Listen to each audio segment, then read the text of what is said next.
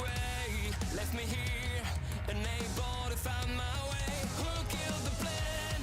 Again, I set my sights so high, I dreamed of skies so bright, but life is a changing tide. Let's face it, embrace it, nothing happens the way I planned it. Unexpected arises, I'll give it up, baby.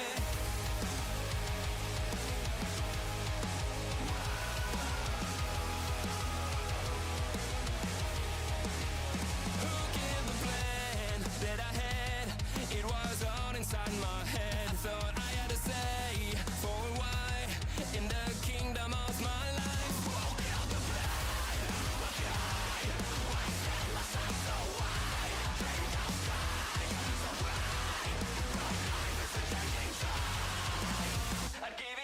I'd give it up, baby.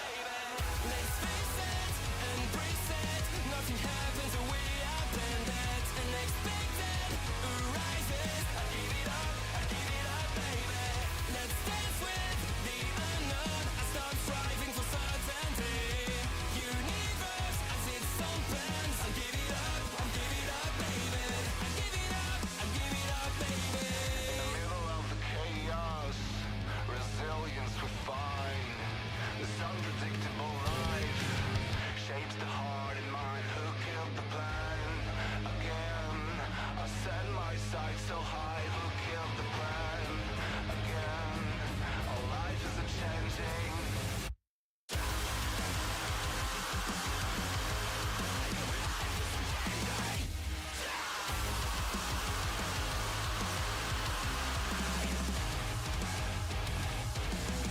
Let's face it, embrace it, nothing happens the way I planned it. Unexpected arises, I'd give it up, baby. Let's face it, embrace it, nothing happens the way I planned it. Unexpected arises, I'll give it up, baby. Let's dance with the unknown, I stop striving for certainty. Universe has its own plans, I'll give it up, baby. I'll give it up, baby. I'll give it up, baby.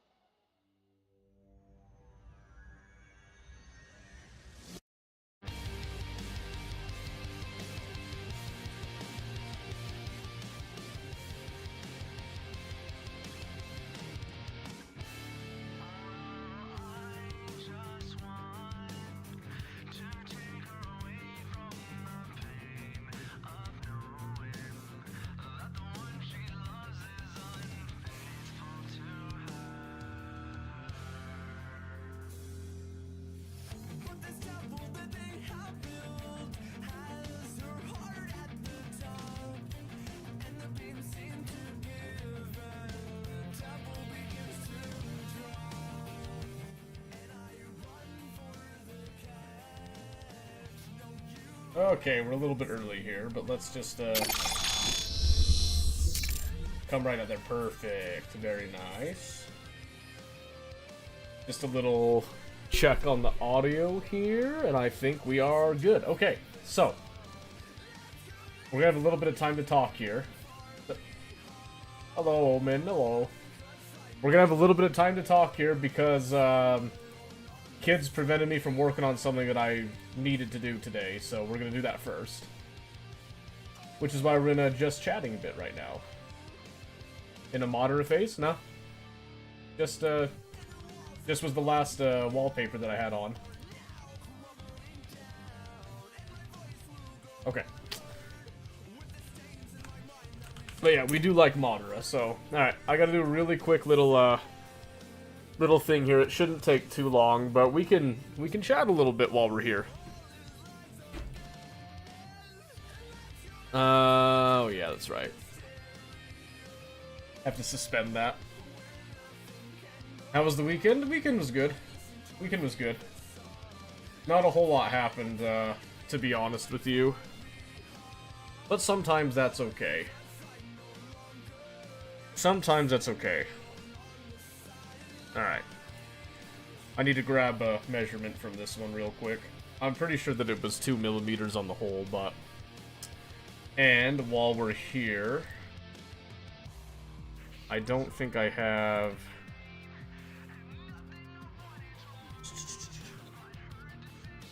No, I do not. Okay, I gotta download the file again.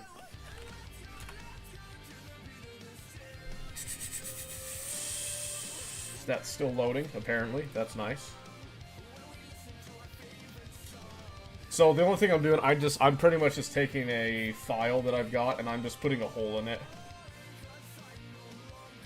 But I know that if I don't get to it now, I'm never going to get to it, so...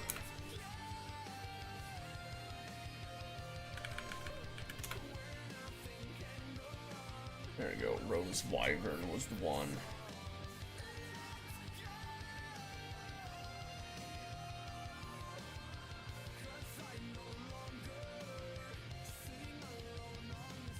Not the scum thing where you just want to know the server in case something happened. No, one of the people that we've talked to recently got scum. They wanted to know what server we were on. And I was being nice, and I gave them the one that we were on in case they needed some help. With, you know, trying to be like a nice person type of thing, so... Alright, let me just make sure I have this extracted here. Yeah, so we gotta do this super fast. I can't forget to do this, so...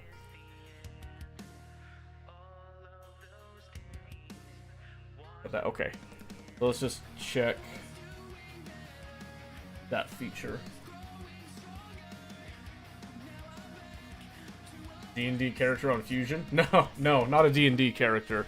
This is a, so you guys remember that we do 3D printing, or, you know, my sister and I do 3D printing as a side hobby, pseudo-business type of thing. And we have a, cultural fair coming up here, so... One of the things that we do is we've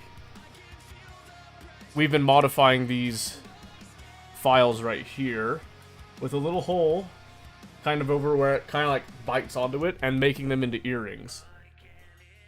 Just to add like a little bit more flavor to it. So I needed to know that. I also wanted to know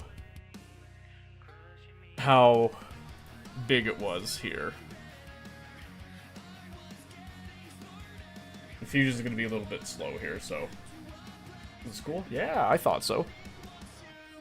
Yeah, I've recently been informed that I am very strange in that I apparently do a lot of stuff. So let's see, let's go like just from the bottom. I just want a general look here. So go like from here.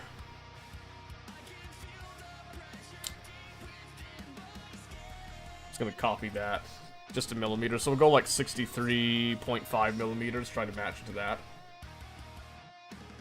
You probably could make D&D characters. I've thought about it, but it is a time investment, so... So yeah, so this was a 2 millimeter hole, and then we're about 68 and a half? 63 and a half. Or 63.3 millimeters, so we'll try to keep that in mind. Okay. So now that I know that, let's go to a new design. Now I wanted to insert a mesh.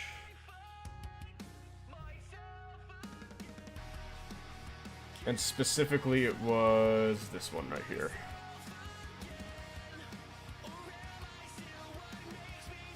Alright, we're gonna go down to millimeters.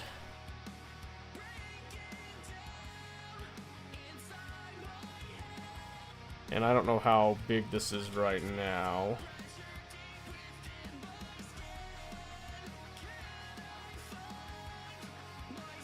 It's 5 inches. So what's millimeters to inches here? So 2.5 inches. What we're looking at. Perfect. Your 3D printing thing is like a business? Yes. Yes, so let me turn this down a bit to just hear myself think a little bit.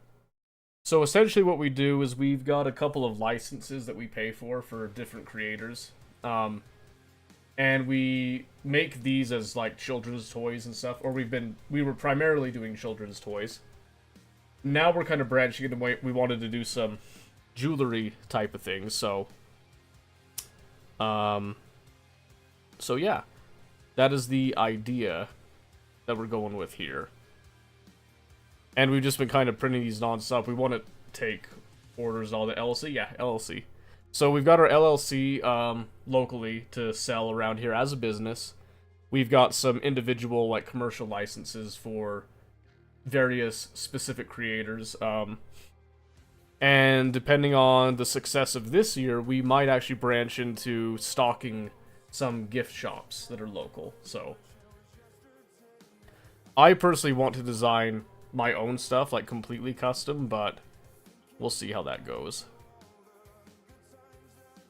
Right, so this is 6, so what's the scale factor on that? Well, not 6, this is 5. It's not quite a half. But I guess a half would be a good start on the scale. So if we just go... Let's see. So if I just scale this to 50%, and then let's remeasure it again just to see. Oh my word, that is just about perfect, actually. Maybe we'll try, I'm gonna try this size, and then if we need to resize that again, we'll go from there. But I'm going to recenter this now. More or less. I'm just gonna come right there. Don't necessarily have to do that, but I like it, so. That's still not quite perfect, is it? So I'd like to come... Can I go like minus... Whoa.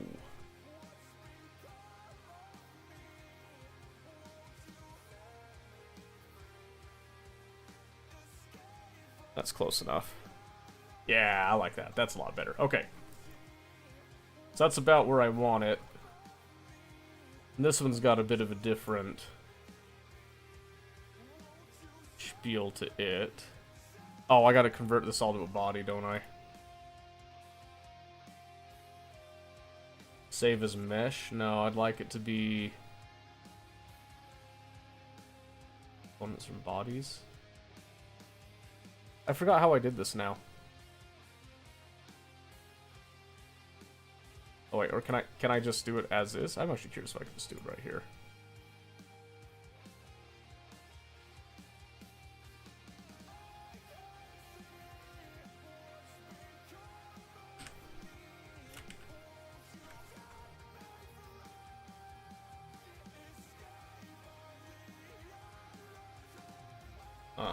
Let's see. My dad and brother have a small engine repair shop, ran out of a garage. Or they have had an LC for 3 or 4 years now.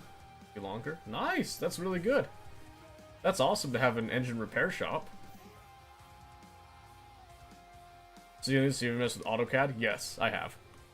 This Fusion is another CAD program. I've used AutoCAD a little bit. I like Fusion personally. I can also use Fusion for 3 for things. I cannot remember how I converted this. Actually, do I even need to convert this? Come to think of it. Because I scaled it, I inserted it. Let me just edit this feature. Oh, nope. Never mind. Direct edit. What if I just, can I go to modify?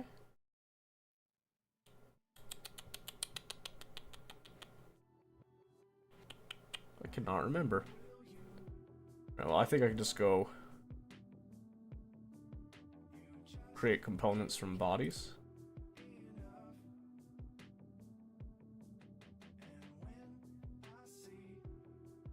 Let's see, can I convert? Fusion 360, convert mesh to body. That's what I wanted, or to a solid. On the mesh tab. Oh. Yeah, true. Oh, haha, it's right there. I'm stupid. Yeah, I'll just do faceted. Yeah, I'm stupid. Fusion 360 is made by AutoCAD. I thought Fusion 360 was Autodesk. Or is that the same thing?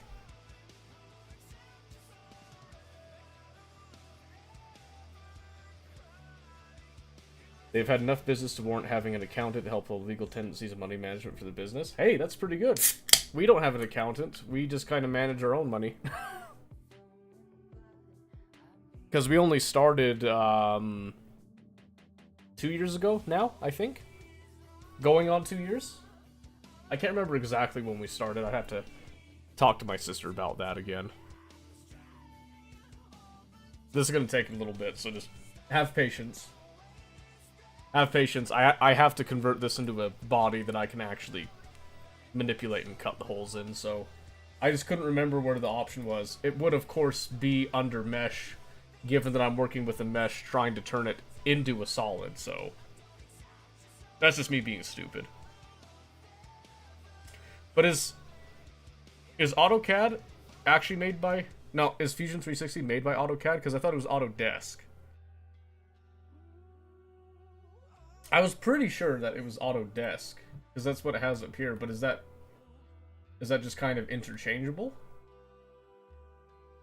I'm actually really curious about that now.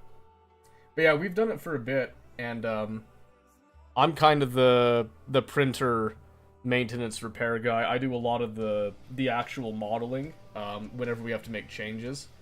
I've also been approached to design a few things for other people too. So for example, there's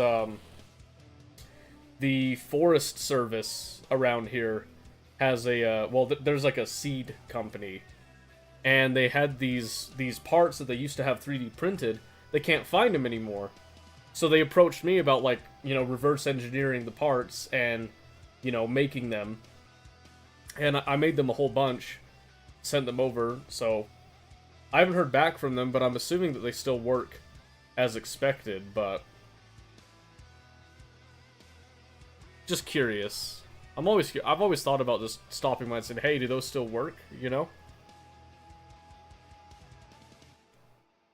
Dabbled in AutoCAD when I was in high school, architecture. And the final project, we had to build a full home for a 4-person family, fully furnished, outside work as well. Yeah, that's a good project to do.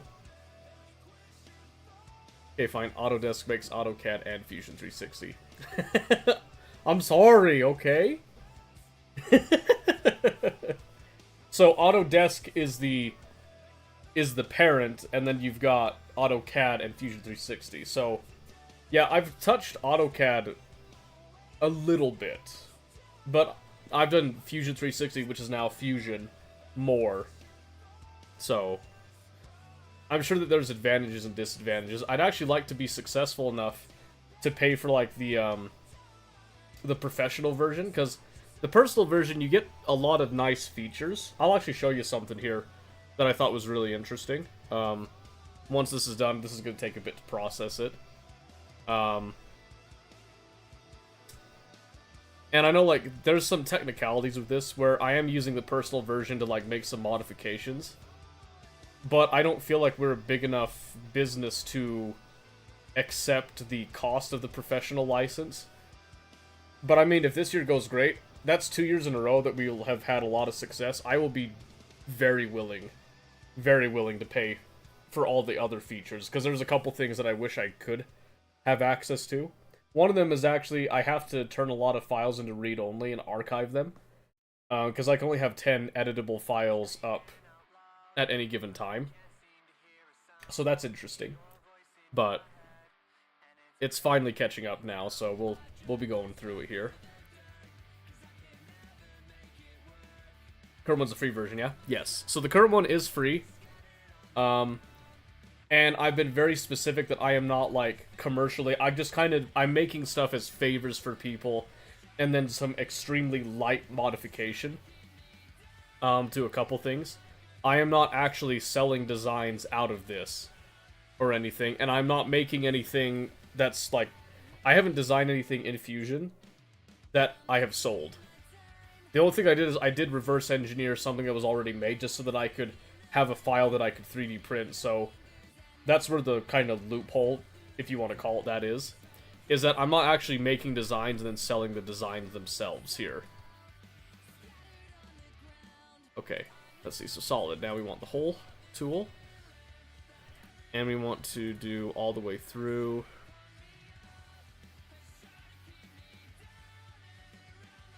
Yeah, it's just going to go all the way. Let's do like a flat drill point. And we're going to try going like right here. Might not like that, actually. It's probably going to go at a weird angle, isn't it? I can already tell it's going at a weird angle. I need to go through... Yeah, see, that's what I thought. Okay. I need to go just through the plane like this.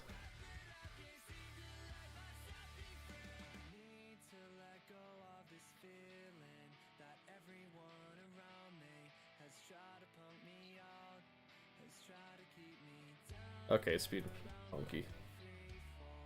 No target body. Okay, hold on.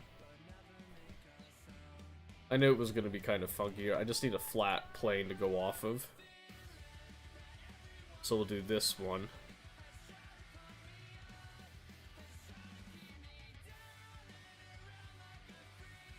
Yeah, so the other model had a very nice flat side at one point that was super easy to cut through. So what I might do, just to make this easier, we're going to do a sketch. And I'm just going to sketch like a little area where I want to cut. So we'll just go... It's going to be somewhere in here. And let's just check this. Oh, you know what? That makes a lot of sense, actually. Maybe that's what was maybe that's what was causing issues, because there was nothing to truly intersect. So let me just forget that sketch, shall I?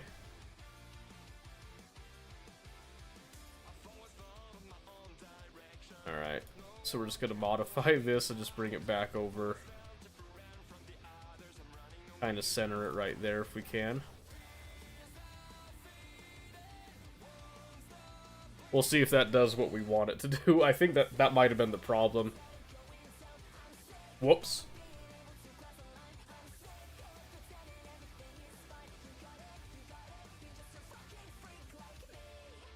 And keep in mind that I'm straining my system a little bit from streaming and coding and doing this at the same time. And there's a lot of triangles going on here, so my poor system is kinda... What? It's breathing heavy right now, let's just say that. It's kinda... It's not equipped to deal with all of this all at once, I think. This is quite unusual for it, so... Yeah, I think we just do this. Maybe we might offset it a little bit. Just do a clean hole through. Might be the way to go. I think that's what I did before on the other one, come to think of it. We might check that, see where I had that positioned. It's not letting me click on anything. Hold on a second.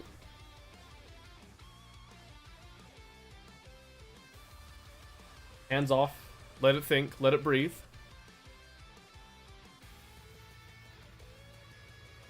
I just want to go and check the other model and see at what point did I actually make the cut.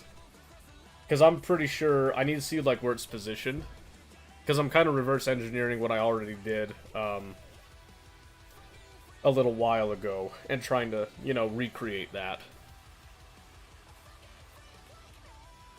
I think that final project given a week. When we were done, it became a class project. We had to put all the homes into a town. Two people fell because one person shared his files for his home to the other person. Nice. Very nice. Okay, let's go check this. Okay, yeah, so see right there, I have it offset just slightly to make it easier to make the cut. So we're going to do the same thing here. So we'll actually come over here, and all we can do is just, well, we can do this other ways. I'm just going to edit the original move, and we're just going to kind of knock it over to the side. That'll just make it easy. If it'll let us. It is... Man, it is struggling. It doesn't like that I'm wanting to move all this again.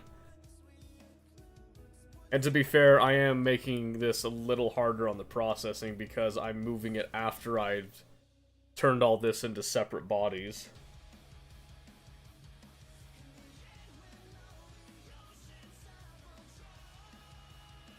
One extremely lazy trying to get free credit to help him graduate. Yeah, see, that's the thing is, if you're just looking for a free credit, that kind of sucks. Like, you should take every class seriously if you can. But I mean, at the same time, it's, you know, not everybody's gonna have the same thoughts on that, so. The quotation on the wrong word. Yeah, that's fine. It's fine. I don't think this is gonna like me very much right now, I'll be honest with you. Because it is struggling right now. I don't know why it's struggling so hard.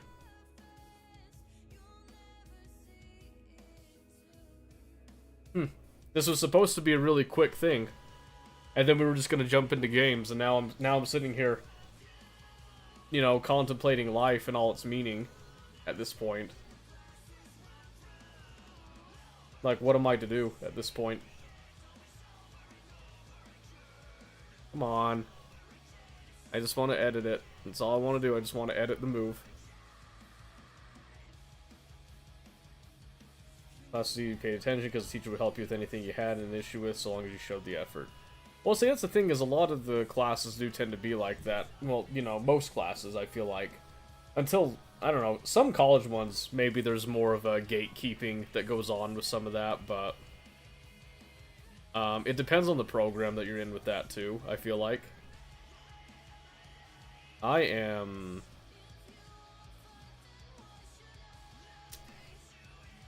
Holy moly, dude. This wasn't supposed to be this bad. I might end up doing this later. Tonight. Maybe I just save what I've got, then I can just come in. Because I got the size right now. Size isn't a problem anymore, I just need to put the hole in. But it is not wanting to play ball right now. And I'm not liking that. Why is it being so weird? It's never had this issue before. The class was literally called Architectural Design 1. I did take 2 the following year. Oh, there you go.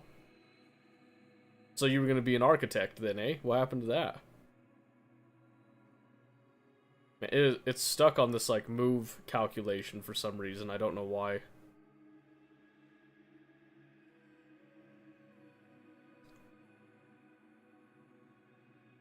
It did this literally just fine not 5 minutes ago.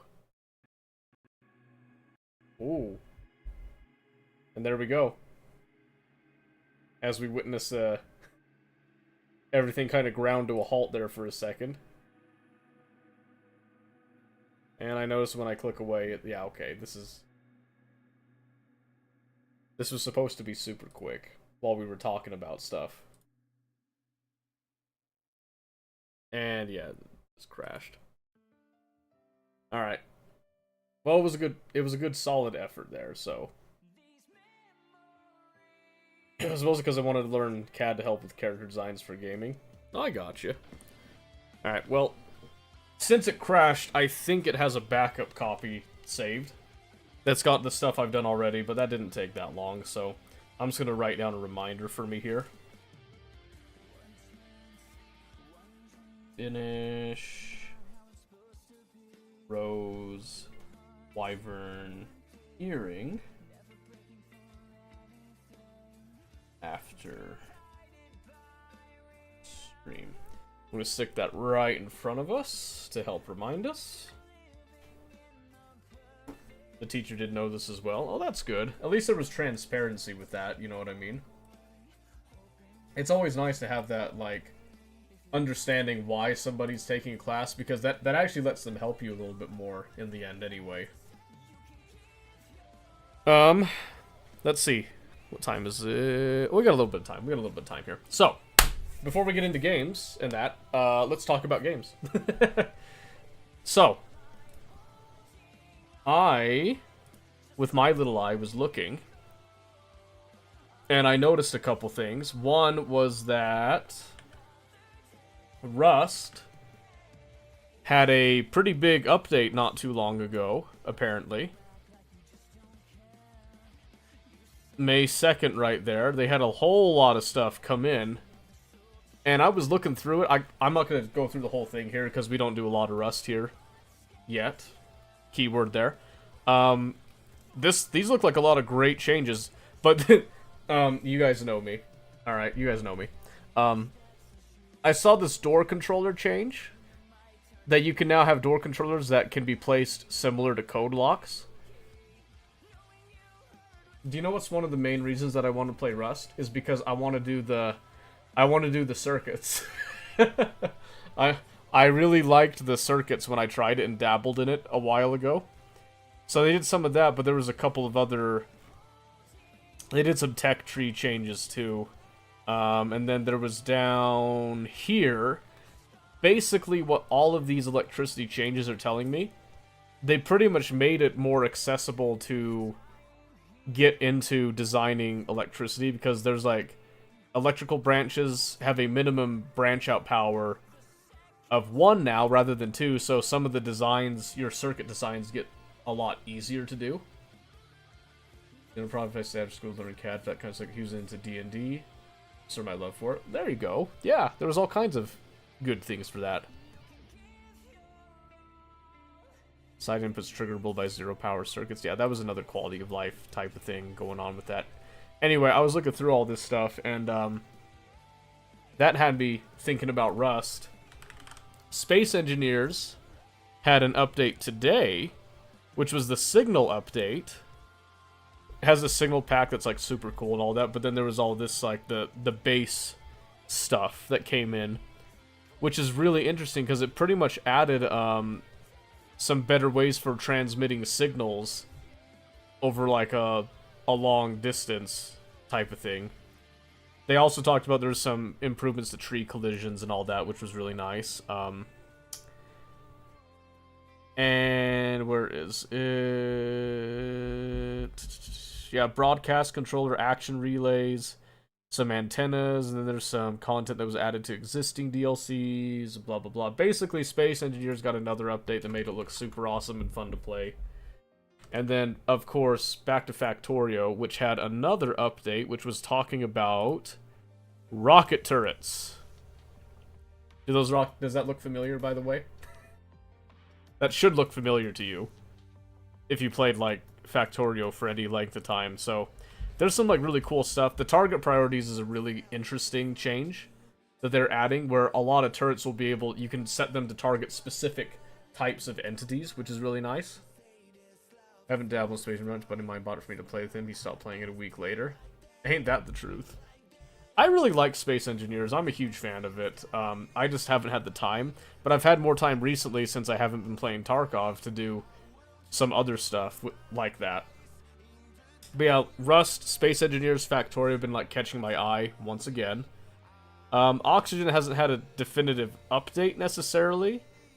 Just some like small hot fixes and stuff, but I've been kind of feeling playing it again too, so screw Tarkov right now. Well, I do want to try, they've got this week some, they've kind of removed Found and Raid for flea market stuff, which actually makes PvP kind of worth it, in my eyes.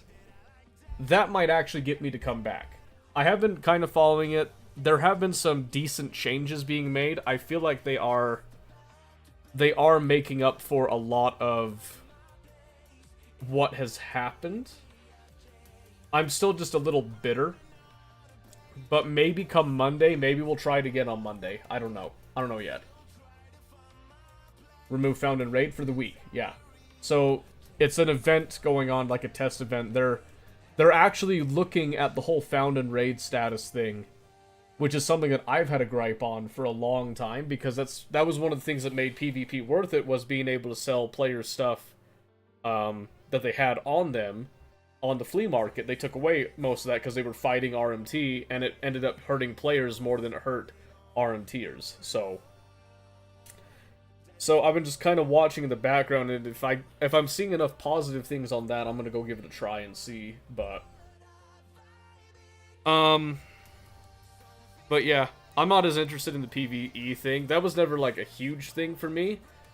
But the fact that they were arguing that EOD didn't get it, even though EOD was the top tier purchasing point for a long time, was like a real irksome point for me.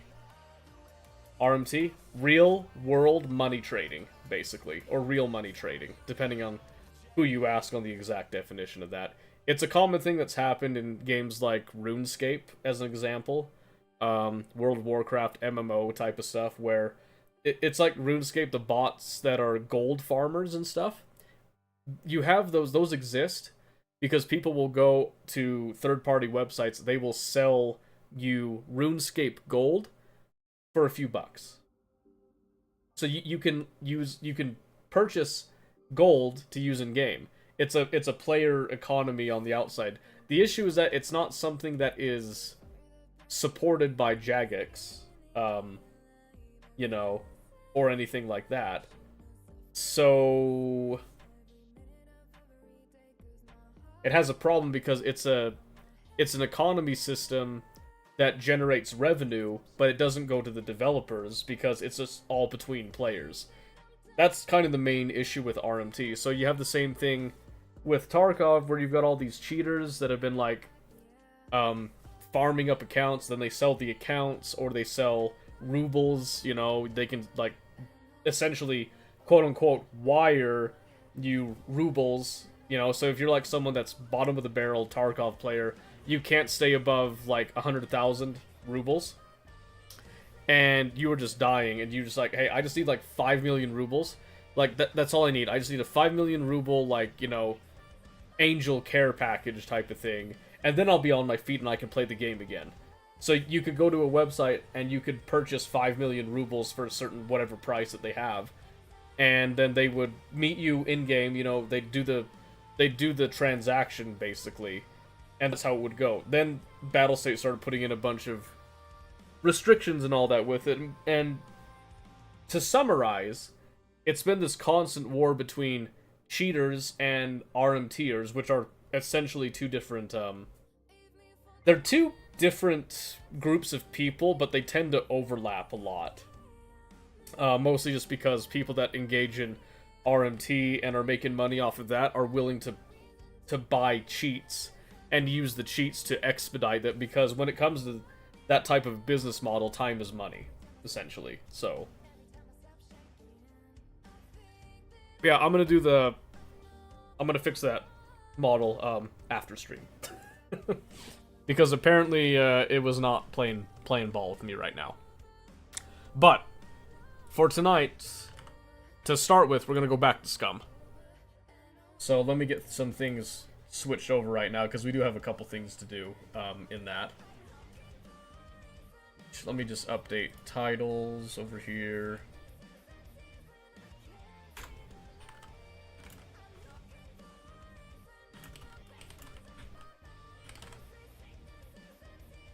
And then I doubt it's on the list there. No, it's not. That's fine. So it's Scum.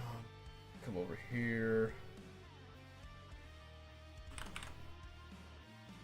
Yeah, I was hoping to actually like produce something out of that, but I don't want to take too long with it because it was just taking so long to process. And I'd have to actually sit there and just wait for it, I think would be the best course of action for that. So that's the CPU, and it's probably, yeah, it's the CPU. And I know I said I was gonna buy it last weekend, but I chickened out because I'm a pussy. Because I have a hard time justifying buying something like that for me, because in my eyes it only benefits me. So Ugh, it's hard. It is really hard to think about it out of that. Much I want to join your diet. Do need to get some grinding done. Stay away from it. That's fine. Play whatever you want.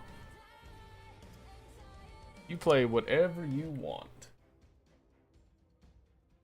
Because I can take care of stuff here too. It's no big deal. I think I do need to repair the base though. Are we really starting at night? Please no. I'd like to start during the day. If possible. That would be stupendous, actually.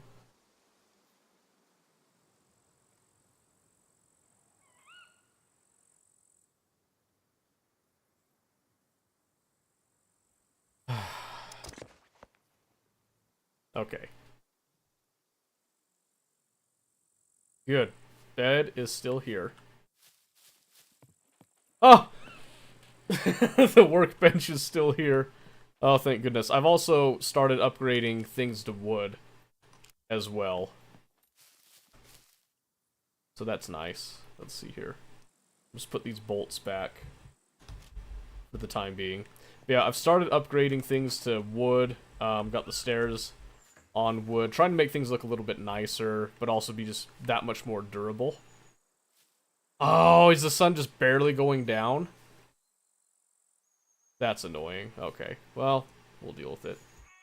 Get a wheelbarrow back up and running? No, not yet. Not yet, we'll get to it. We'll get to it. I did get a log sword set up right here, though.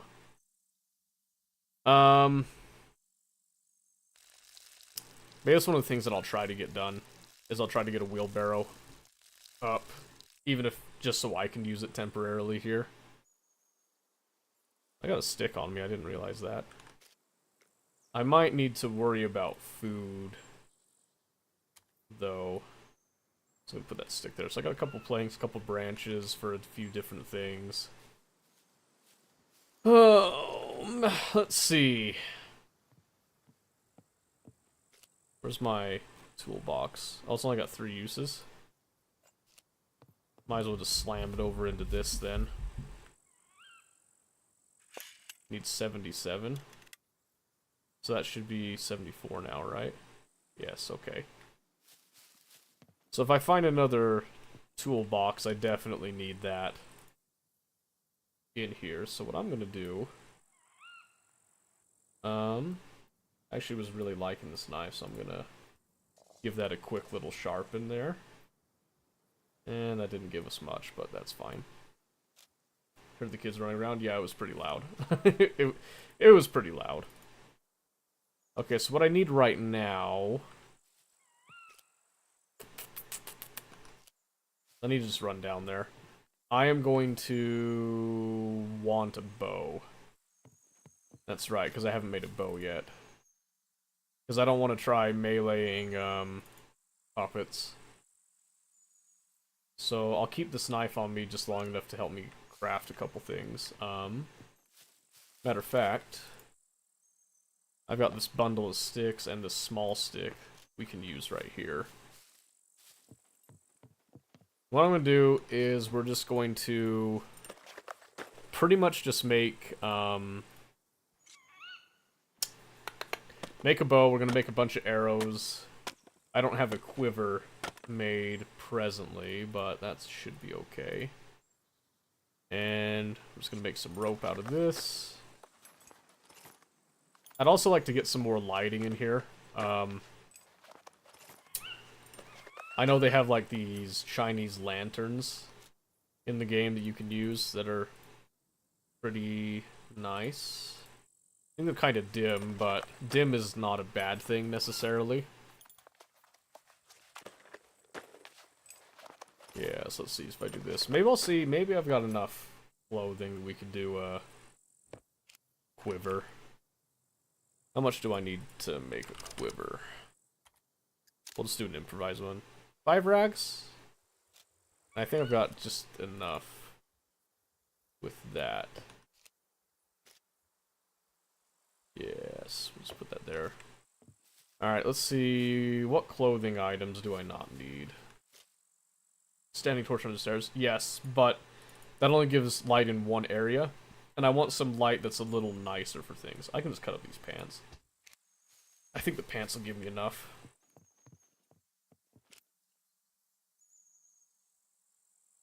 Okay, let's see.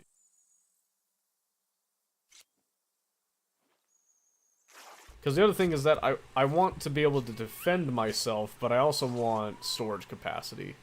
Oh, that's only 4 rags? 5. We need 5. Hold on a second. We'll take the beanie. Because I'm not too worried about warmth here, so we'll just cut the beanie.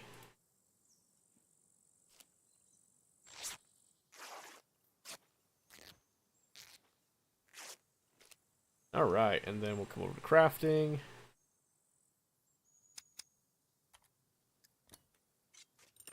We'll get that, and then we're just going to chop up all these long wooden sticks into smaller sticks, and then make our arrows out of it. 97's not bad. Not bad at all. Okay, let's see. So I've got small sticks here. Gonna get to grind and talk to you later, Seto. See you later. Alright, this should give me enough.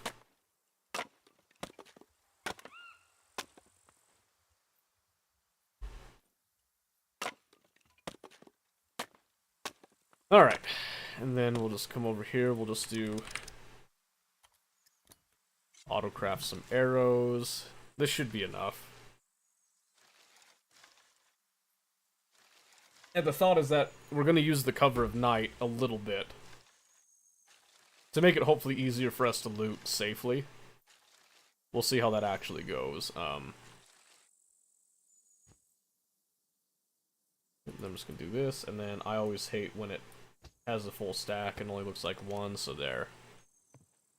Do a little bit of that. I'm going to take a couple rags with me just in case. And we should be good. Okay. So, first stop we are going to make is the scrapyard. Usually, I'd want to go up north first, but I want to get the scrapyard trip out of the way. So that's what we're going to do. We're going to run over to the scrapyard with our limited space here. Hopefully, we'll have enough fame by the time we're done to run down to the trader and use the remaining funds that we have in order to get some more stuff after our last unfortunate incident. And then we will proceed from there. And if we're not feeling scum tonight, that's okay. We can move on to a different game, because I understand that this is a very much a me thing that I'm doing. So I just want to at least do some maintenance stuff on scum, is the plan here. So I'm going to have the bow in my hand. That's going to leave me 2 shoulder slots to put some things on if I can. And we'll go from there. I did find a second chainsaw, which was really nice. That was very convenient. I was very happy about that. The one thing that I don't like that we're low on is actually food. So that is one of the things that I want to get sorted. If not today, maybe within the next week. Have something that we don't have to go scavenging for food, just have the most of the required stuff on us. If possible, so. I'm gonna switch to first person. And I'm gonna have our bow out.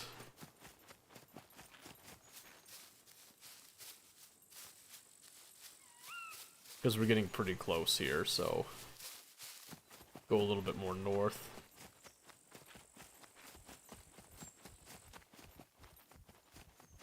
So yes, I would like to do this relatively quickly, be in and out about as fast as we can here.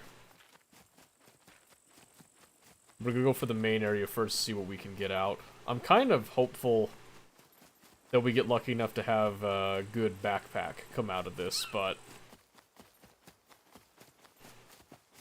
that's not super likely, so we'll see what happens. Just looking for that break in the fence over here.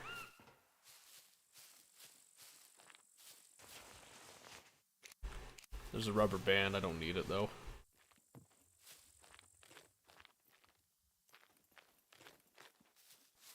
And we're gonna be...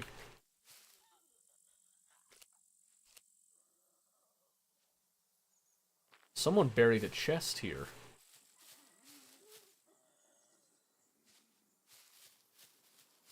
I've never seen someone bury a chest in here before. I'm kinda tempted to steal it. I can't remember if locking a chest locks it in place, though. I kind of don't think it does. This is shut. That's actually a really good sign for us. Because it might mean that nobody's been here in a hot minute. That's less of a good sign. Another weapon gilly, a soda is good. Really?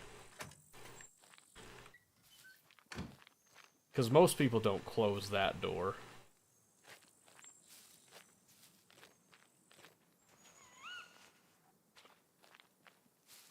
Just want to loot this in the back real quick. Some bolts. We already have stuff for bolts. A flare will actually come in handy later. Okay. No water in here, that's okay. Some spare gloves we'll take. Slap that hat in just because we have space, so... Some more gloves. You can't go wrong with gloves, right? I don't really want the helmet. The hard hat, whatever you want to call it.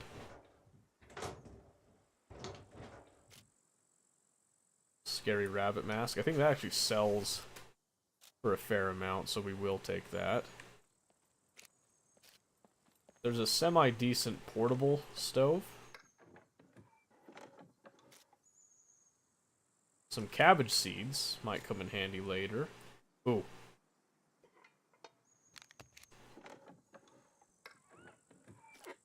I actually would very much like that grill grid. So that's gonna have to go in our hands eventually. So let's just have it sit right there where the stove is roundabout to. We'll try to remember it. Found another axe. I don't need the CD player stuff yet.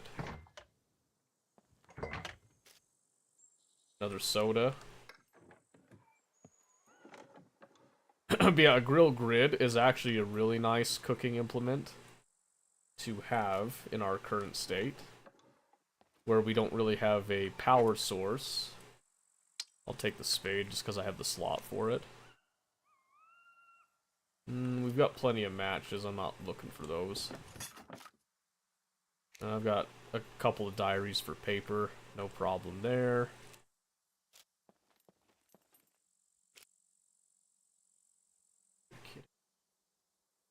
We finally found a generator. Let's see if we can slap that in the bag. It'll let us.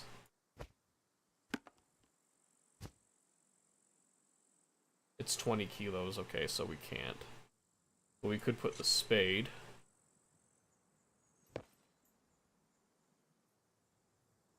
It's got some gas in it. Alright, we're gonna have to do a couple trips then. But I think we sort of knew that already.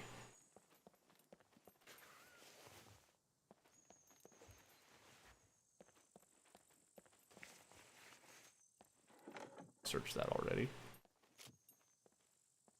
Okay, I might be able to fit that.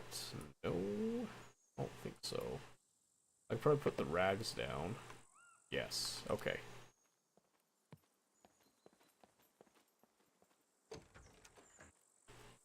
Alright.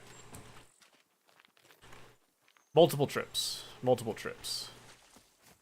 That's a good start, though, because we didn't have a generator before. Let's try to remember where we saw... It's right there. It's really good. It's kind of in a suspicious spot, to be honest with you. I actually wonder if there's a mine next to it or something.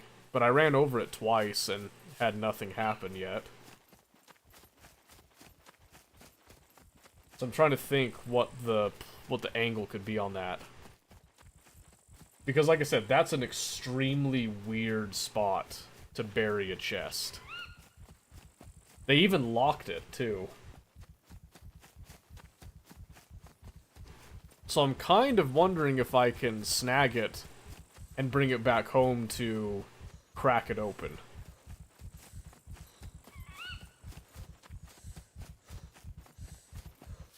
But the generator's already a pretty big find, and then having another portable stove is good too. Weapon ghillies are always nice when we finally get a rifle and want to be sneaky, sneaky, naughty, naughty type of deals. The only thing, like I said, that I'm concerned about is that it was buried. Very odd spot. I wonder if it's a new player. I really wonder if it's a new player. Which is interesting, because if it was a new player, why would they...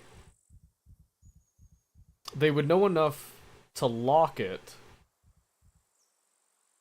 but they wouldn't know enough to not put it there.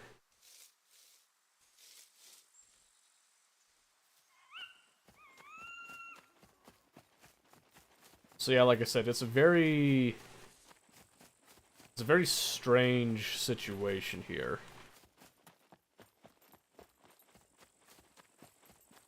And it's got me a little bit suspicious. I'm not gonna lie to you. I am a little suspicious of the entire situation with that, but life isn't worth living without a little bit of risk, so I do want to actually investigate it. But I want to get a little bit of stuff back just in case something goes horribly, horribly wrong. And honestly, with the small generator, which is in really good condition, all things considered, I'm pretty happy with that. So we'll put this away, and then we'll look at the actual logistics behind getting that out. Also, having a nice quality axe too, really good.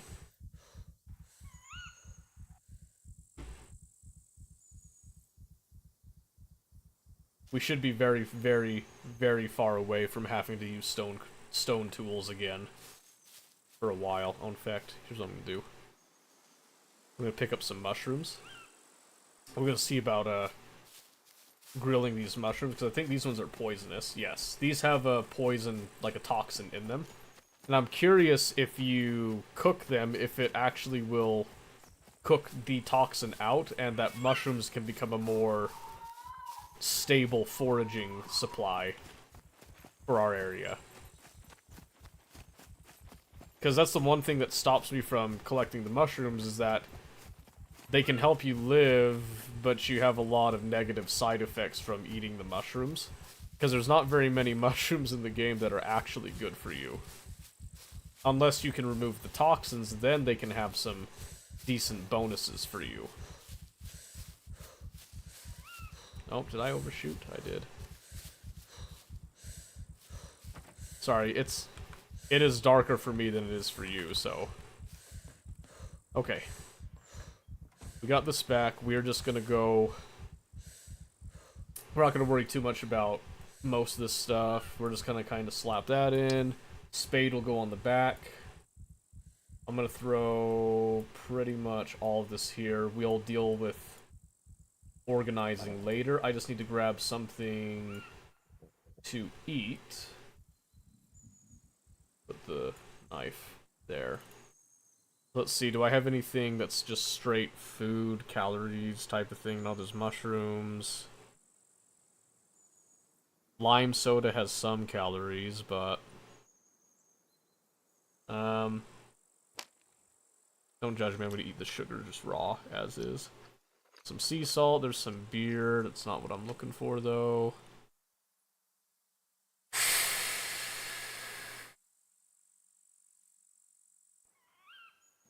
We'll take a couple of these juices, I think. Alright, so the spade is going to be coming with us. In fact, do I have a lower quality? Yes, let's take the lower quality spade. Again, just in case something happens. So we've replaced old spade with new spade here. And let's see. A little bit of food repulsion recovery, so we'll drink our orange juice here. Mostly for the calories, not necessarily for the water content in it. And I think we're ready to just run it right back in.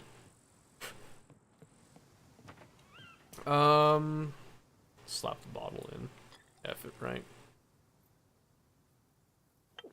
And this bottle's basically no good to us, so we're just gonna drink this, we're just gonna dump the bottle outside. It's not littering if it's a video game, okay? I need you to understand that right now. We'll just drop it and go.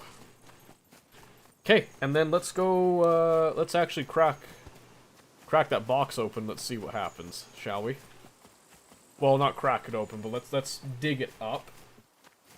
It was interesting that it told us it was locked while it was buried.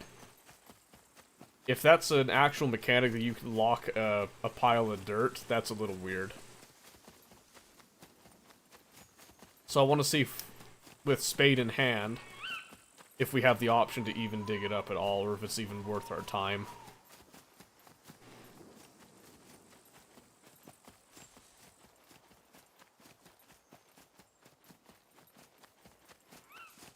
I'm thinking we should be able to move it.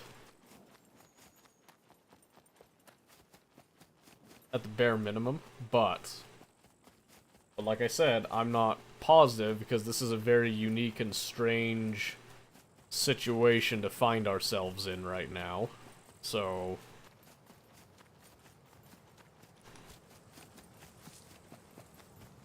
yeah, let's see what comes of it.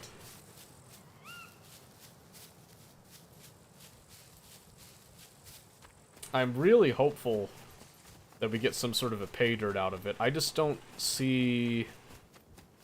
I don't understand why somebody would go to the trouble of hiding a chest in such plain sight like that. Like, it wasn't even buried under something, you know? Like, they didn't even go so far as to put it under a bush, unless they had just buried it before the restart. I wonder if that's what happened. I wonder if they buried it before the restart.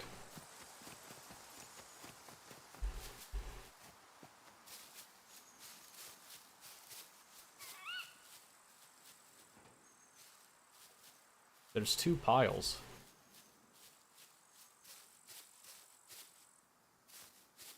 There's a metal chest.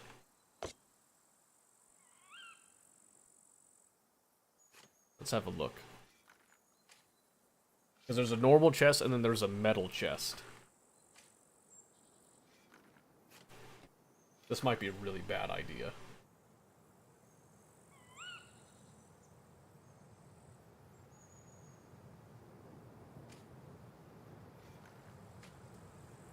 But I don't understand why someone would put it here. Unless it was for somebody else to find. But that doesn't make sense either.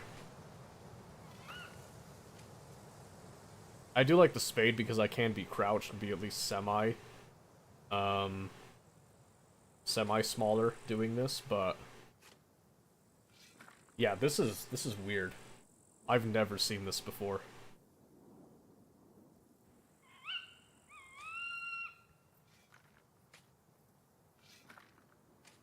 Oh, so close.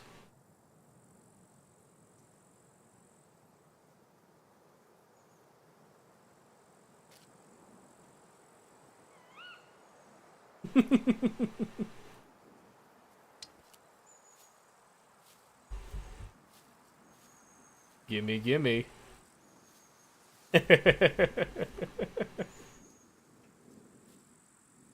thing is 51 kilos big. Alright, this is gonna be faster if I just... Oh, they won't let us do that, okay. I'm really hoping this is worth it, because this is gonna be quite the time investment here. What I might be able to do is take the chest, get it away from where it was originally buried, come back to it with a wheelbarrow, and then maybe use the wheelbarrow to transport it. Maybe. I don't know if that'll work. I think it would. So I'm not going to take it the whole way because that's going to take too long. We're just going to move the chests a piece at a time to a place that we can then take it the rest of the way, hopefully with a functioning wheelbarrow. And since we have the workbench at home, that is possible. But this will just give us... Make sure this dude doesn't come back anytime soon to see it. Because whatever he's got in here, it's got to be something half decent if he's got it locked in a chest like this.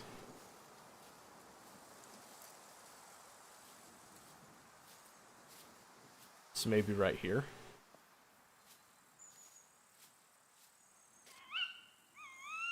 And then let's just do base building and do a bonfire as a little marker.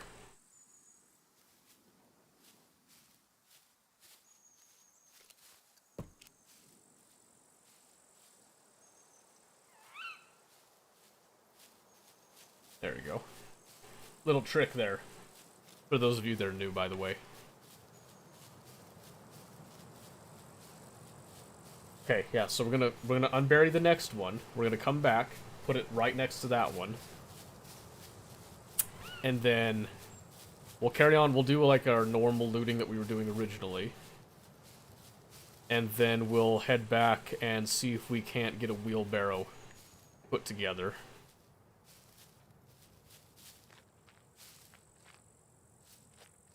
This is weird. This is so weird. This is so weird.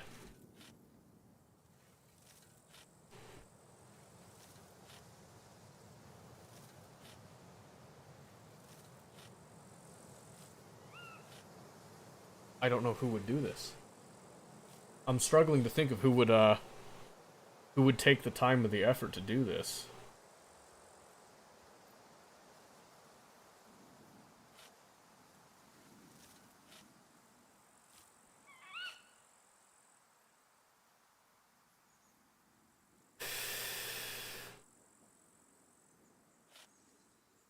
Let's see how much this one weighs, because metal one was 50 kilos? I don't remember what these weigh just normal, but the boxes themselves shouldn't weigh 50 kilos. 35 kilos, yeah, there's something in here. Yeah, there's something in here. It's heavy enough that I can't jog, too.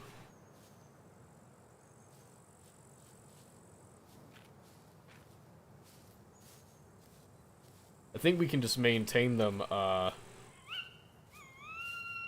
back home, too, but I'm hoping... Kinda wonder if we can just force the lock open. I don't know if we can. I know you can force open, like, the lockers and stuff, but I don't know if these are ones that you can feasibly... If there's a mechanic that lets you force them open, is the big thing. Why is my hydration so low all of a sudden? That was at, like, 100 before. Is it just from the exertion? It's probably the exertion.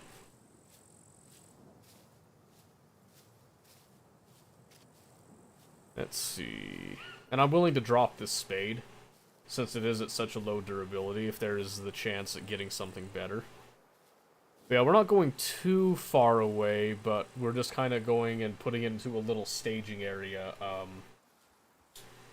long enough for us to get a couple other materials, make sure that, you know, the time that we've spent so far was worth it, and this might actually end up being even more worth it depending on what they've collected for us here.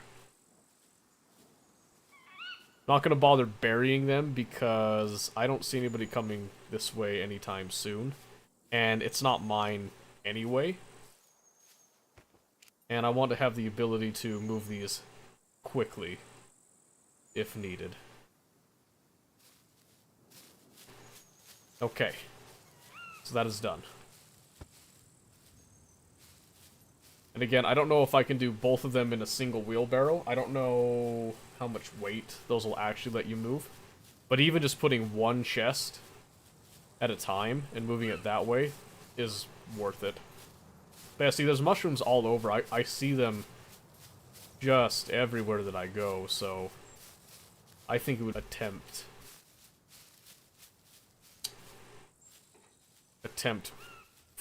grilling mushrooms and see where that takes us.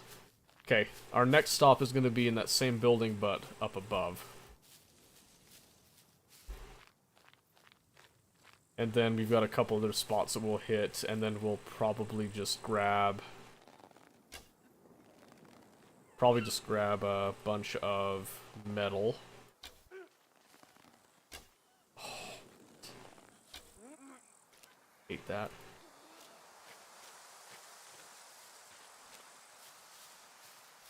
Not gonna waste my time too much here. Might skip a lot of the stuff out there, but that's a good sign. Someone's inside.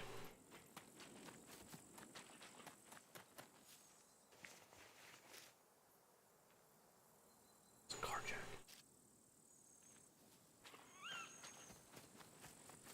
Okay, I need that carjack. That carjack is a huge deal, actually. We're gonna dart going to the south.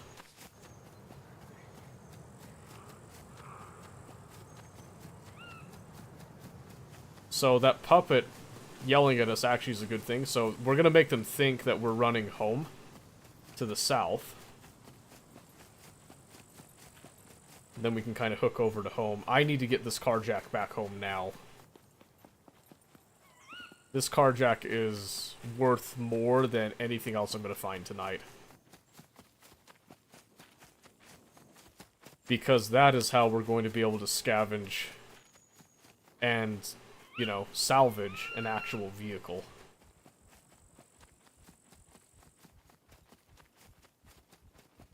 Alright, so sounds good there. Yep, bye-bye. Bye-bye-bye. I know I heard someone inside. They were moving around like they were waiting for somebody to run the corner on them. Which, if they're moving around like that, they've probably got a gun. They most likely have a gun.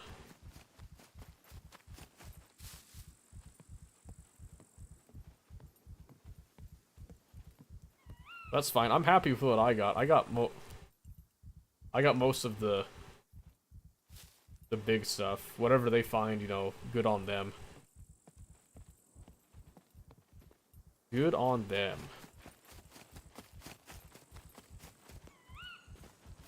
It'd actually be hilarious if it was the guy whose chests were buried logging in and happened to be in there for some reason. There is a chance that he could just kind of scour around and find his stuff, but what I'm planning to do now, we're going to go back home, we're going to drink up a little bit and all that. We're actually going to work on our wheelbarrow, and then we'll see if we can't cart over that stuff, is the plan. So far. So far.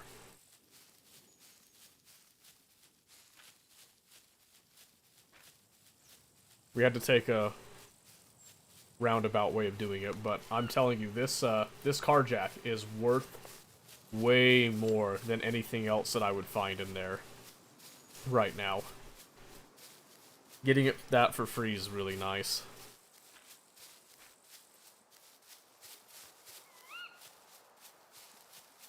And I didn't even have to drop the spade. So that's another bonus to all this, too.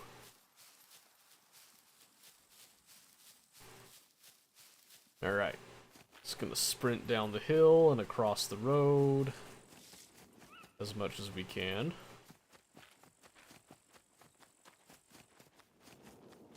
And I'm sure they're not going to spend too much time in there. So really, we just have to kind of busy ourselves until that person leaves. They probably have the same idea as us that, hey, you know, since it's the middle of the night anyway, might as well see what they can do, right? Let me pick up some of these. Let's see if we can't.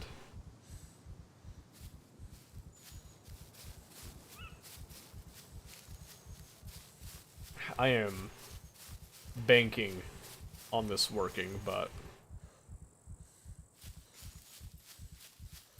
Okay, this is an actual edible mushroom, just raw as is, so we'll see.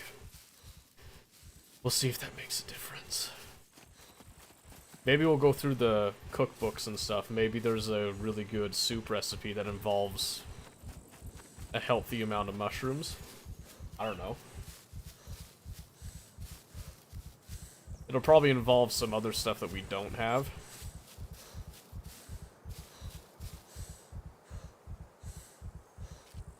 And I think that's the...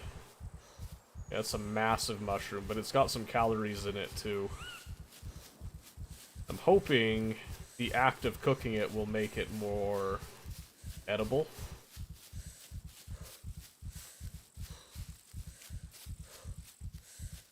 Only one way to find out, though. Hey, let me through here. Oi, let me go.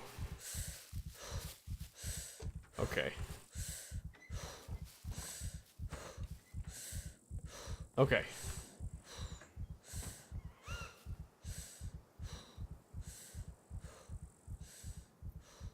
Let's give it just some of these rag strips. And we'll go ahead and light it since we're here.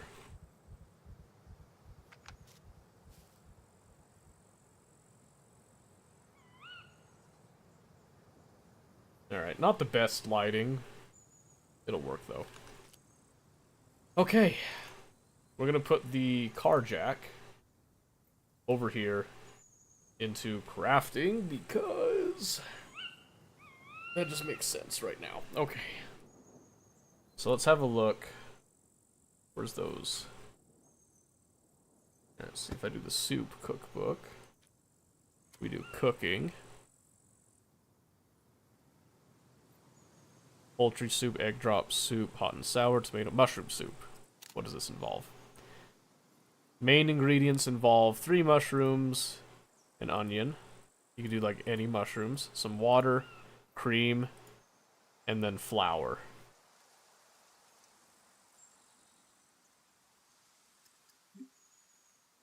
Okay, that's an interesting thought. Okay, so I think for now, I just want a grilled mushroom. Doesn't really require much. We put some salt on it. And you can put multiple mushrooms into one. But what else does it require? You can do a grilled grid pan, or an improvised barbecue.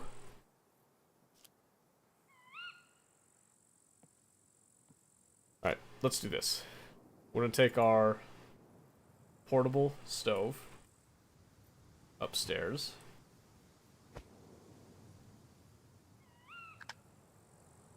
And take the portable stove upstairs. We're gonna take one of the pans. Let's take lowest durability pan up with us. Got some mushrooms. Let's take a little bit of salt just to really add to it. And you can cook how many? You can cook as many as like 5 mushrooms. So let's take 1, 2, 3, 4, 5. And then let's put the pan in there, and let's grab out. Okay.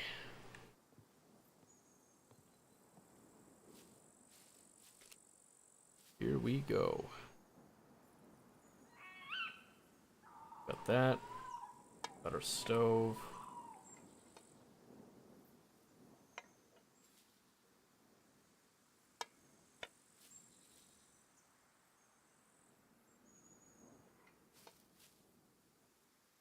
Yeah, that's fine. Okay.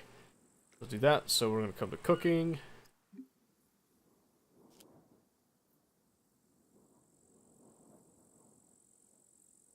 I guess we just turn this on, huh?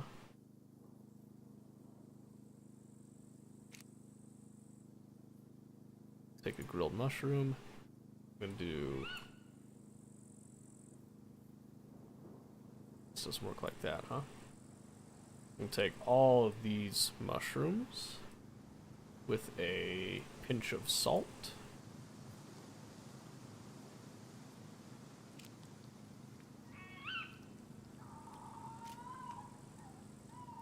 I hope this works, because this would be a really good way of doing this.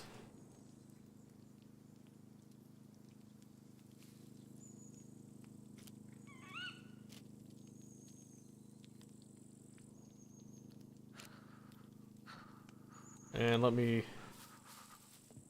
Yeah, we're cold. Understandable. Let me grab a drink here. Let's do like a soda. Come back up just so that we're on top of this.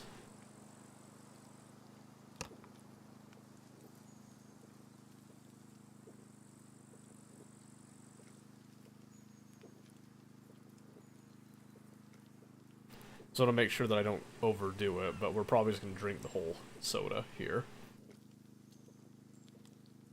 Yeah, that's fine. And then when we're done cooking, we'll just turn this off.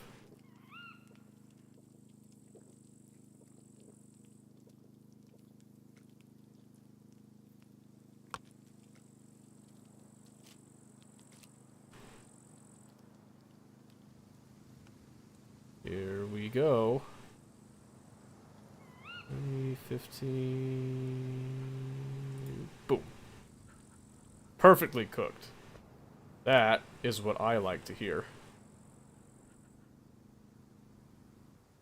Okay, we're going to turn that off.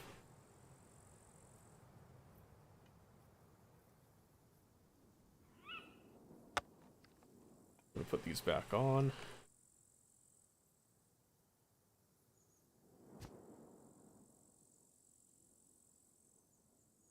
Okay, so it does still have some residual effects, it seems. So it didn't fully get rid of it. I was actually hoping that it would compound a little bit more on how much. But I haven't judged it yet. Let's give it a test here, shall we? 33 milligrams for an hour. You get 60 calories per use. Let's eat one.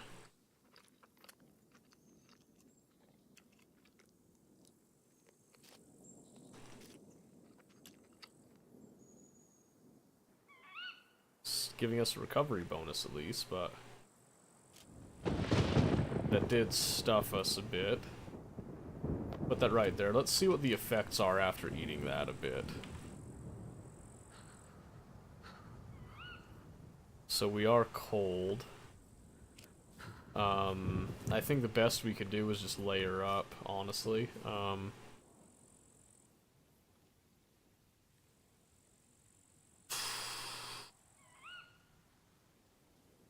don't really have a lot of layers left, do I? That's a problem.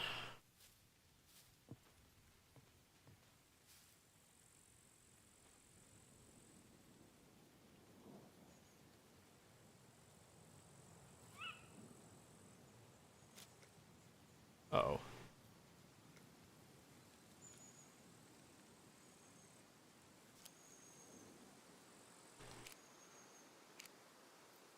Home skillet, not much. How are you? What's going down, clown?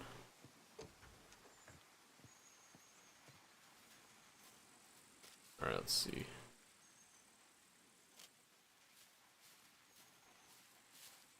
Okay. So get this. I was over at the scrapyard, And apparently somebody buried a couple boxes in the, like, right in the scrapyard. Like, plain as day. I barely tried to hide it, it felt like. So I'm finding myself wondering what exactly is going on with that.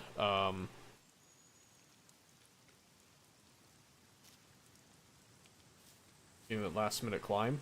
Oh yeah, when's the reset again? I forgot.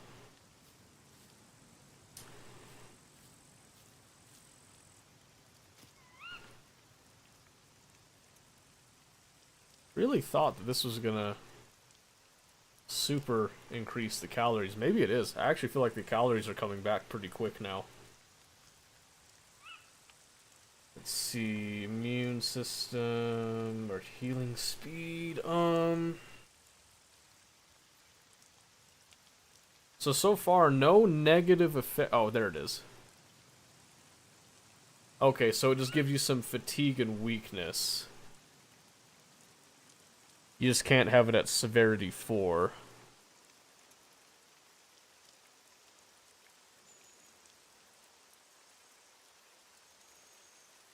The effect stops when all toxins leave the body. Okay.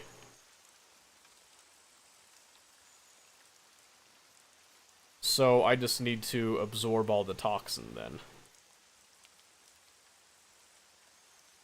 Right? Or is it... Am I just slowly getting poisoned? I think I'm just slowly poisoning myself here. Alright. Well, it was a good try. So let's just... We're just gonna force the vomit, just get out what we've got. And then... Let's see. Let's drink a bunch of water just to wash the toxin out, I think. I think the reset's this week, so tomorrow. Oh, perfect.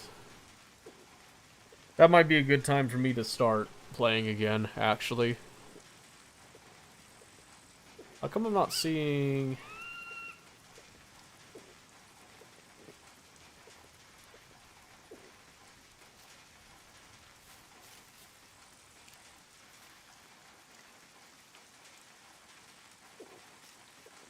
There we go. I think it was bugged, just a hair there. So yeah, since we tried the mushroom approach, unfortunately cooking it did not cook the toxin out, so I don't have any activated charcoal, so my solution is just to flush it out of my system. For now.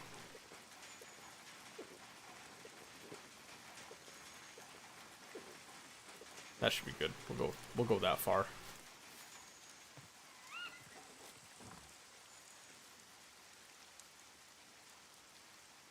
Yep, so let's see. So according to this, there's still 0.7 milligrams inside of us, so we'll see. Confirmed it's tomorrow. Okay. Get some games without the clown circus. How do you mean? People don't play League with me anymore.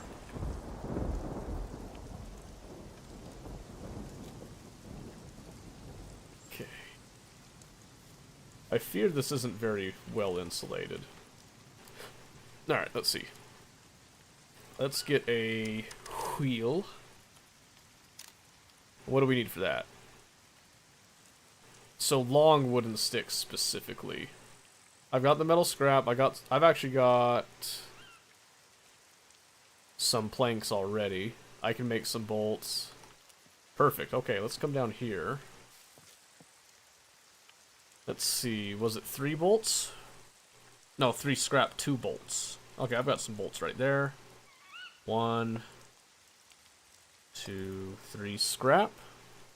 And I don't want to use full branches, so I'll just grab 1 branch, bring it back to process it. So we'll get the saw out. That should be it, actually. Yeah, so we'll just grab... We'll grab a branch.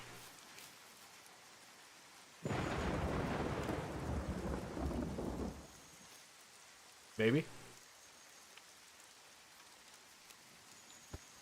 There we go. Gives us something to do while the rain's out anyway, right? Alright.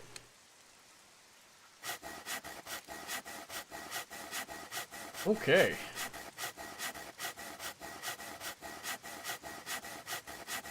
Yeah, maybe, because it doesn't look like we're doing much traffic tonight, maybe we can do a little bit of League, I don't know. Only 3? Wonder if a stick fell outside. Oh, a bunch of them, as a matter of fact. 1, 2, 3, 4, 5. We'll just bundle them up and just take them by hand. It'll be fine. Like it or not, I'd still play with you. Well, that's good. I do enjoy playing with people, it's just, sometimes you can get overwhelmed, you know what I mean? Hey! Let me back up here. Okay. So we're gonna uncraft this.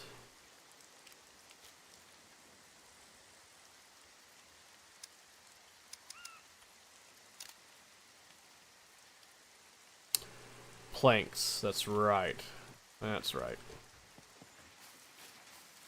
We've got a bundle right here.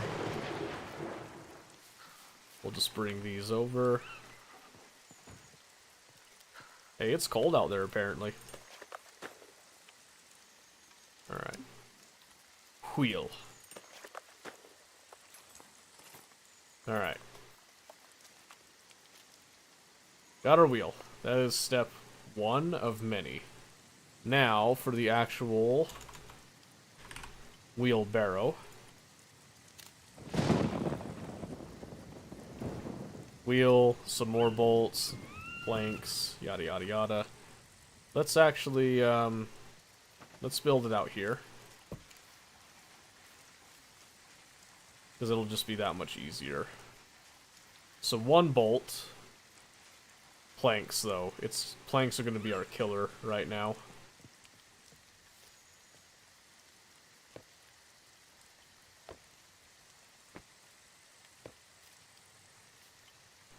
So I got 1 plank presently. Let's okay. We are recovering from all that. Was it 4 of these? Yes, okay.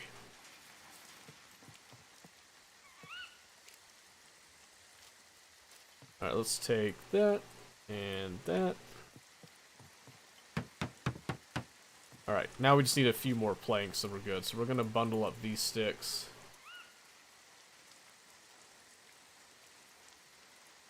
Right there.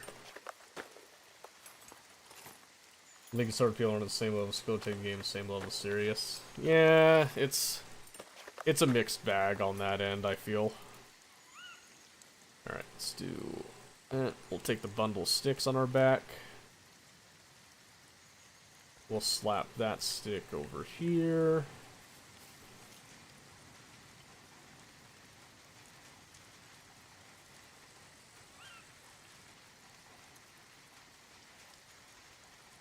And just move those up. Okay. Next stage. We're just gonna cut this tree down, it'll regrow nice and quick, so. Big changes next season, resigns, all kinds of stuff. Next season or the split?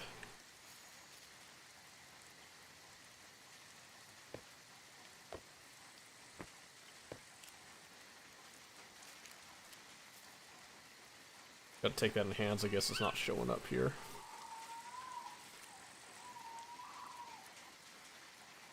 Alright, so I want those, but I want to take 2 logs over here with me in the comfort and safety of our home and cut them up. Split? Oh, okay. I'll have to take a look then. Alright, so the hope is that the time that it's taken us to do this might be a good time to go and get the chests that we discovered. I'm missing a plank somewhere, aren't I? Oh, they're right there. Alright, good. And then I just want to slap that plank in here, man. Thank you. Probably have to wait for the rain to die down. We're already soaked. And we're still suffering from our other spiel, so let's leave the wheelbarrow there for now. We're gonna lay down and see if that helps us. It won't help us absorb, but it should let us fix our exhaustion a little bit while we're here, so... Skill cap has a 30-minute video out on it. Okay. Yeah, we can take a look at it in a bit. I don't know what we're looking at here in terms of the night cycle being done.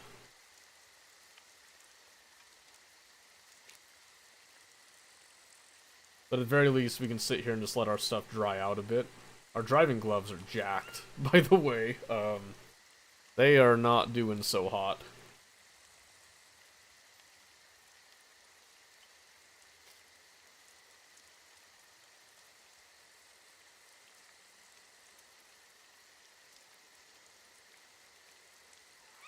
Looks like we're not super cold. Most of it's probably from the wet clothing that we had on our external clothing, mostly. I think that's going down.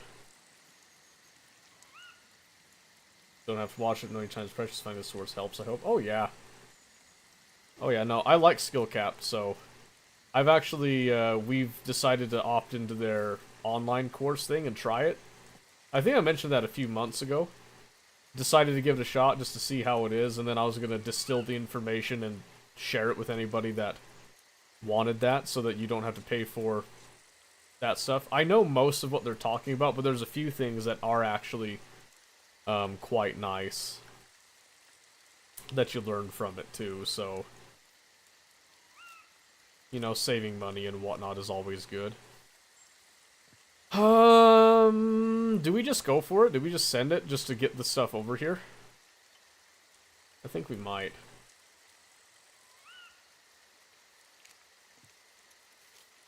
Let's see. Let's eat up some of this mushroom. See, that's the issue, is that we get food repulsion from eating this as is. And then you have to do some weird little quirky workarounds with it, which sucks. Oh well. Okay. Yeah, let's go do this thing, shall we? I know it's raining and it's nighttime, but... steer through.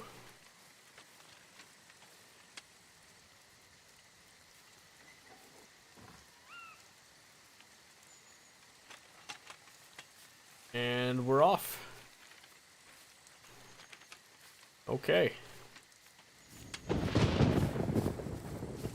Jog it on over this way. Someone's commenting on the rain. It's funny. Gotta go right here. We're just gonna keep a low profile. We're not gonna say anything. I don't want anybody to know that I'm on, just in case someone's clocked that I'm in this area.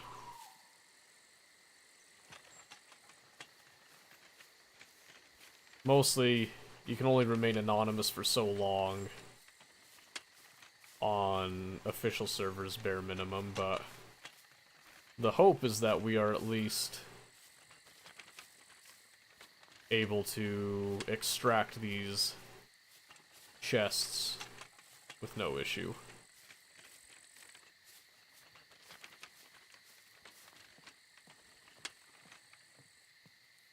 So I just invested some time and resources into this wheelbarrow. I am taking a bit of a risk here. Hold still. I hate that it knocks me out of it completely.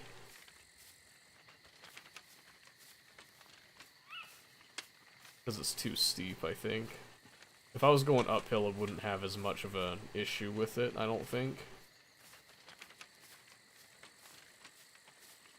But I think it knocks me out if I'm moving too quickly vertically at some point, so... It's probably it's shaking out of my hands too, is my guess. So if I can pick a direction that's relatively stable, I think that helps a lot. Ooh. Yeah, I think it's what it's the sideways motion that's gonna knock it out of your hand. So if we're just careful with that.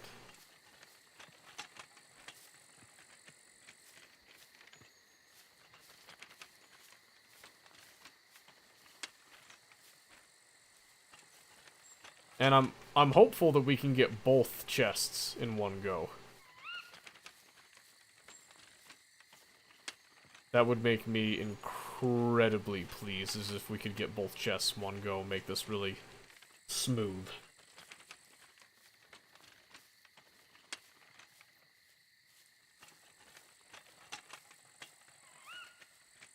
You can craft them as well. You can craft crowbars? I didn't know that.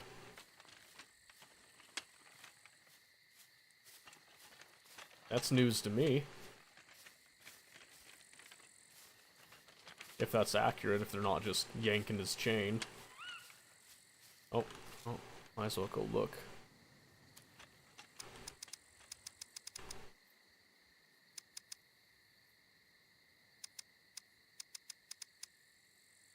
I see nothing about crowbars or anything, so I think someone's yanking chains. Easy. See, downhill's not the issue. It's gonna be uphill when it comes down to it here. Try to pick up the pace a little bit. I want to try to... I guess I hurt myself going too fast. Maybe we don't pick up the pace then. Maybe we calm down a bit, shall we?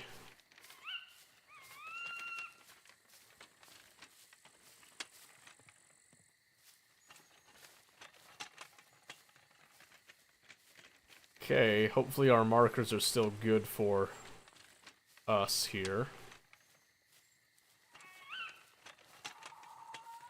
And then we'll see where this train of thought takes us. I'm really hoping that there's something worthwhile in these chests.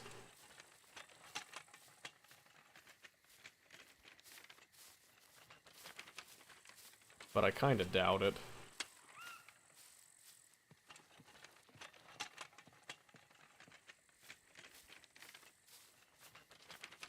I'm sure they're filled with stuff that I can use, but we'll see if they're worth the time investment this takes. I think that's my marker up there. That's where I need to go.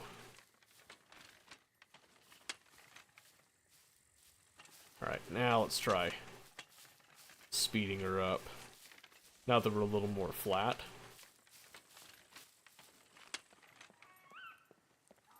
I also don't want to be stuck out here for too long, so should be relatively in line over here. And we'll get a good workout doing this, won't we now?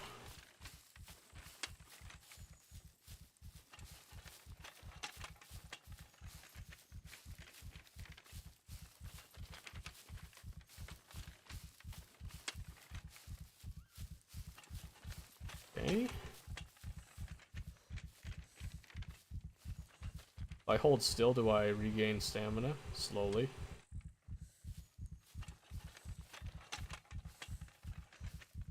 Stick it right here. We need to get some stamina back for that climb. We'll just take a knee because it'll go faster and we'll be more safe that way.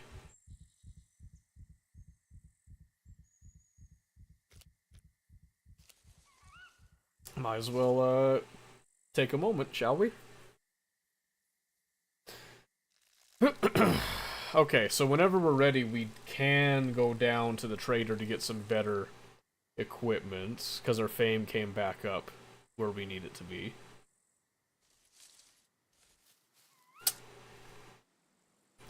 Yeah, I've been thinking, you know, I do want to get back into League more. I kept saying how I wanted to get Diamond this year.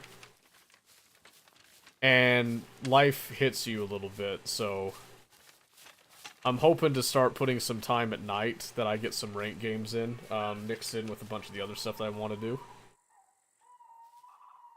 So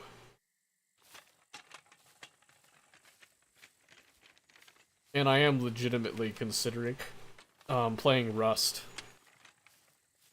because I really like their I really like their system that they have for electricity, even if it's not a inherently realistic whatever type of thing. I just think it's a fun... It looks like a lot of fun to use, and it looks like a lot of fun to install, set up, and get everything working. A lot of pride and joy that can come from that. I'm gonna go first person, I can't really see.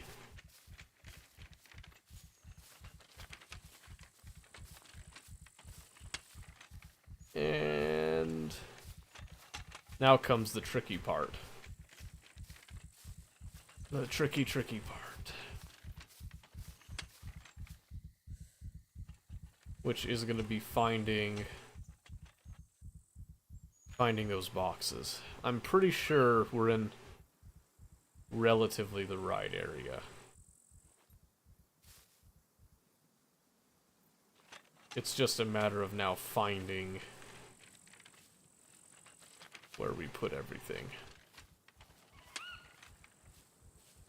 Hopefully those bonfire markers are still accurate too.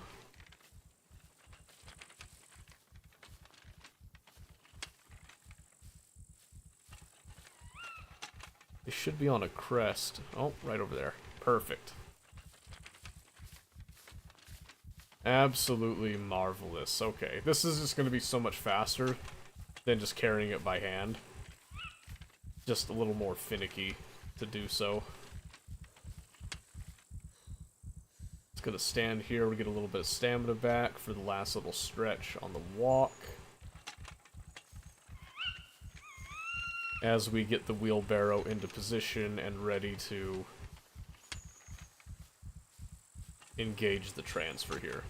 But yeah, so I've been thinking about Rust, I've been thinking about League, Space Engineers was another one, Factorio and all that. I've thought about all these games that I really want to play again. Alright, so let's see. So 116 kilos.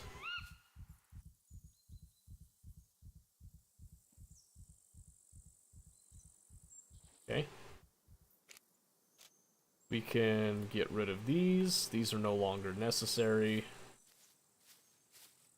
These will just be eyesores at this point.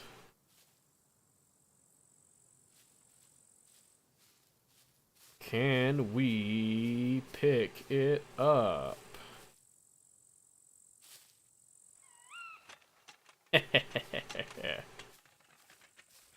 Alright, so long, sucker. So long. This belongs to me now.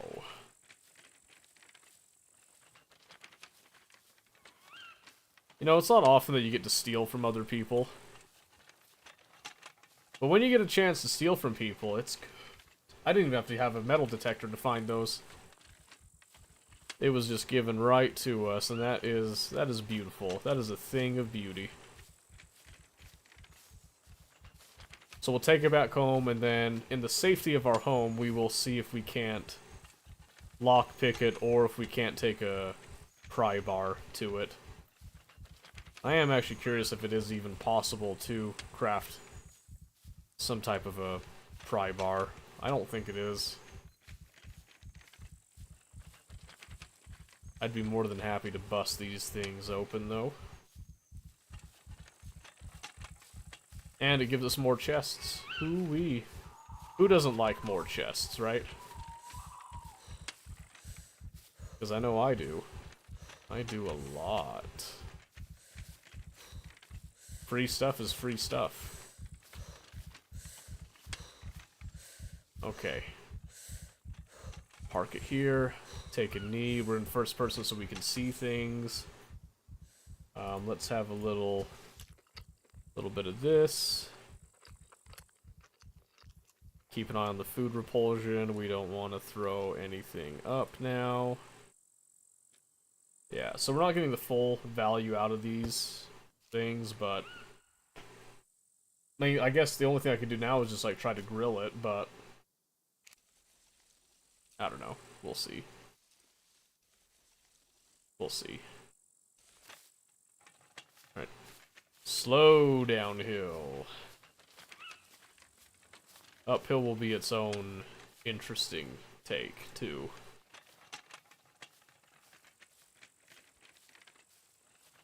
So the good news is that we were able to eat enough of the mushrooms to give ourselves enough energy to actually even do this at all. I think the only problem right now is that we don't have large amounts of stable food. So we need to find a way to address that. And my first thought, gut reaction, if you will, would be to get a hold of a vehicle so that acquiring ingredients and materials doesn't take all that long, but I don't know how feasible that is presently. So, we'll see. I do need to bare minimum make a trip and get some toolboxes so that we can maintain the base. Because I don't want the base to get so weak that it's super easy for people to raid it.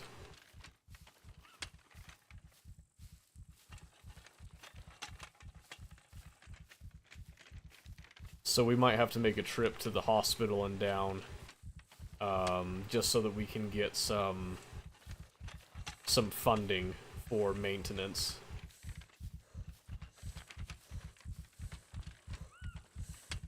And our stamina is gonna suffer so hard from this.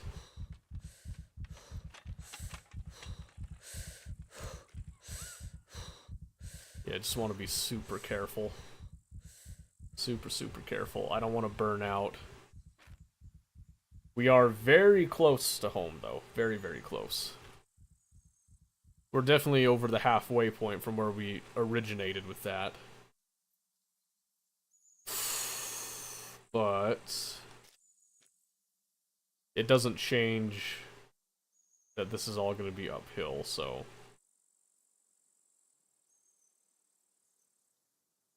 Oh no.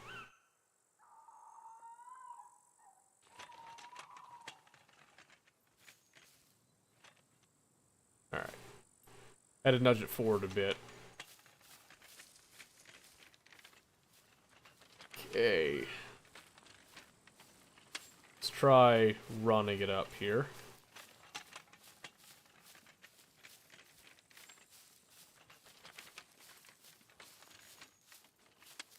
Yep. Just gonna be annoying, I think. Okay, so we'll just walk it. It's simpler to just walk it, I think.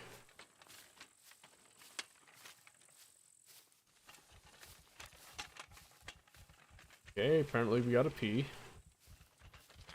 Let's see if we can't... We might have to take these at slight angles, rather than just going straight back. I think we can risk right here, though, since there's no real collision on bushes. Yep, and then just do that, and we'll just piss right here. So we want to head semi-southwest-ish, is what we're looking at here. Semi-southwest-ish. Alright, let's take it a little farther, then we'll do a real rest. I'm gonna go first person. It's a little bit easier for me to see what we're going over.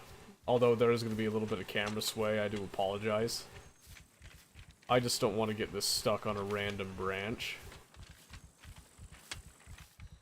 Okay, we're heading basically to straight west, which is fine. Alright.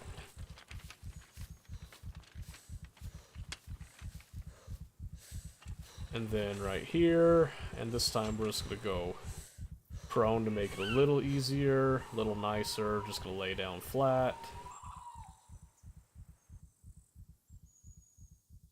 Let the stamina kick back on. And then we'll delve into the mystery of these chests and see. I just can't think of. Oh,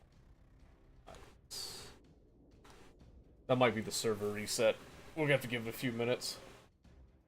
Dang it, that sucks. I was not paying attention to the time. That's super unfortunate, actually.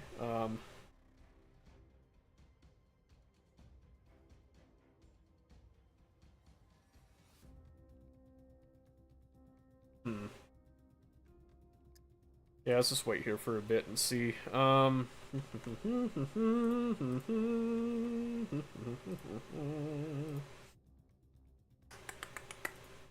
good news, it's nighttime and we're not in a very common spot, I feel like, so I don't anticipate us having any issues right there. I'm just gonna click it to see if it's still, in fact, failing to reconnect, which it should. And I think it typically takes about 5-6 minutes. I think? Ugh. Oh, yep, okay. Alright. So let's go, let's have a look at some of those changes to League while we're waiting, shall we? We won't do the whole thing, but we can go through skill capped stuff. Let's see. Skill capped League. And boom, right there, 1410.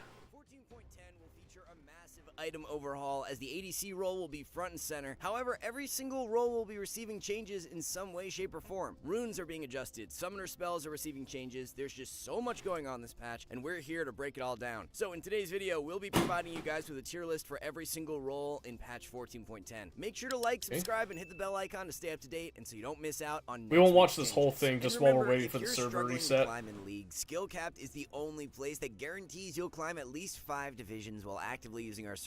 Otherwise, you can claim a full refund. We do this because our service really works, and this is the best time of the season to get in on Skill Capped, as we've just released tons of site-exclusive courses designed for you to power learn the most important concepts for. I do want to point out, I have tried their courses. They're actually really good courses. I was very surprised. They are very well done. Very well done.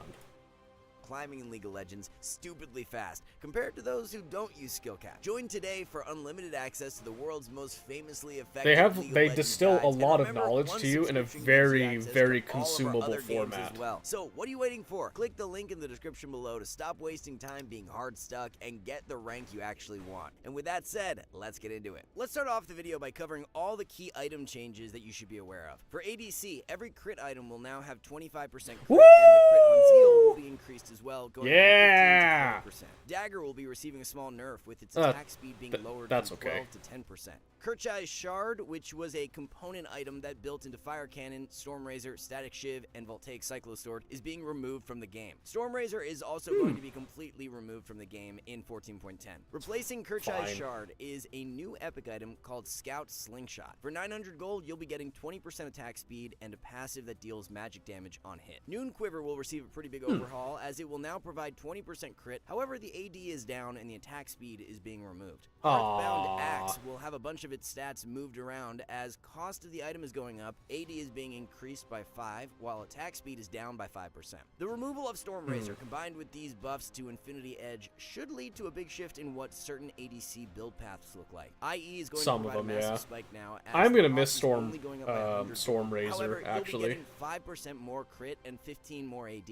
The 15 AD alone has a gold value of 525, so with the item only going up by 100 gold, this is a huge gold efficiency buff to IE. Yeah. There will probably end up being a bunch of ADCs who rush Infinity Edge, but since the Collector is being buffed as well, we could see a lot of champs rush the Collector instead and then go into IE second. Jhin and Samira are two champs who should really be liking 14.10 with this core build. The Collector will now have 25% crit, 5 more AD, lethality is dropping by 1, while Jhin might become a more staple pick for me again. Bloodthirster as a rush item may be back on the menu for a few champs in 14.10 as Riot's reverting its passive to how it was a few seasons ago. Yes, they brought back the overshield. The overhealing whatever bit with it. I actually really liked that mechanic. That was super good. Giving it a lot more flat AD, but removing the crit. With the shield back on BT and the item giving you 80 AD now, Draven should really be liking this one. Misfortune was another ADC who liked. I might actually pick up Draven again now that they have that overhealing. Reaver will be losing its Spellblade passive in 14.10, and that should heavily influence the strength of Ezreal, Smolder, and Gangplank. Really? Ez and Smolder are likely two ADCs that you'll want to be staying away from to start off the patch, unless there ends up being a new OP build that pops up for them. Gangplank builds will be very interesting to track because the champ doesn't really want to build Trinity Force, and losing the Spellblade proc from ER will hurt him a ton. Kraken Slayer will no longer provide any crit, so it will be interesting to see how this impacts the priority of the item. Whoa, my precious Kraken. No crit? Movement speed, AD, and AS are up. That's very nice. I like that. What's going on? Nothing, just catching up on what changes are coming to League, since I'm hoping to get back into it with this new split. Likely walks away from this. Oh, has the server reset? It has, okay. They're removing lethal tempo? Ooh, interesting. Are they replacing it? Stupid rune? Okay.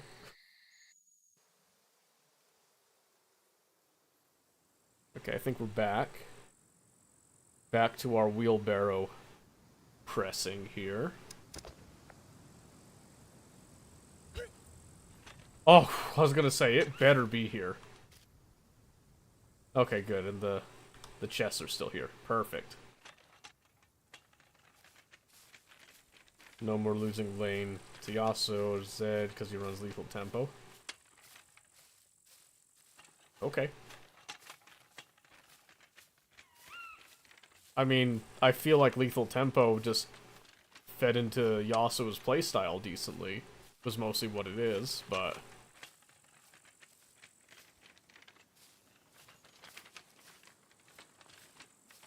Am I going the right way? Yeah, I am.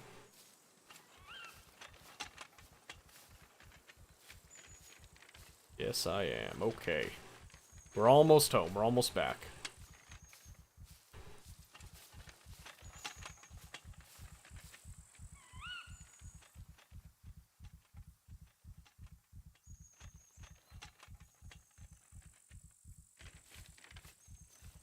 That actually scared me. I thought somebody else had a wheelbarrow over here. That didn't sound like it was right in front of me.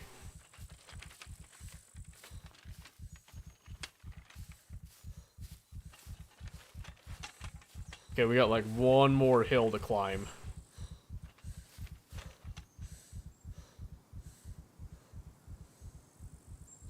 One more hill to climb here. Saw a vid and Riot said they're keeping Zed weak intentionally. Can't understand why. Did Riot say that, or was it someone saying that Riot said that? You know what I mean? And were they keeping him weak in terms of, like, professional play, or were they keeping him weak in general? Okay, slow it down a bit. Still heading straight west here. In general? It's probably because they saw so much of Zed. I think Zed was present in pretty much every single Worlds. They're probably sick of seeing him, so they're probably trying to push for people to not play him as much. I don't think that's a good way to do it, but hey. It is what it is.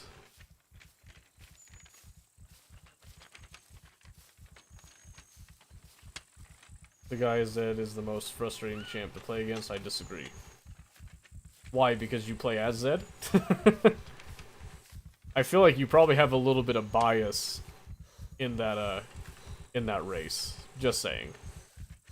I think you've got a horse that you're betting on a little too strongly in that race.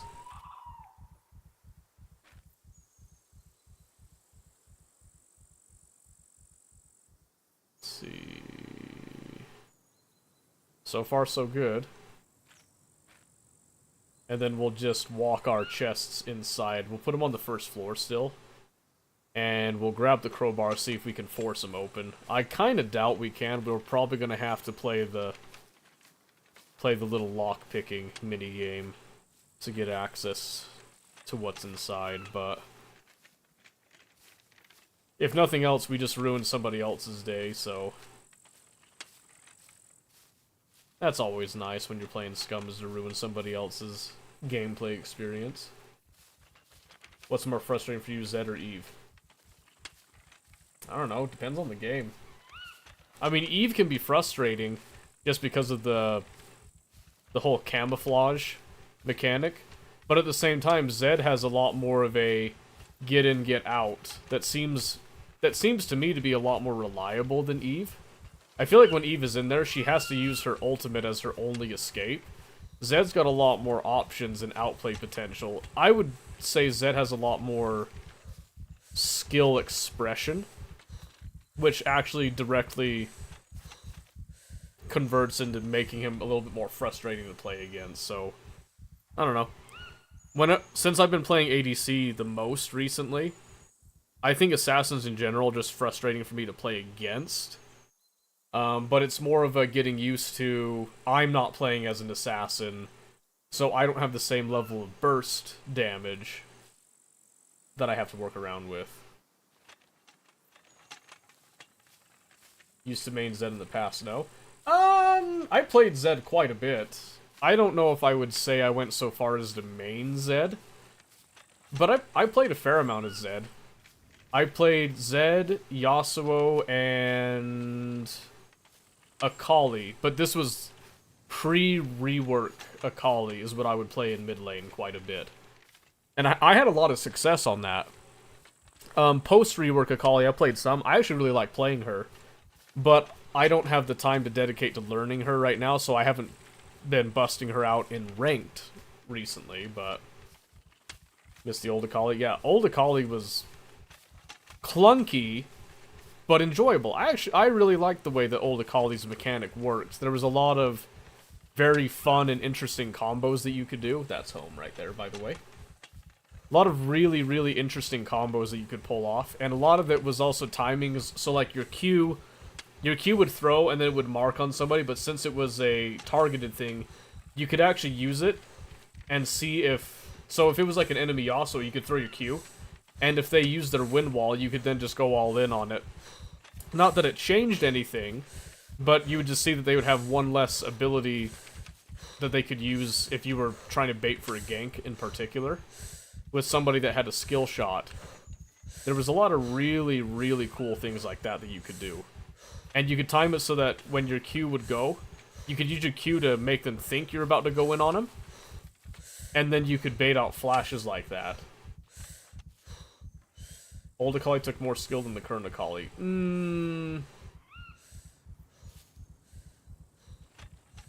I don't think so. The reason for that is because a lot of Akali's abilities, her Q was an on-hit. It wasn't a, like, cone, skill shot, whatever thing. Her E was just an AoE, like, blade spin type of thing. So I wouldn't call that one skillful, because her E, she dances back, marks a target, she can then go back to that target type of thing. She has a lot more mobility now, which is really nice. The mobility is a huge thing. Huge, huge thing. I think Akali is a better champion now than she used to be, actually. Because I can understand people would be a little frustrated playing against what she was. Alright, let's see. Crowbar. Alright, so we can't...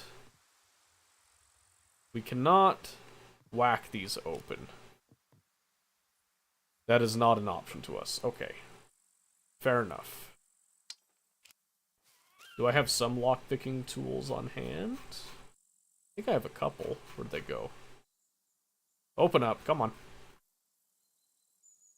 I got a few.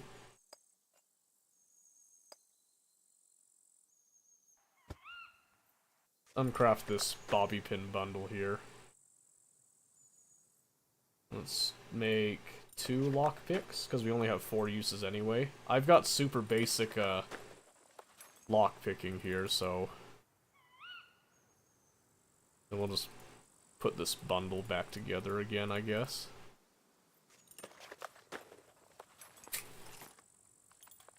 But yeah, no, I think old Akali was much easier to play, overall. Just in general, I think she was just easier. At least for me. Alright, so these now have their maintaining changed. Oh, hold on. Gotta take the gloves off. Alright, we have super basic lockpicking skills right now, so...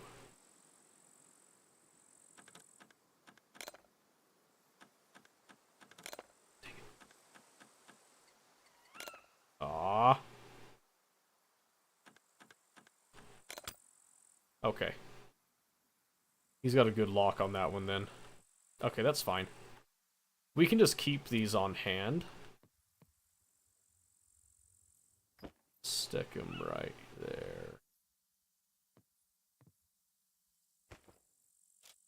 We'll keep those on hand. We'll keep cracking at them, because now that we have them being maintained, I really think... I think there's something in these that isn't too bad, so we'll see. Whenever you get fed on Zed, people say he takes no skill. They say all I do is press and kill someone. So, I don't think that Zed takes no skill. I do think that Zed's, like, all-in combo isn't hard to understand.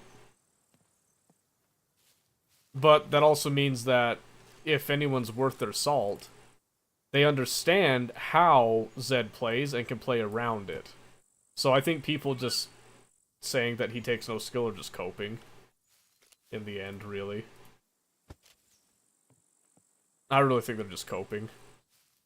Alright, so we're gonna work on those chests over time. Because again, our lockpicking skill, our thievery is just only basic. So I'm trying to think. We've got all that. We failed our lockpicking attempt, that's okay. Let's head up north and see what the abandoned bunker bit has. We're just gonna leave our wheelbarrow out for now. Because I would like to have some daylight to work on improving the base. So we're gonna use the nighttime here to kind of go around and see if we can't find some things. But yeah, regarding Zed taking no skill, I think he does take some skill, but I also think that he has... The way that his kit works, it does make it very easy for you to kill somebody. Which is very frustrating if you're on the receiving end of it. So, for example, one of the reasons that Yasuo is such a frustrating champion to play against typically revolves around his W, his wind wall mechanic, right? A lot of people really hate that. Even though, technically speaking, you can play around that wind wall fairly easily. You just don't, like, when he throws up the wind wall, he's trying to go for that all-in and dance through it, trying to throw you off. just accept that you can back off of that. You know what I mean? If you're in a position that you can't back off, then the Yasuo player is just a smarter player than you. He backed you into a corner type of thing. If you're playing Vigar, and you need to not use your ultimate if Yasuo is around until you see his wind wall go down. You know, you have to play around it type of thing. So, Yasuo is considered probably one of the strongest champions for a skilled player to play in the game, even when he's nerfed, because of just what his kit can do. But at the same time, a skilled player who understands how Yasuo works and understands the weaknesses and the cooldowns to work around can also dumpster Yasuo. That's a lot of the reason he's considered a feast or famine champion. There's no in between. Most people don't just go middle ground with him because his kit is so powerful, they feel like they have to keep on making the plays and doing these crazy things, even when they can just play it back and wait a little bit and just be patient. You know what I mean? So I feel like Zed kind of falls under a category where even if you feed your butt off on Zed, because he is an assassin, a lot of the way that Zed can get back into the game is by looking for those opportunities where he can get like a last hit on somebody, he can go for somebody that's low. Because Zed doesn't engage a team fight, as an assassin, he doesn't engage a team fight. Zed is looking for the opportunity. He wants a fight to be happening already, and he wants to flank on the side and try to snipe out the back line. And you can be an underfed Zed, and you can actually kill an overfed ADC. And I think that's where a lot of the frustration lies, is that Zed's kit base level is strong enough to take out most ADCs. You know what I mean? It's strong enough to take out most ADCs by surprise, even if the ADC is up 3 items on him. Zed can still come in, and with all that burst damage, he can get his damage off, do a whole lot of it, he can get out, and then he can use his ult's passive effect to then finish off from a safe distance. To most players, that would be frustrating. Zed likes dirty fights. Yeah. Every assassin prefers dirty fights. And anyone that tells you otherwise, that like, no, assassins can totally like duel and all that, they're coping. They're 100% coping. I was an assassin main for, I think, around 4 years. And I never consciously chose to take a one-on-one unless I was styling on somebody or I was trying to bail somebody else out of something. I never would actively look for one-on-ones that weren't like me catching somebody out of position, catching them by surprise type of thing. Assassin players are ambush predators. It's built into pretty much every single assassin player's kit. You know, there's some type of a mobility, they have some sort of an execution, typically speaking. There's just all these things that work in favor of that particular playstyle, and it should. I'm just going to take this work light. Now that we have an actual generator, I'd like that work light. Apple is good. You like an apple. No boxes. But it's the same thing if you were to play... Let's take Tarkov for an example, or any other, like, tactical shooter type of thing. If you're playing as a sniper, are you really actively trying to fight somebody head-on that has a fully automatic weapon? No, you're not, right?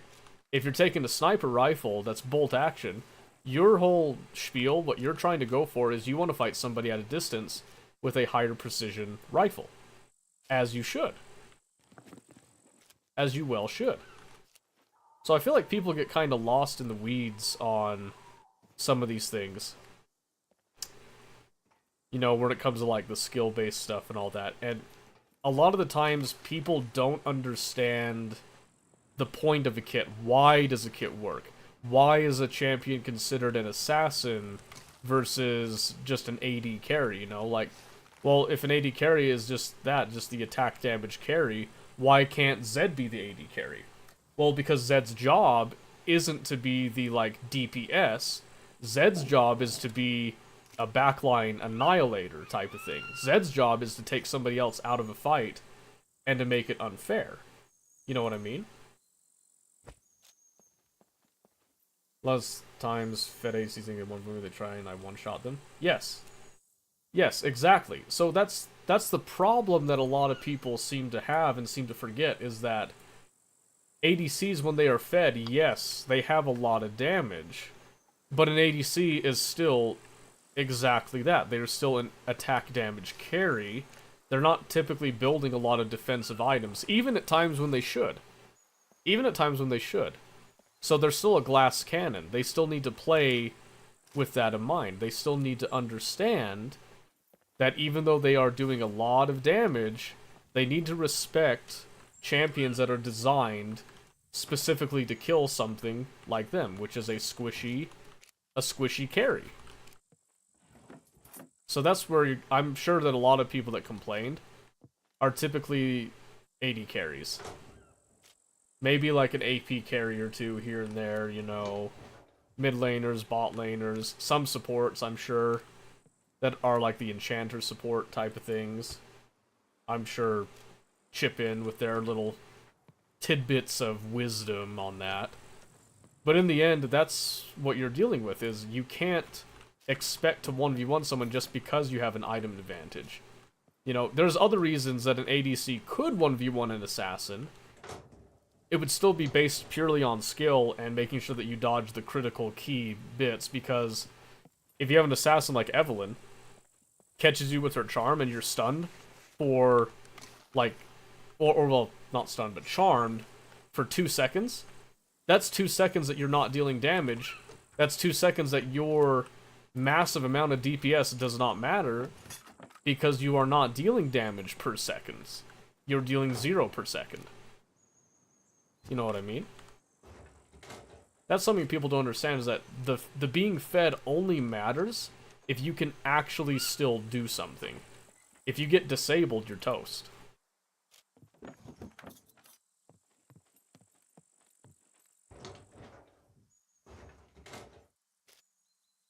I'll take the duct tape. I'm kind of thinking someone's been through here. There was not much of anything.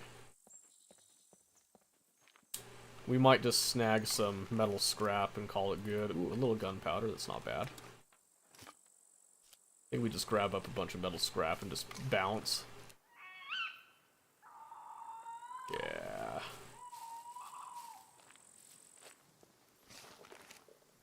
Broken champ, blah blah. Yep. So like I said, it usually that whole, when people complain that a champion is broken, they're complaining it stems from a lack of understanding as to what actually killed them. Most of the time, it's just a complete lack of understanding of that. People just don't seem to get what it is that's really actually killing them. Because a lot of the time, you know what's actually killing you? Most of the time, it's that you made a mistake.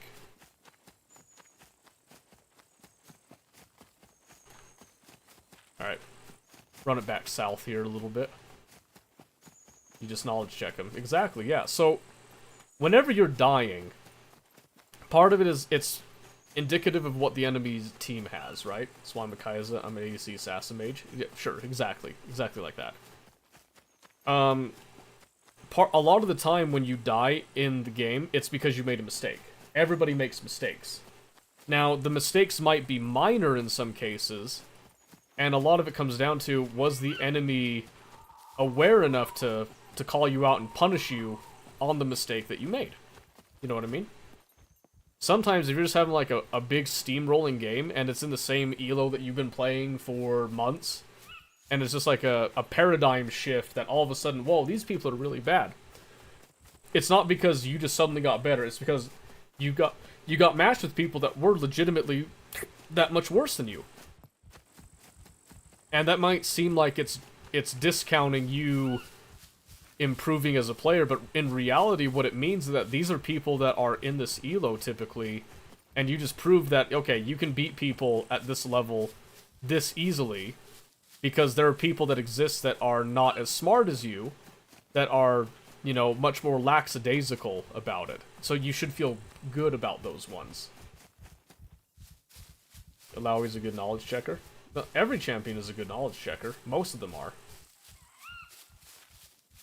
The first couple waves and trades in lane give a lot of info. Yeah, you can tell a lot. I just had a severe case of deja vu right there, by the way. I don't know what just happened. That was really weird. But yeah, like you said, first few waves, I think by the time you hit wave 3, you have a pretty solid idea of how the laning phase is likely to go. You can be surprised. But after 3 waves, once you hit that cannon wave, you've got a pretty good indication of, you know, who's the general aggressor, who's the general on the back foot type of thing. But you have to understand that even if you're getting that sense of, hey, you know, I'm in bot lane, and I'm in the ADC, I got my support, and we've just been molly-whopping these guys in trades all the way up to this 3rd wave. So, we win lane. No, that's not what that means. It just means that when it came to the base items at initial beginning bit with less abilities, you were the most aggressive. You were the most aggressive, you got the most out of it. They could come back the next time, like, you don't kill each other. They come back next time, full HP, buy a little bit, and then all of a sudden, you're on the back foot. You're the one that's getting molly-whopped and stomped, and now you're sitting in lane at a quarter HP, and they still got 3/4 HP. Because they understood kind of what you were doing. They probably got a read out of you just as well, and they adapted to the situation, right? They could have itemized specifically to give them an advantage based on your behavior. They could have just gotten to an important item spike a little bit sooner than you because they farmed a little bit more efficiently. There's all kinds of different things that can come into play. But I think the biggest thing about the first 3 waves is that it will tell you who is naturally more aggressive, who is naturally trying to find those winning trades, who is poking, who's probing, you know. Is this person on the same level as you? Do you feel like you're actually having a tango with them, or do you feel like you're just herding sheep type of thing? Kaiser getting Q evolve tends to be a bit shocking first time back in lane. For anybody that's not aware of Kaiser's Q evolve, okay? So you have to understand, Famous, at the level that you're playing right now, you're still dealing with people that probably don't know much about the game outside of the champion that they're playing. And even then, they probably still don't know much about, what they're actually doing. You know what I mean? The turn lane you were talking about? Yeah, but the turn lane can happen for a variety of reasons. A huge variety of reasons, okay? And a lot of the time, it's the little things that are going to come and bite people in the butt with it. I'm just kind of putting random odds and ends in here. I'm not really concerned. I am going to put the metal scrap and the gunpowder, all that where it should go. And we're going to put the clothing items upstairs. I do want that work light for working in the nighttime. Go figure. Yeah, shocking that, I know. Okay, so we've collected a bunch more metal scrap. We can use that for a few things, which is very nice. That'll be good.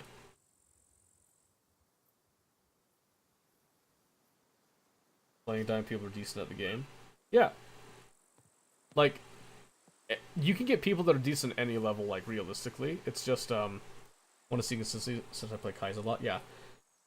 So, the way that I see it is, when you're dealing with iron, all the way up to, I would say, low gold, you're probably going to be dealing with a lot of the same general consistencies. You know, there's like a lot of Let me think. There's a lot of patterns that will be very, very familiar to you during that process. You're going to see a lot of stuff again and again with that. And I think something that people tend to forget about that is that even though somebody can be a higher rank, that doesn't necessarily mean that they are better than you. It just means that they are farther along in their ranked climb, their ranked journey, than you are. And it could be for a variety of reasons. They could have gotten lucky. Some people get lucky in their climbs. That happens. Some people get lucky with their teams. That can happen. That shouldn't stop you from thinking about, you know, like how you are the one you're the only consistent factor in every single game that you play, right? So the only thing that you can control is you with that. Ranked is mostly a test of consistency and basics. Yeah. Yeah, and here's the thing. Once you hit gold, and you get up to, like, plat and all that, you're gonna start to realize that, you know, when you went from iron to bronze, yeah, there was, like, a pretty big jump there. Bronze to silver, not really a huge jump. Silver to gold doesn't feel like a huge jump. Gold to plat starts to feel like a little bit more of a jump. Then you're going to go from plat to emerald, and so on, and it's going to feel like these exponential differences are starting to occur. And that's because the majority of people tend to fall into the bronze to high gold range, really.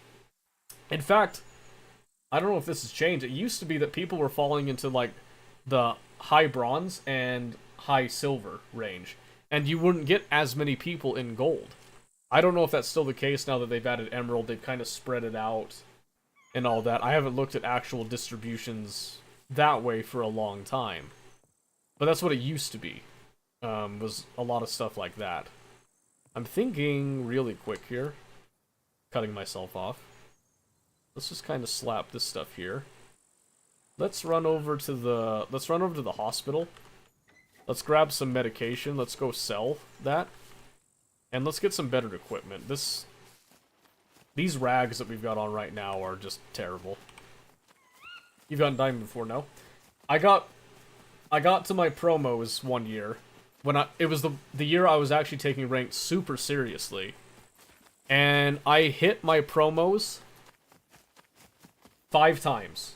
And I lost them 5 times.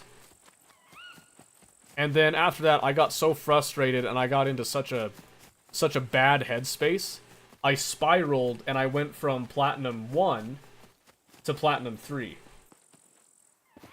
And then it was close to the end of the year and I was just done, and it shot my motivation to play ranked for a year and a half after that, actually. I would still play, kind of like a maintaining pattern, so to speak. But after having such a massive gut punch like that, I just could not. I could not do it. Not in the headspace that I had developed up to that point. I've developed a different mindset nowadays, so taking hits like that, loss streaks and all that, yeah, I'm gonna be upset about them. I'm gonna be sad, and I like to make jokes about it too. But it's not as... It doesn't hurt me as much. Because I think before it was I had this feeling, this mentality of this whole, you know, oh my word, I'm so good at this game and everybody else is so bad. Why do I keep getting terrible, ridiculous players? And this wasn't just dealing with, like, support and just, like, complaining about laning phase. This was like, oh, my entire team is bad mentality type of thing. And that was something that I advocated against, and then after advocating against it for so long, I fell into the trap, is what it was. I fell into the trap myself as I was about to hit diamond because I was so mentally desperate to finally break into diamond that I ended up eating myself. And it cost me. I did not hit diamond. I did not achieve that milestone for myself. I was close. If I had kept a positive attitude after the first 2 losses, after the first 2 promo losses, I should mention, this was over the course of many games, and, like, hitting those promos, knocking down, having to climb back up to do the promos again, getting knocked down, climbing up again, so that was 5 times, okay? If I had kept my mental state better after the second time that I had to do it, I would have been in a better state of mind to actually break through on the other 3, and I would not have spiraled as much as I did. And I don't have my bow. Why did I drop my bow? That's lame. Whatever. I just won't defend myself, I guess. More carry capacity, what can I say? So yeah, it was a difficult time for me when that happened. Especially because I didn't have anyone that I knew that was playing at the same level as me. I didn't have friends playing at that level. I didn't have, dang it. I didn't have friends playing at that level. I didn't have family members playing at that level or anything, so...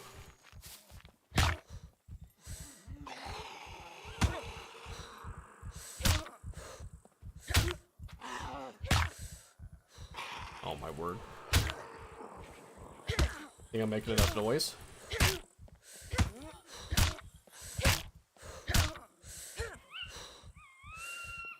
Please go down.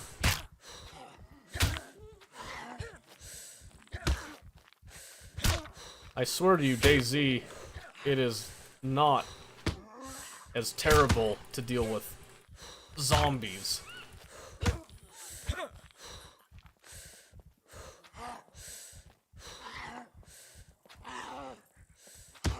Sheesh, dude.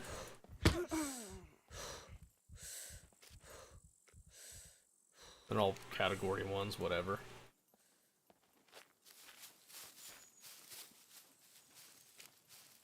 Damaged me a little bit. That's okay. If I get a little bit of infection, we're gonna be here. Want to hit Master next split? That's a good goal to have. That's a good goal to have. I'd be happy just to hit Diamond this next split, so that's what I'm gonna push for. So what we might do, we might play some norms tonight just to kind of get ready for that. Well, I guess we could play ranked. Not like ranked matters right now with the split ending. Might be good to get into the headspace for it, but I need to set a schedule for how many games a night that I play. I'd like to do 3 if possible, but I don't know if that's going to be sustainable right now. I could do at bare minimum 1 a night. Bare minimum 1 a night. I think I could start feeling it again. But I need to get into the habit of actually playing. Like, playing again. Not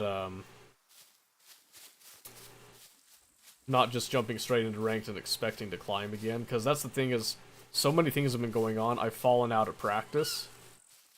So I know that I'm going to have some issues with that. And I am in the wrong area, aren't I? I am. I sure am. I need to be up there. That's where all the good stuff is.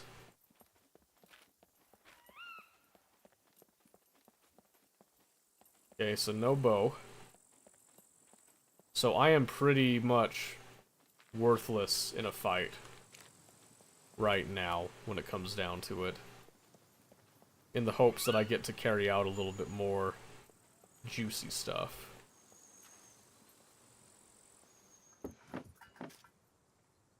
And we are already off to a fantastic start.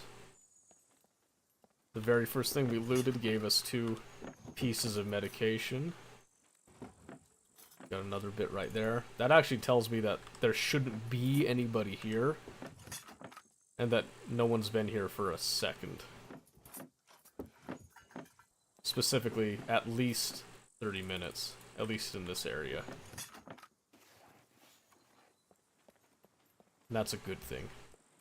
So, since I'm not planning to fight anything, if I just come through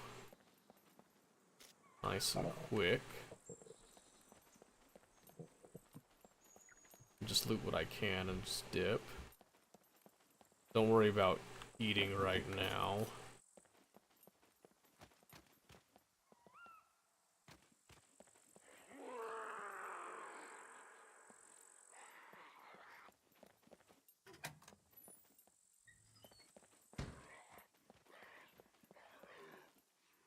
Kidding me.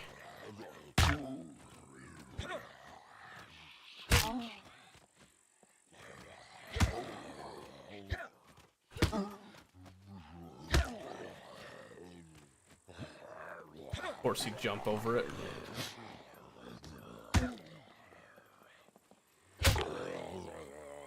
Why is it the one time that I come here without a bow is when there's actual puppets that want to fight back?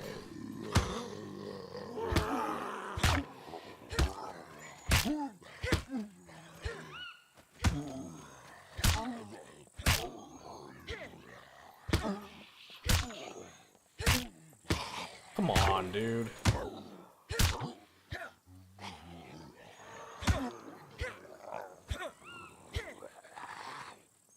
Man. Man, I do not understand how the aim punch... Oh, I got a category 2 bleed now. That's awesome. Awesome. Good thing I have a pressure dressing here. So let's see...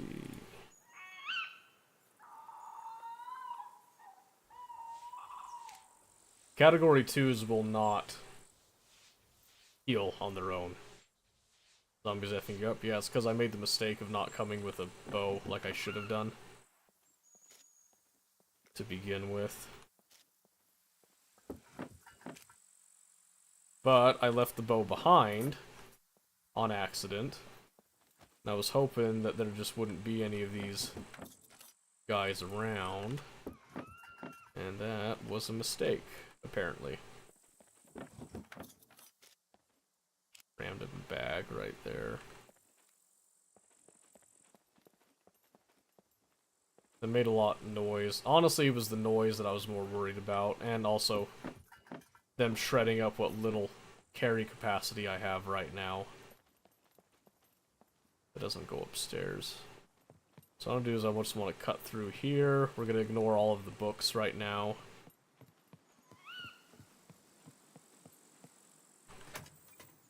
Because really, all we want is just the medical item stuff. Cut down here super fast. Should probably run upstairs actually that other way real quick. This stuff doesn't have anything that I want. Do you need to do it for next split? I'm not sure yet. My main issue right now is that I feel like I'm terrible. So I don't feel like weighing down a duo partner until I get into a better state that I can be more useful, if that makes any sense.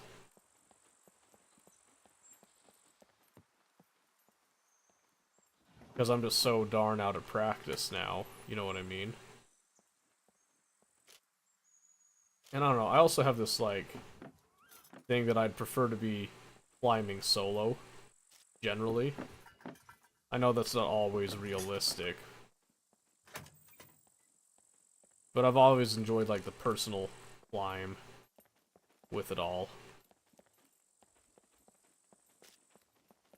Some raw cash right there. Another bandage pack. I'll take it. That goes upstairs. I don't think there's anything of value up there, though. So now let's just go... Well, actually, that's not true. I'm sure there is. I'm sure there is. So let's go upstairs on the other side, then. I want to try to speed this up a little bit if we can. Oh no, never mind. That's attic space. That's not worth it. So what we want to do is we want to run over this way. This way, thank you. And we want to go across. Cross and down.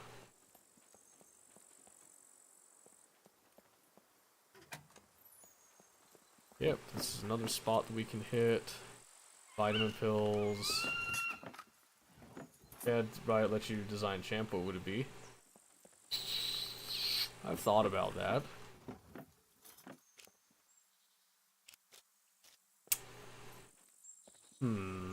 What would it be? I feel like for me, I actually really do enjoy a lot of Riot's current designs. Oh no. I am just like trying to kill myself, I think. Take out one of these super fast.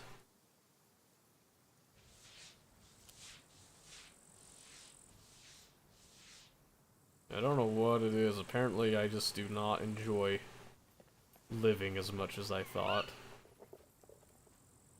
It's all a break room over there. Oh. This.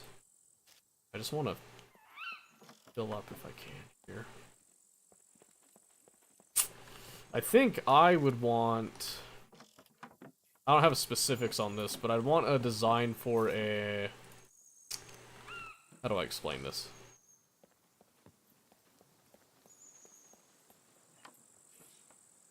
I'd want a champion that's actually hyper-incentivized for lone wolfing. Now, the way that I mean that is, I don't want a champion that's just like... What? Just like Kha'Zix? Where Kha'Zix has, like, you know, the isolation thing for players. Gosh, dude, I don't want to fight another puppet. I would probably die right now because my health is so low. Just get some distance on him, try to loot up a little bit more here. As long as we've broken line of sight, they should stay away and give us enough time to grab last little odds and ends here, and then we just leave.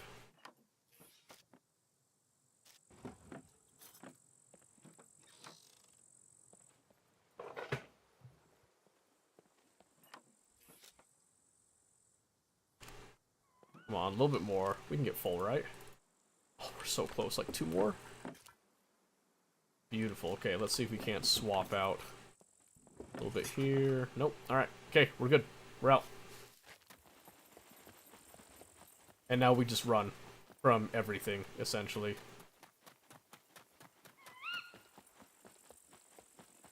We'll take the actual stairs down rather than risking jumping off of stuff again, because we want to ensure that we survive to actually sell the stuff and get us our actual pay dirt here. Go down this way.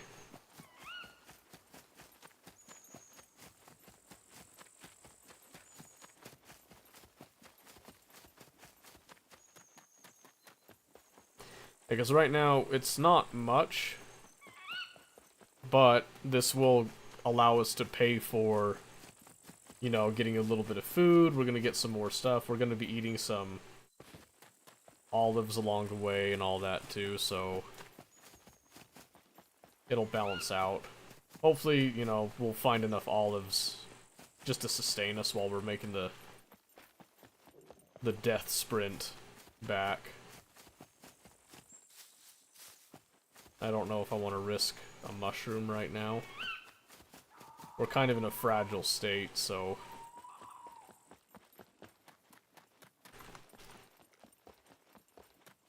Stomach empty, should be fine.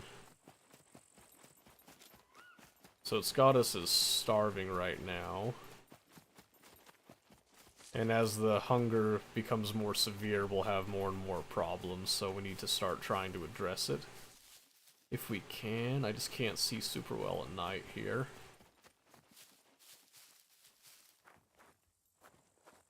Mostly trying to find a random olive bush or two along the side of the road. Oh, here's one.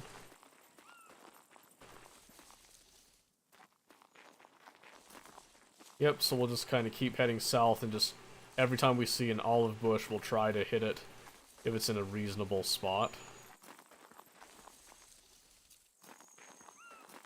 And we might not get lucky. There we go. We'll just eat them up as is, because they do give us some much needed calories. And will help stave off hunger for a bit, which will just buy us more time. Mostly we just don't want to get so exhausted that we can't even move by the time we get to the trader. And we've still got a long way to go for that. We'll risk the road a bit.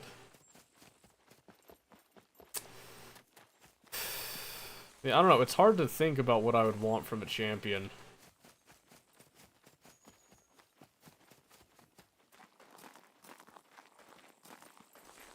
I would like more monster-type champions. I think that there's a lot of humanoids. I do think, you know, like another dragon champion was pretty cool, but I'm thinking I'd like another Voidborn type of thing. Because I think the Void champions are so fascinating. I thought Kaiser was really fun because she's humanoid, but she's also still got the void background and lore and all that. I thought that was really interesting, personally. So I would say I'd want something with a bit more of that, leaning more into the monster-esque type of thing, or even like a Vastaya. Something like Rengar, you know, would be really cool. It doesn't have to be an assassin, but sort of makes it because it's so unique compared to assassins. I think most champions in League have some incredibly unique kits. That's actually part of why I like League so much, is that there's such a huge number of champions with such a varied amount of kits and all that. It's unreal. It's one of the reasons that I think League will never die, is because there's just such a huge, huge catalog of champions already, and they just keep adding more. It's so hard to get bored, you know what I mean? This is gonna take a second. Wish I could just eat them all. Just collect them all into one big handful, but... Alright. Okay, that should start helping. Gonna see if there was a larva or something we could just kind of slap on to add a little bit more, but not so lucky. Not so lucky, and that's okay.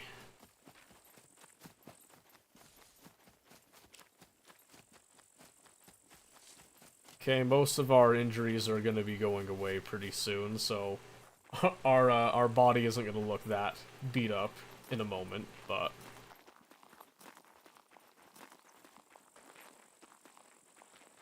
The Faker Z 1v1? Oh, the mirror match from forever ago?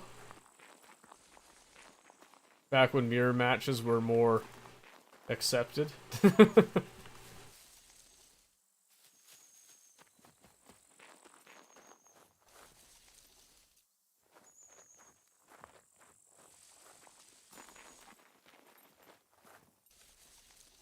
Faker, what was that? Yeah. Yeah, it just goes to show you that there's a lot of stuff that can happen in the game. Even with all the changes they've made now, there's still some really crazy things that people can pull off. You know what I mean? Like, the level of skill expression in League is just so incredible, just how mechanically gifted some people can be. Very nice. There we go. Give us a little more here, huh?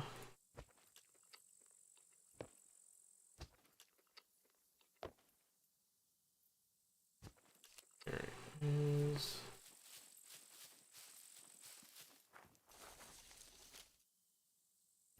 Awesome. Okay, yeah, we're just gonna be kind of stuffing our faces for a bit here.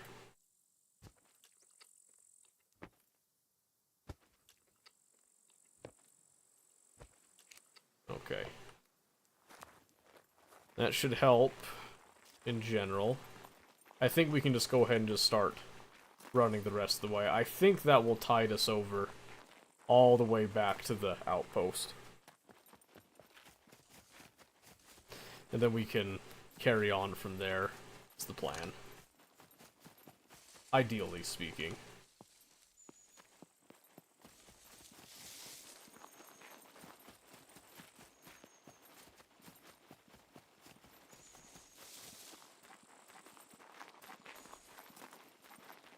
Alright, okay.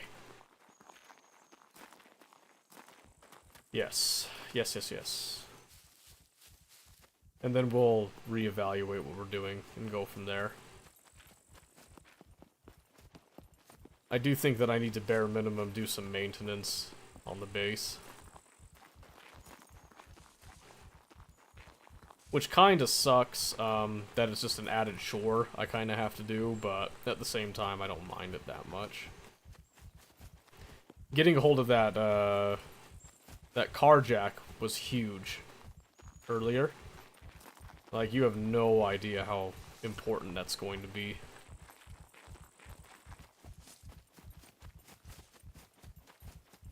No idea. It is a massive, massive thing. Are we all downhill from here? I feel like there's another uphill somewhere.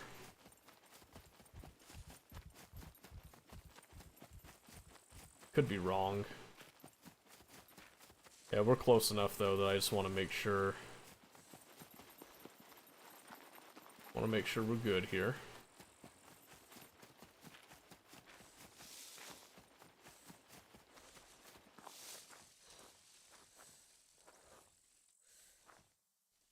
Okay, I don't think it's quite an uphill, but I think there is a bit of elevation we'll have to deal with here.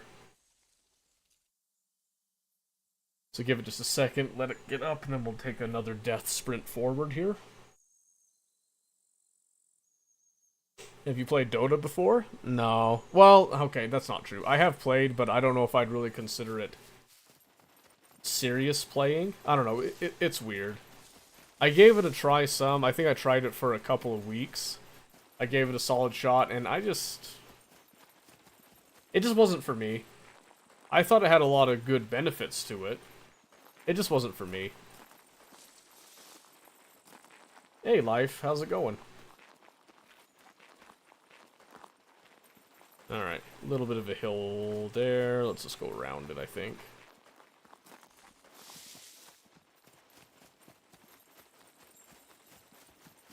Just played lots of WoW as well. It's been a long time. Oh, see, that's one. I've never played World of Warcraft myself. Someone playing anymore. Did you have someone who plays this for you? No way you're actually ranked this high. I'm an iron. I think someone's memeing at that point. That's crazy. That is crazy. So get more over there. Oh. Standby life. I gotta actually look at that.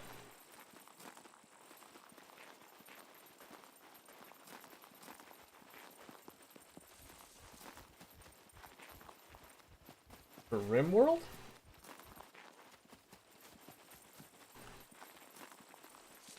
I don't know when we're playing RimWorld again.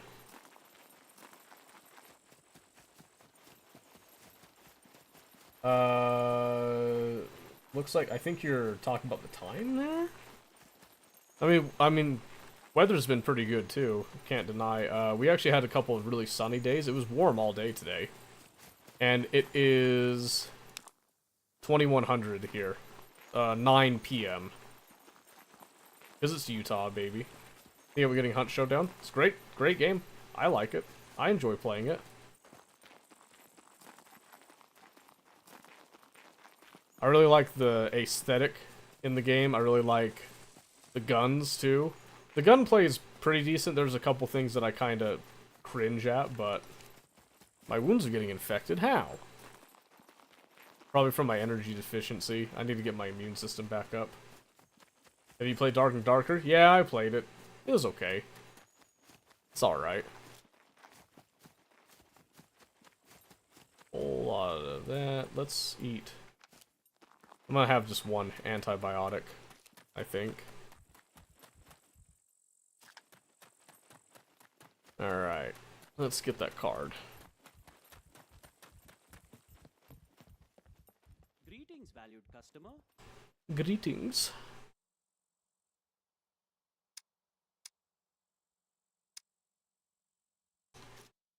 Is it on me? Should be on me somewhere in here. Yes, okay, I see it. As long as it's on me, it's all I care about. Alright, so we took a little bit of the antibiotics. Once we get some food and drink in us, we'll be alright. Go ahead. Let's see, what do we net with all of this?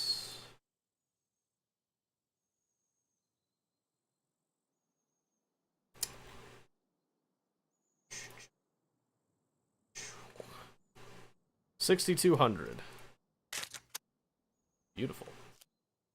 All in good health. Absolutely marvelous.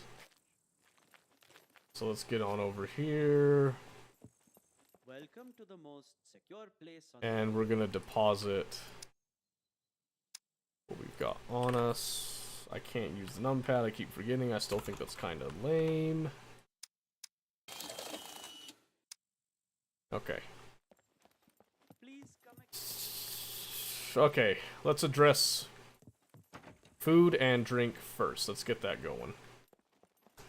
You want something to drink? So processed food. First thing that we're going to get is we're going to get a can of this spawn. And we'll get this biltong too because it has a lot of calories in it, I feel like. And then for water, we're just going to grab 2 water bottles.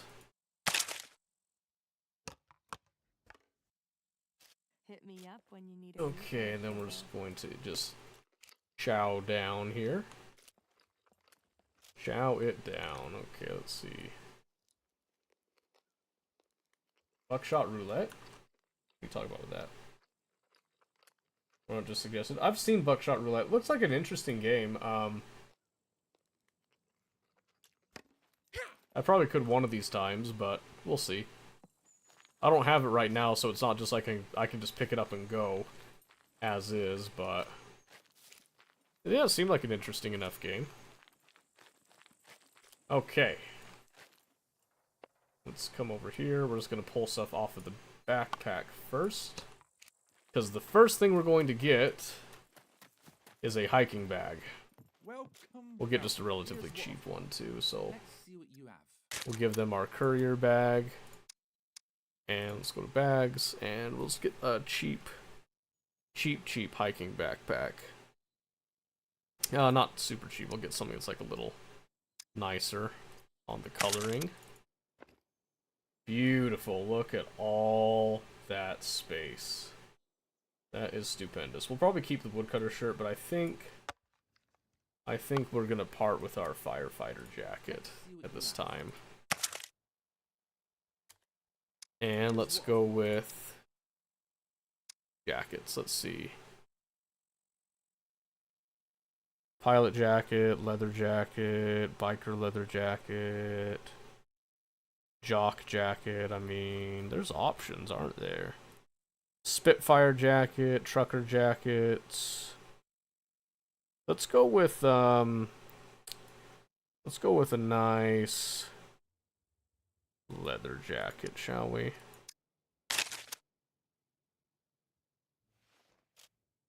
Oh yeah.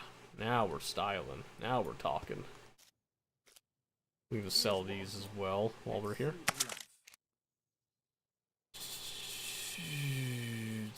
What's your favorite fighting game? I grew up playing some Street Fighter.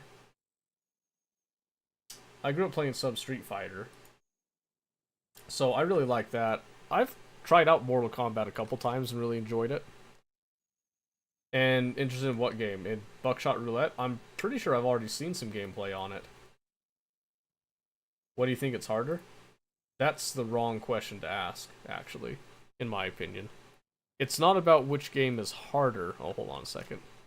Here's what I've got. Tools, repair. Holy moly, that's expensive. But that's kind of why I came down here too.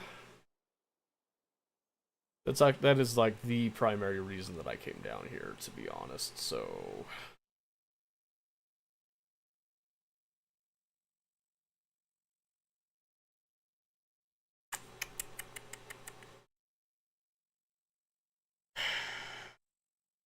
how many of these do I actually need?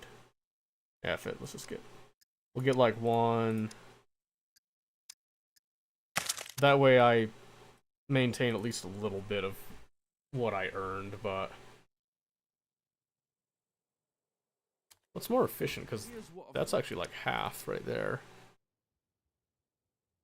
They priced them relatively the same, actually, so it didn't really matter, looks like. Okay, well, I mean, I've got that now. I can keep the scissors on me, that's fine. Anything else that I really need down here? That's like the biggest question right now, is what do I need? Let's eat up a little bit here. We'll take a little bit of a bathroom stop as well, I think, would be good. Hoping that my stomach doesn't get over full here, but I think we're okay. Okay. So that's good. Stay safe, yeah? We are dehydrated a bit. Let's just kind of tuck around in the back here. I don't see any players around, so I think we're relatively decent here. I'm just paranoid, so I like to make sure that I'm not doing too much to leave tracks here. But yeah, I mean, you know, Buckshot Roulette seems like a decent game and all, and I've seen some people enjoy it. I don't know. I don't know if it's something that I want to spend time playing recently or not. You know what I mean? I'll look into it a bit more and we can see, but...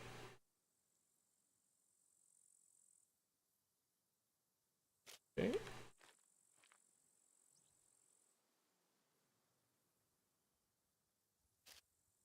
Somebody was collecting a bunch of water out here.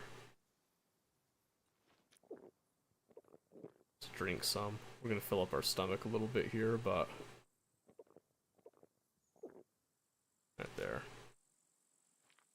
So being stuffed is actually gonna reduce our stamina for a bit. So that's fine. That's water that I didn't have to pack with me or try to get more. Have you played Warframe? Yeah, I played Warframe.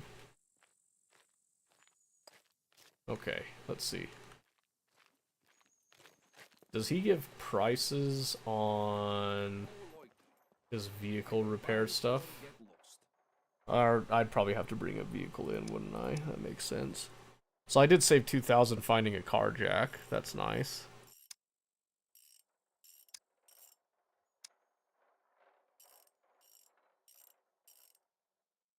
Well, he does have some stuff that I can get.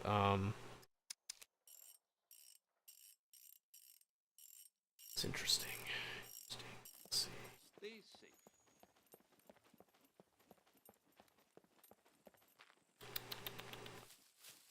Okay, maybe this is enough for now. Mostly just needed the base repair, maintenance tool stuff, what have you. I should probably make myself a bow for self-defense, though. Mostly on the puppets on the way back up.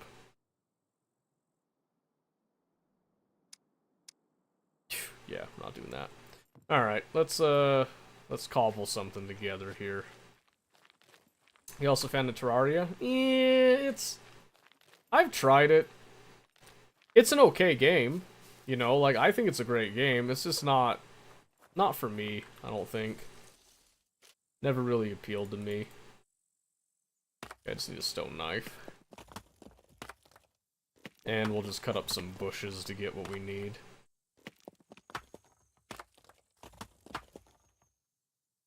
Alright, let's see. Yeah, this bush will do. Trying to think if I need to buy any more tools and bring those with. My gloves are just about done, actually. There's plenty of gloves back at the base, and I'm sure I can find more gloves easy. So I'm not too worried about that, to be honest with you, but we'll just have to keep an eye on that some.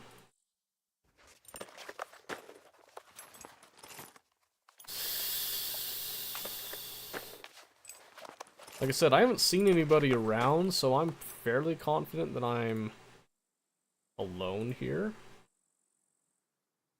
Hey. Let's say, give me the bow, please. Thank you.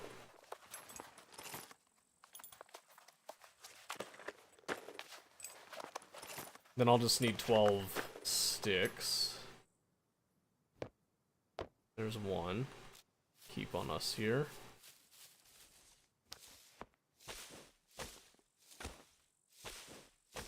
Or at least about 12 sticks is what I'm looking for here. That's a few. So that's 3, 4... Honestly, I'll probably just take what's here and just call that good.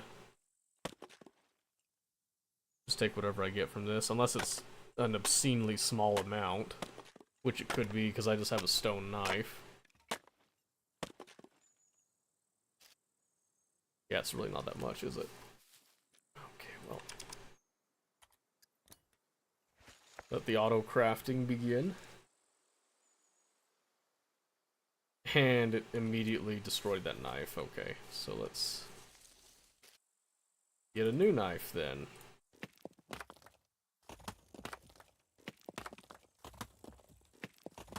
And try that again.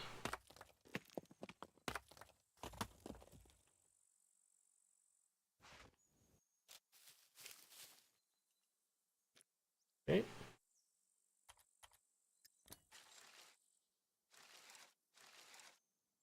I didn't realize it takes 8% of the stone knife per arrow.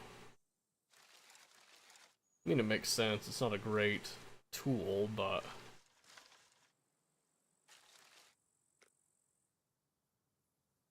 that gives us 8 arrows? Sure. Drop that.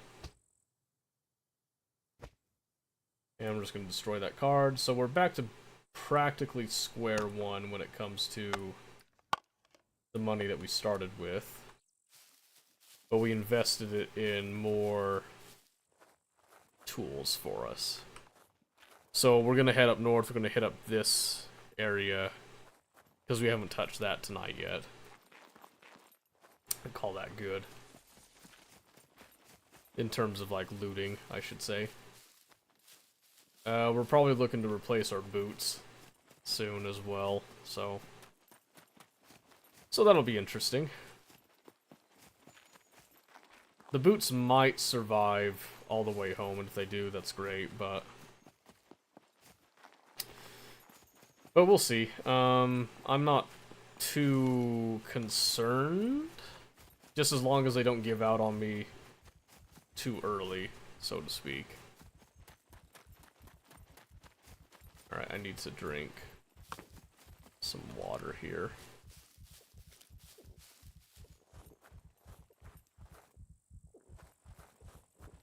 Because we are a bit dehydrated. Our stomach's gonna get a little full. That's okay. Then we'll just refill as we go.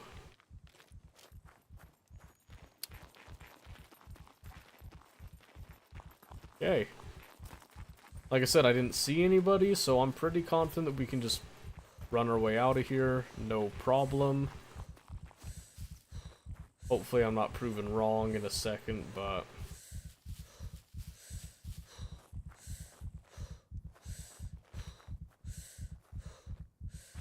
I have to walk a little tiny bit here, but...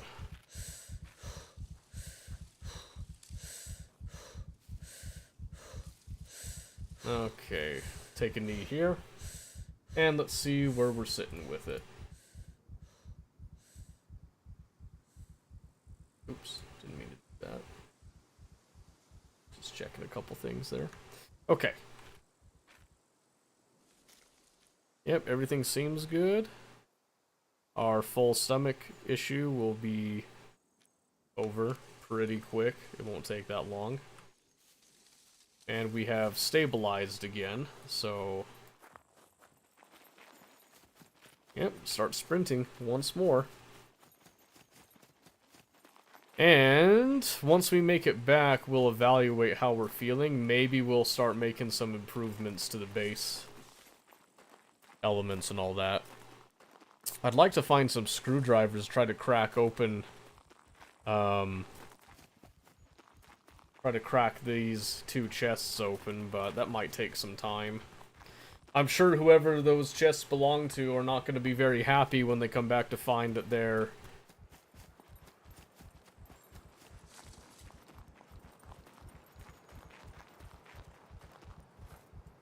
oh, it's just wind. Okay. They're not going to be happy to find that those chests are gone. If it's a new player, they might assume that maybe they just despawned. Because they were at the scrapyard, it's a, you know, point of interest type of thing. But a savvy player will have not have put them there. I still don't understand why they put those there. Still don't understand, but maybe it's not meant to be understood, I don't know.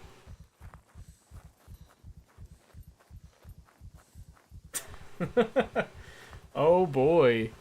Yugi Boy is back. How about that?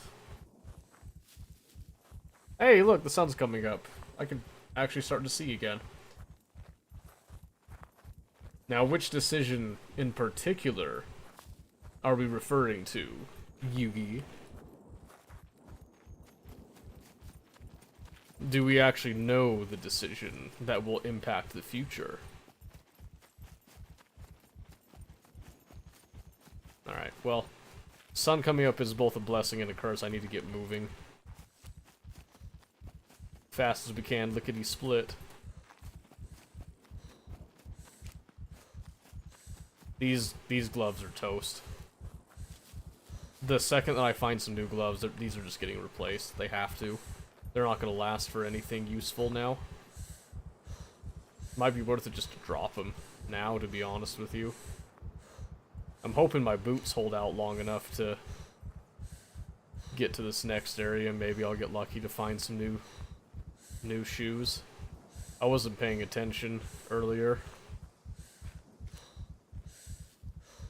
Should probably fix up all my stuff, to be honest with you. So we might be using up some of those sewing kits at home.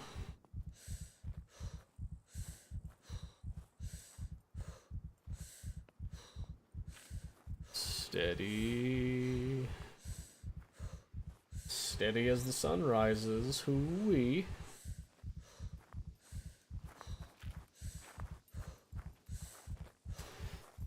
But yeah, I've been thinking about, reviving Factorio. Doing that Cross 2 SpaceX run, because I keep seeing the post and I keep thinking about it. But I'm hesitant, you know what I mean? Hesitant to start that up again.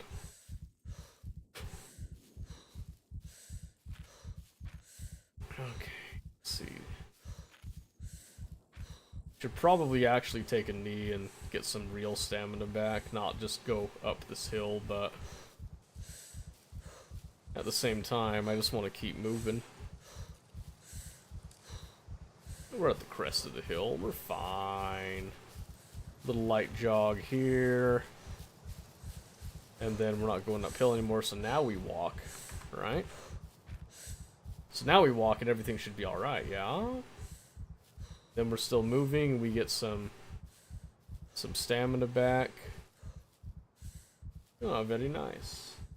Very pretty, very scenic. For our hiking simulator. What game is this, Yugi like? This is a game called Scum, Yugi Boy. I keep saying Yugi Boy, I should just be Pegasus at this point. It's a survival game that has a lot of,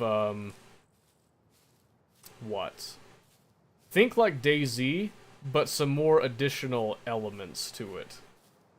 In terms of like your metabolism, you know, keeping yourself healthy. The crafting system is really nice, I like it. The base building elements are really nice, I like it. Has some cool little interesting mechanics here and there.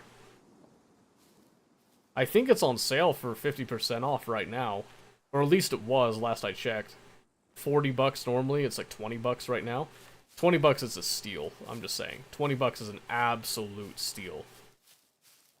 If it's still that price. But yes, Yugi, you would like this game. Very pretty too. I actually really enjoy walking around. I mean, just scenes like that.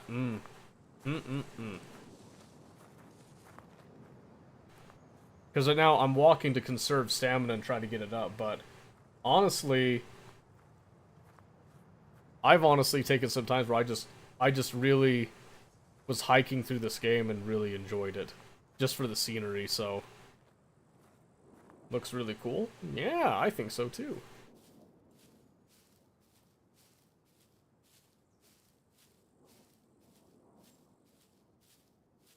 UP, standing up. Every time. Oh, well, maybe not every time. Most of the time. Occasionally sitting down. PMO? I barely know her. I don't know what you mean by PMO. I think they changed the hunting system a bit so you don't have to play the little foot traffic minigame anymore. Which is awesome that they changed that. If they reverted that back. I'm not sure if they did, though.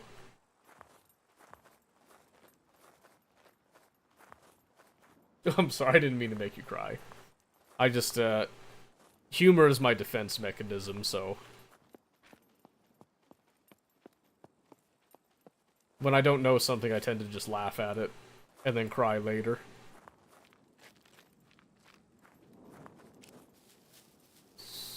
Okay. I think we can go ahead and sprint here for a bit. Do a northeast action to hit that bridge, then go across.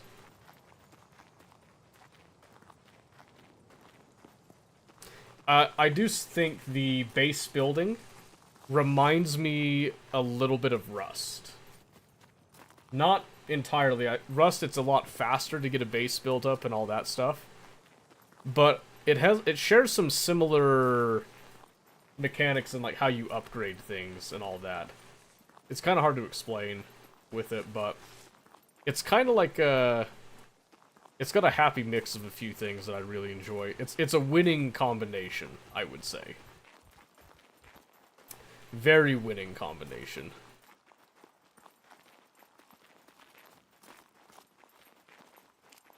I think our boots are going to hold out, but I'm beginning to wonder for how much longer they'll hold out. I know that we got beat up by some of the zombie boys earlier. That kind of jacked up some of our clothing, but...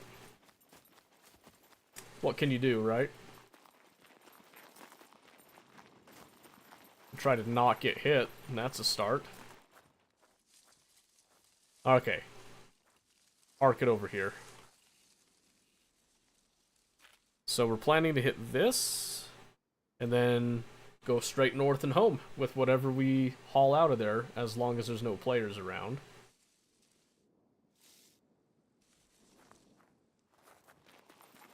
That is the hope, at least. We're hoping that we avoid detection in our area for as long as possible. We did meet some friendly players a couple nights ago. Have not heard back from them in a minute. But we know that they have a base over here in this area, so they're pretty far away from where we are. And they mentioned that they use a boat. So I think they're sticking fairly coastal. So I think that's the only reason that they went to this outpost even at all, is that they happened to be in the area. They stopped by, grabbing a couple things. They sold us a kill box card, but we went and did it. It wasn't worth it. It wasn't worth it. We weren't ready for it, and that's okay. Gotta get practiced with the lockpicking on that one. It was good for the experience, though, I feel like. Just getting a chance to try it with a new player was good. A little bit of frame skip there with the sun coming up, it looks like. Want to get into the trees. Be a little less obvious, if possible, thank you. Yeah, our boots aren't going to last much longer going through all this rough stuff, if we're not careful. We're going to need to start to consider other shoes if we can. I'd like to save the hiking boots, because they do last a while, typically. They are very nice to have, it's just making sure that we have enough of a sewing kit to do it. So let's get on up here.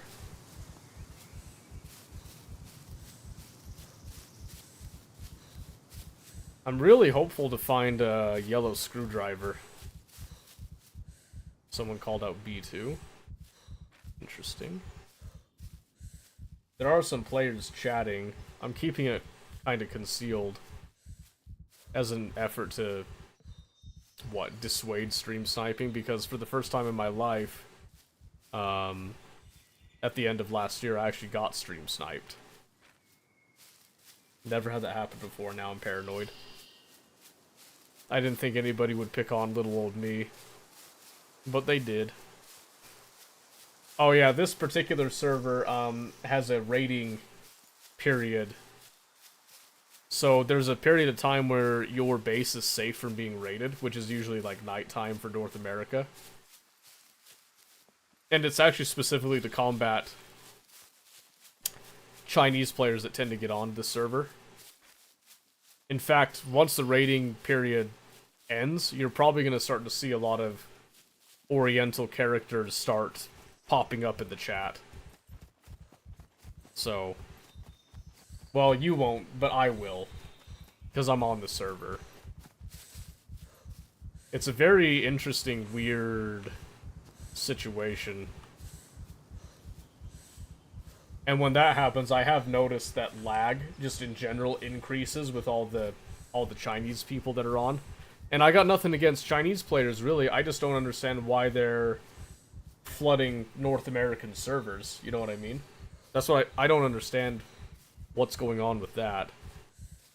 But if that happens, we're probably just going to move on tonight, rather than try to fight through it.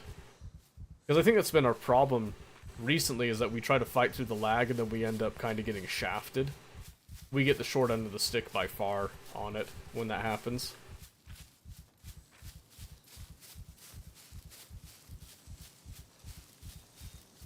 So we'll see.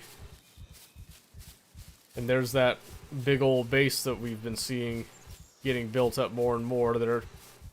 They're all up on brick walls now. They got a concrete interior too, so that's not something that we'd be raiding anytime soon. For sure. They are very well established there. Too well established for my solo playing butt to take on.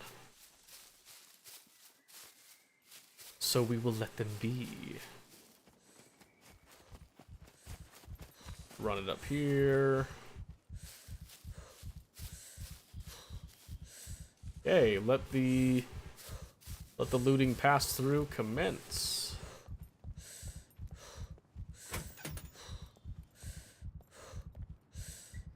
Yeah, we're gonna walk in here a bit, try to get a little bit of stamina up. I'm looking for any loot that's loose on the ground. I'm not seeing any.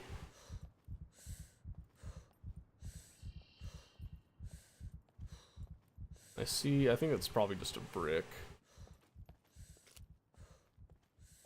Yep, it's just one brick. I'm not looking for bricks right now. Give us a yellow screwdriver right here. Nope. Well, that sucks. There is an ATM here. I'm a little surprised by that, actually.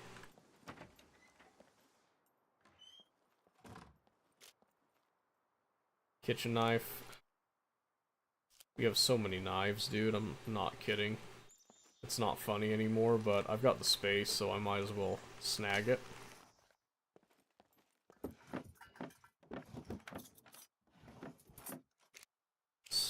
We have too many matches, actually, so I'm not picking that up. Cola, sure. Nope. Again, too many matches. Not interested. We didn't find anything there. I wonder if someone's already came through recently. We could just be super unlucky with our timing on this.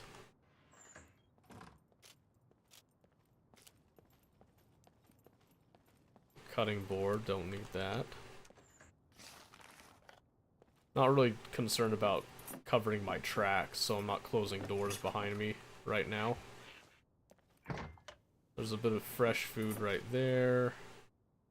Another kitchen knife. Some money and another knife. Can't deposit at the ATM though because we destroyed our card, as best practice demands.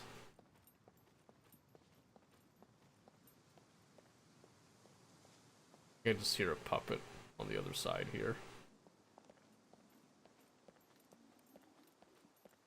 Puppet just right there. We're fine.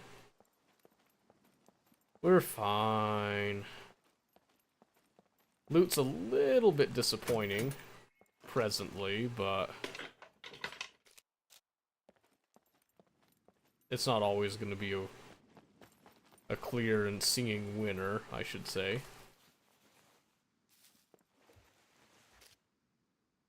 Fire helmet, sure. And another work light. That'll actually come in handy later. Because we've already found one work light that we've been using, but that's a full stack. Oh! My goodness, alright. It's a shame I didn't come here earlier. I could have saved some money, but at least we have bonuses now.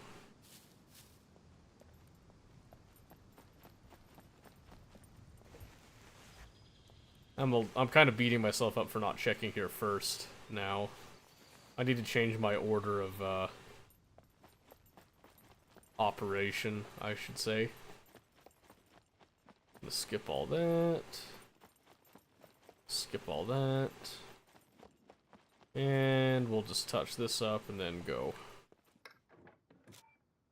Nope, got enough metal scrap, don't need any more. Well, I guess we could load up on some. Wouldn't hurt, right?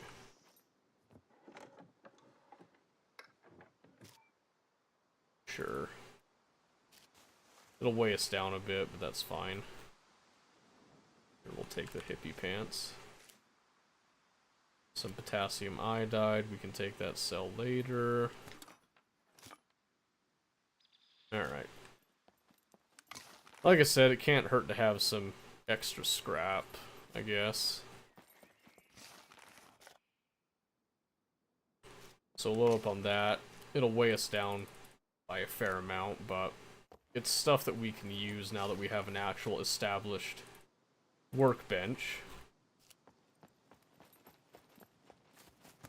So we might as well. And sometimes these cards can have useful things in them, so might as well check them.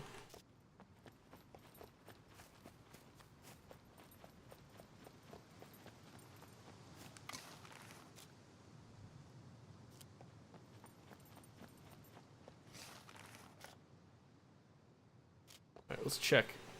Let's check inside real quick, I think.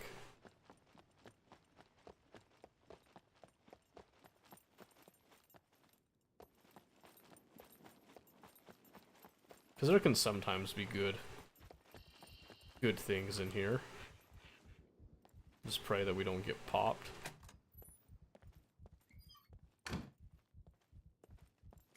Mostly we'd just be looking for some construction supply stuff, potentially. A lot of bricks, I mean, this is the place to get bricks for sure.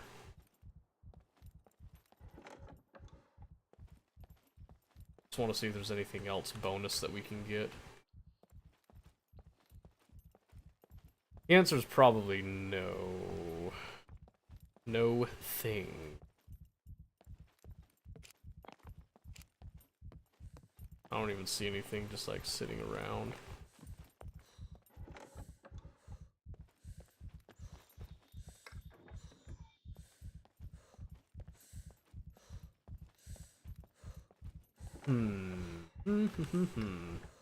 That is what I am beginning to think. I don't think there's anything here. Check back here and see. That's all just one big old spiel there, I guess. We didn't get anything out of that. We are pretty weighed down. We need to keep that in mind here.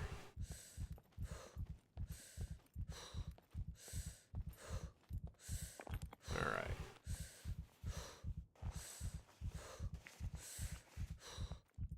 No luck. Nada.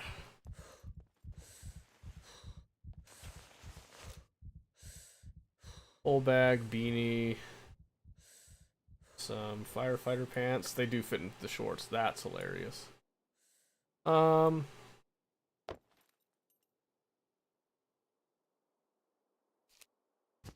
Why not, huh? Why not? Take it with us. Sure, right?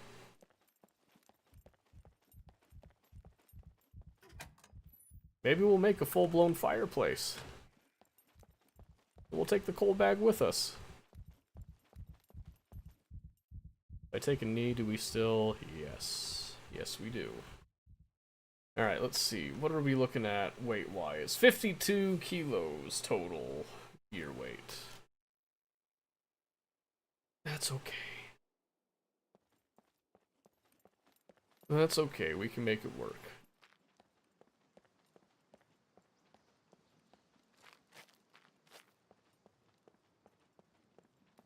Yep, so let's take the coal bag with us. I don't really know if it's going to be a huge amount of help to us, but I'd imagine for fueling any type of fire, you know, can't go wrong with it, right? We do have a generator, but the generator takes gas. So, I mean, I just don't see... What? I don't see a whole lot how the coal will help us, but I figure I've got some free hands. Might as well take it with, right? So that's what we're doing. We're taking it with. I just realized that I forgot to bring down the baby monitor, too, so we'll have to go get that. No matter what happens next here.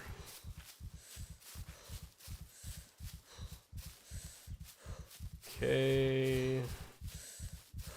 And... take a D. We're not too far away from home, so pretty happy about that. We'll get home, we'll get some maintenance up, and then we'll see about maybe upgrading like the door and the walls, since those are going to be the first things that'll go. Might not be a bad idea.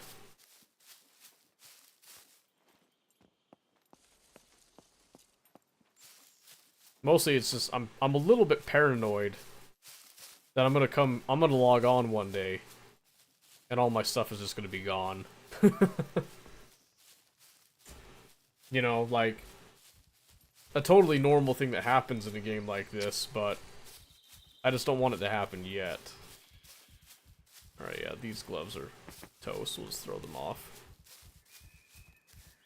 We've got plenty of other gloves back home here, so not super worried about that.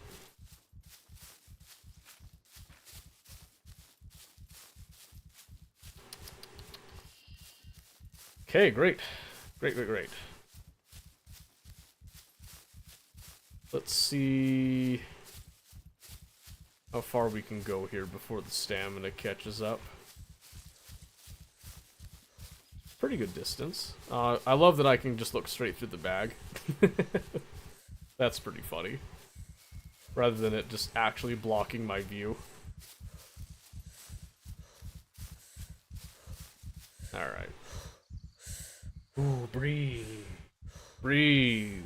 We're doing great. We're fine. We are fine. Yeah, I don't know if the firefighter helmet's worth anything, or if it's even useful to have, but I brought it with because we had space. Was mostly what it was, so...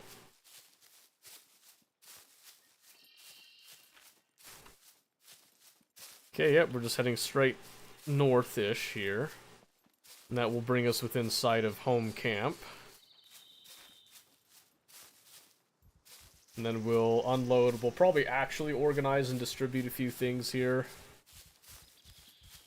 Oh, I just wish we had some lockpicking stuff still. Because I legitimately want to know what is in these boxes. And I want whatever's in them, even if it's just small, tiny things.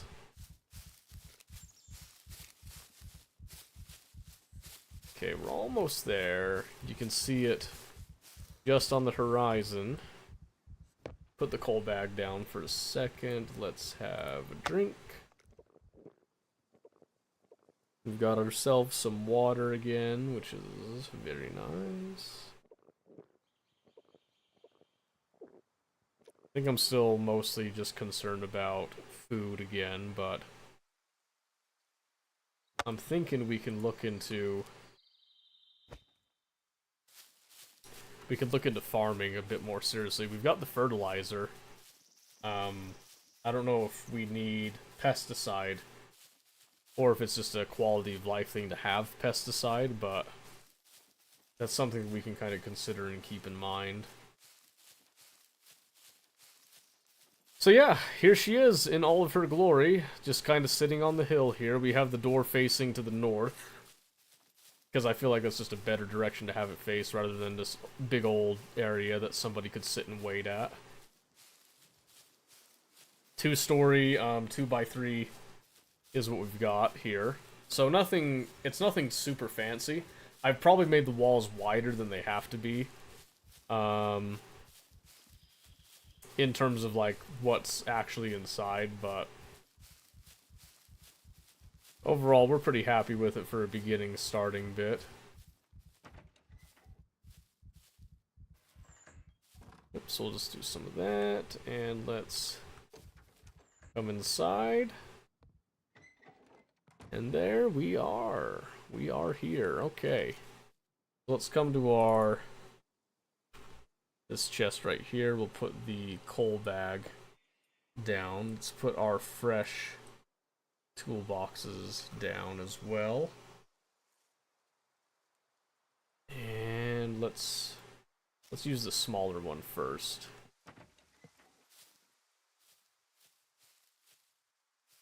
All right.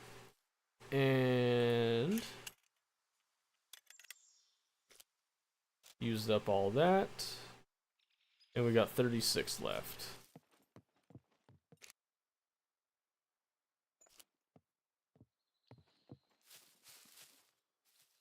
Okay. Then 36. And everything is fixed. Wonderful. Okay.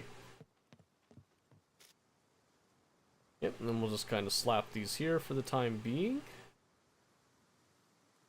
And let's see, what do we have seed-wise? I know we got like this apple, got a cucumber, got some other stuff that I haven't had the seeds out for yet.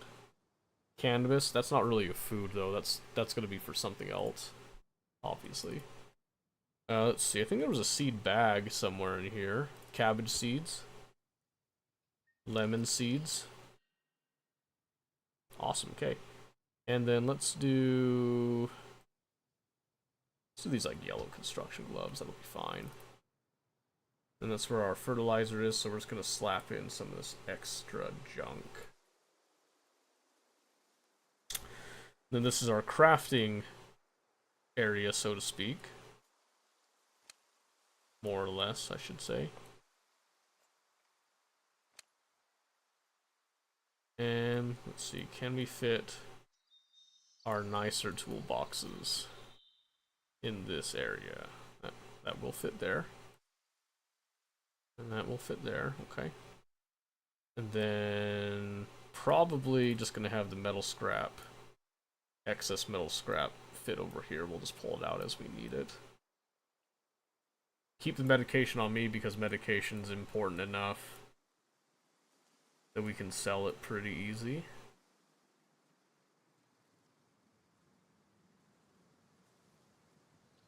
Kinda wish that I could stack metal scrap, but that's fine.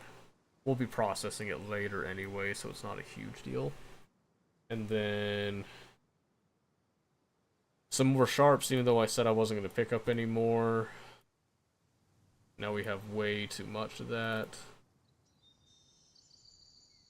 Because why not, right?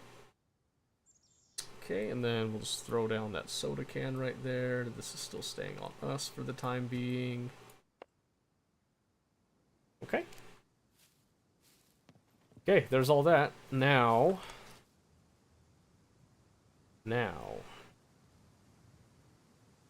let's consider the next stage.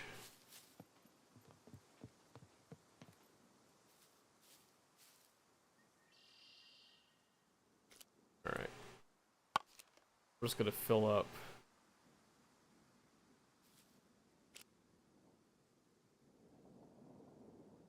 Guess I have to do that.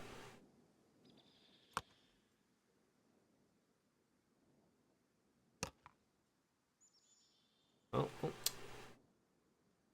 I guess there wasn't that much water left in them, huh? That sucks. Oh well. I know the rainstorm will come in and fill that up, so I'm not too incredibly worried about that. Okay, let's see if we can figure out this whole gardening thing then, huh? So I think the first thing we need to do is we need to look at a grow box. Here you go. Garden. And I don't know if there's like an optimal size for this or not, but what we're gonna do is we're just gonna go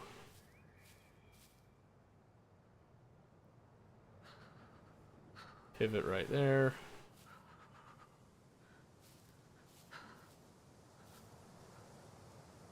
Let's go like that, yeah. Okay, so we just need something blunt, we need some planks, and then some nails. We have the capability of doing all of that. So that's awesome. Okay. I like the tree that we have, so I want to kind of hold on to that for a bit. Let's see, where's one of those axes? Here we go. Oh, apple, right. So we get seeds for all that, but we're gonna stick these here just in case something weird happens. You never know. You never really know, right? I mean, no water in those anyway, so might as well just slap those down, put the money right there too. Okay. Let's go collect some wood.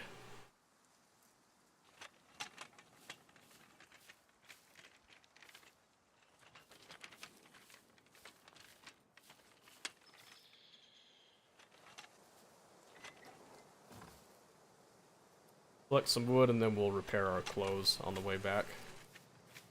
Yeah, it should last that long. We're taking the axe, we're not doing the chainsaw for the time being. Not afraid of using the chainsaw, I just feel like now's not the time. Let's park you right here at the crest. Get that just out of the way right now.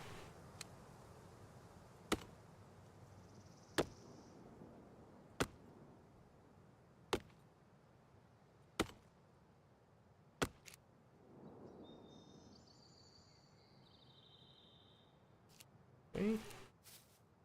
Branch in there too.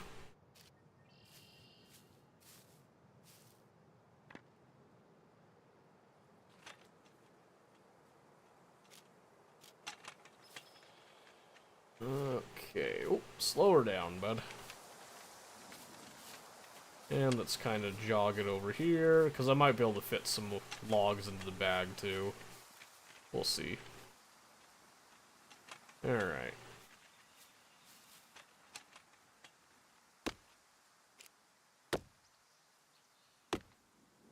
Yep, just might as well see what we can fit all over, all around type of thing. 2, that's 3, and then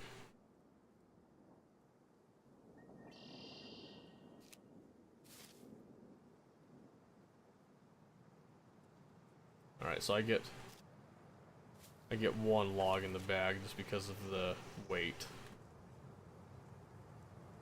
You know what? That's okay. That is okay. We'll just roll it around just like that, shall we?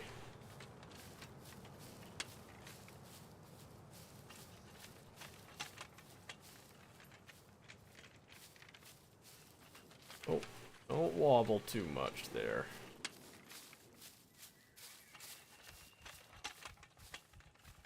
Alright. So here.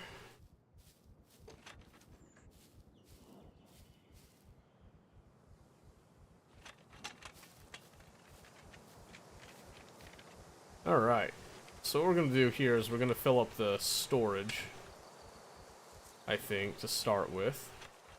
And then we'll fill up the wheelbarrow, and we'll go from there. So we're just going to look at our large log shed right here. We're going to be throwing out some of this stuff while we consider how we want to do this. And first thing is we're going to just do a little bit of this. So we do want largely logs in here, of course.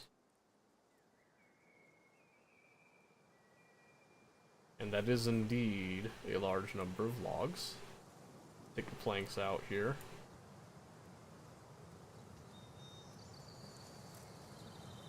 Okay, and then coming back over here, we'll just, for the time being, we'll put the large tree branches in there as well, with the intent to swap them out. But big thing is I just want to make sure that I have enough material here to make it easier to build a few things.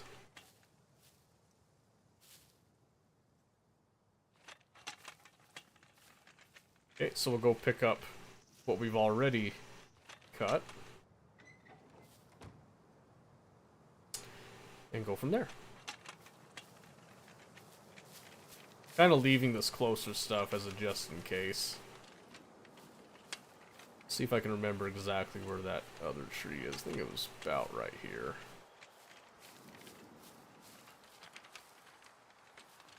Gently now.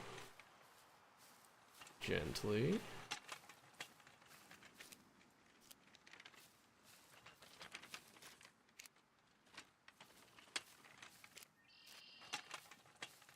Was it over here? Oh shoot, I can't remember. Oh well, it's probably not a huge deal. Let's see, let's park it right between these two trees, shall we? Alright.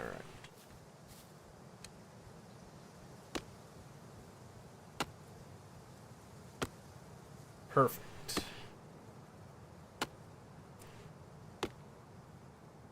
See, this is the part where I usually slap on some of that good music. I haven't done that yet. What's wrong with me, huh?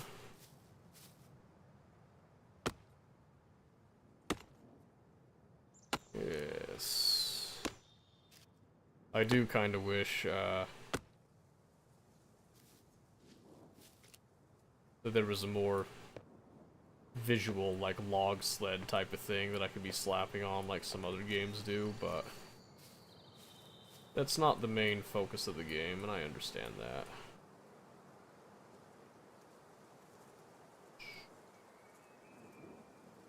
Let's put the branch in the bag. Let's call that good. Call that awesome.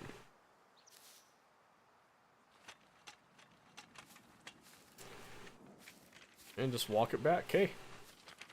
So just 2 short trips and we've now acquired enough material. We could probably turn a good chunk of the main house into wood rather than just the twigs.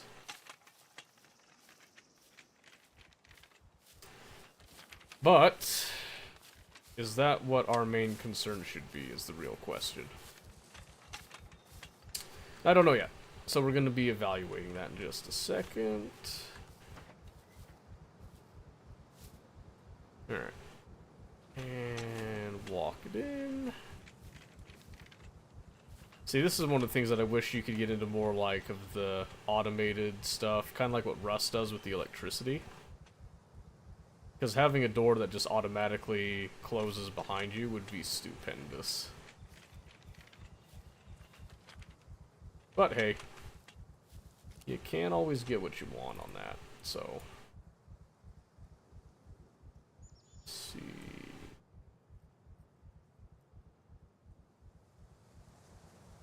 Right, how much space we got? Well, we somehow managed to do that.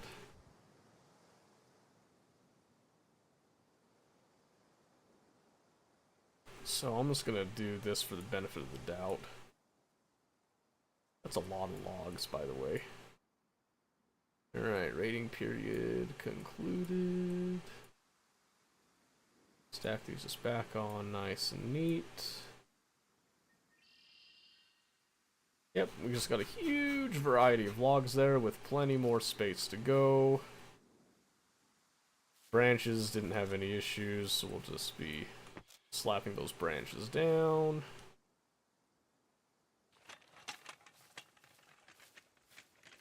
And we'll think about how we want to actually store the branches. We might just do a chest. We got some spare chests that we could slap down for that, but we'll see. So one more load of logs should do it here. One more load of logs.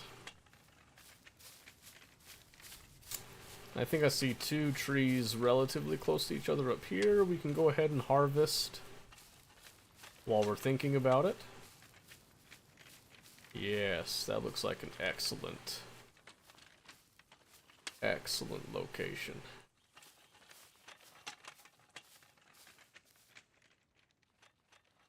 Alright, right here. And our axe is still holding up. I just love finding these tools. They're so much better than the stone tools. So much better. Once you go metal, you never go back. Ever. Okay, so do that, and then... Oh, there's still a branch in there, apparently. I guess I didn't pull that out. Oops. I'd rather load up on the logs. We've got enough branches, I feel like. We'll see how this goes. Might be swapping the branch and the bag out for the log, depending on how well this fits.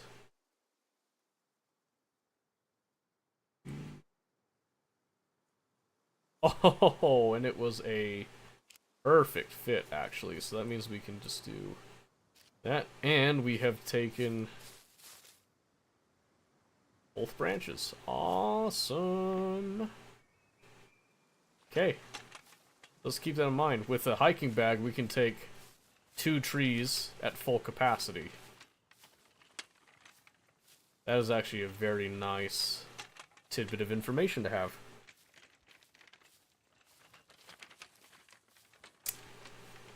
And see, this is kind of one of the nice things, is I like having these slower times that I can just kind of calmly go for the endurance run, not a full dead sprint all the time. It's nice to have it be like a slow down type of game and still have that chance for PvP.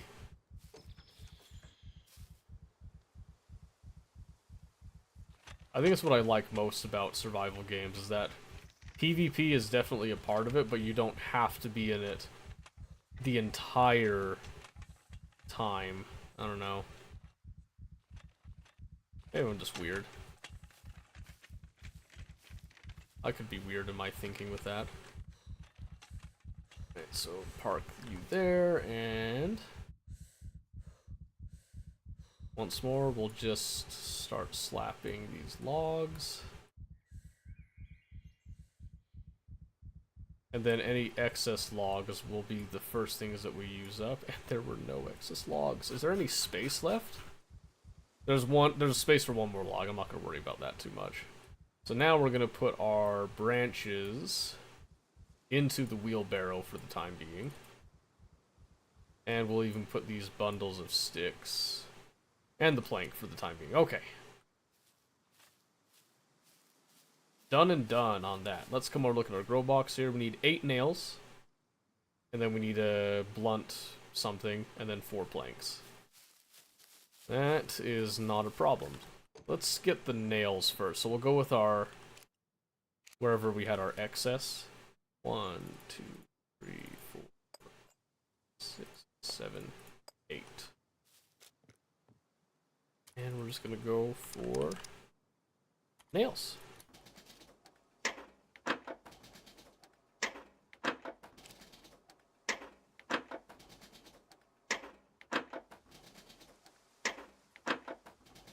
Beautiful.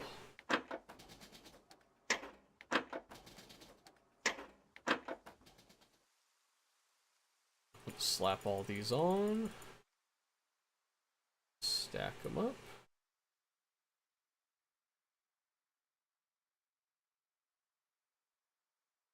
Should be 8 nails right there. Okay, and then it's just a matter of getting our planks, which I prefer to use a saw for that process, so... Alright, let's see, let's grab that plank from in here for one, and then let's grab one log off of the top. Probably 2, actually. I think we need 2.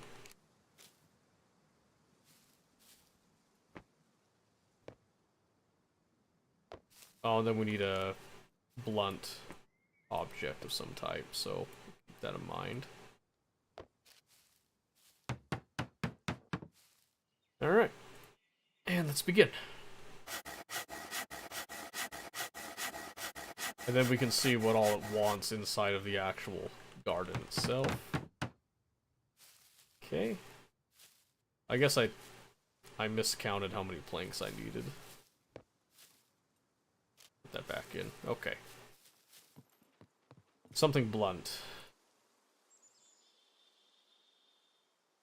How about a baseball bat?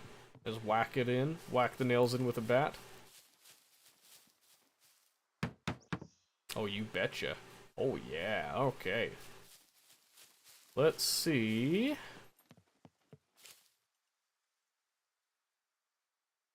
Let's see here. That down. Where did I put those seeds?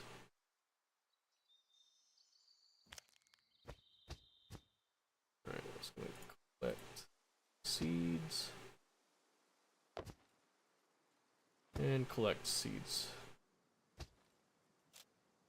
Okay, let's see what we can do here.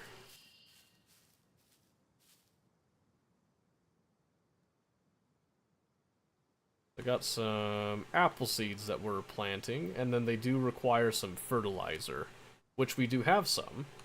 I don't know if it's required, or if it's just a bonus thing. It looks like it's going to be in squares here. So we're planting this one right here. We'll see how many seeds it takes. So I'm going to have some apples. We're going to do some cucumber, cabbage, and then we'll have some lemon as well. We'll see where that leads us here. That took 1 apple seed. Okay. So let's do this. We'll do like two apple trees, 2 cabbages, 2 cucumbers, 2 lemons. I think that'll be a good mix. And then maybe we can see what works and what doesn't work with that.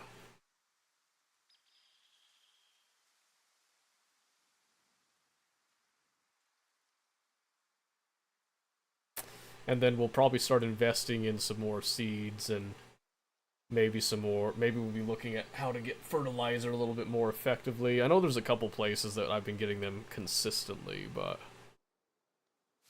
okay. None of that. So now, cabbage seeds. So starting in the back. And this is a bit of a process, I do realize, but this is in the hopes that this is worth it in the end. That we're just gonna have to wait and see. Just wait and see. We got good material for log storage. We got our gardening is now underway. Very cleanly, very nicely. We'll go get the fertilizer for this as well. We'll see. Hopefully this is a decent spot to walk around on as well, but Ooh. I just realized we might not be... Known pests and diseases, solid pesticides and fungicides. Growth temperature. Alright, well, I guess next time I see some fungicide and pesticide, we'll actually keep it. I didn't realize... Hopefully it's not super critical. Hopefully they don't catch a disease, but...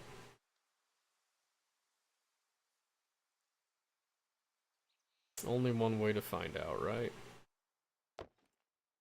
Okay, so that's the cabbages.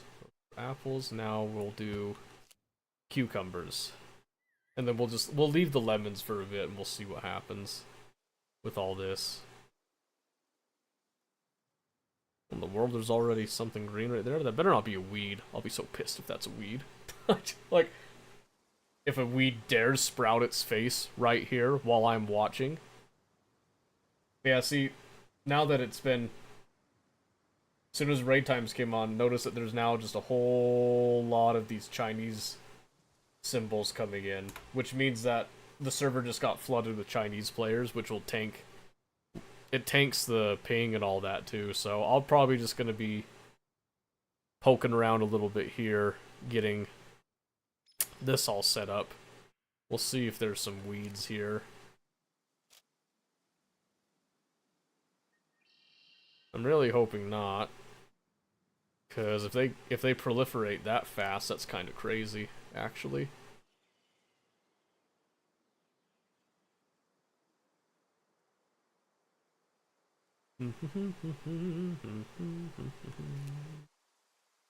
But once this is all planted in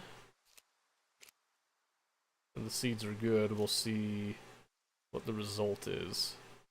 I don't know how long it takes for the stuff to grow, but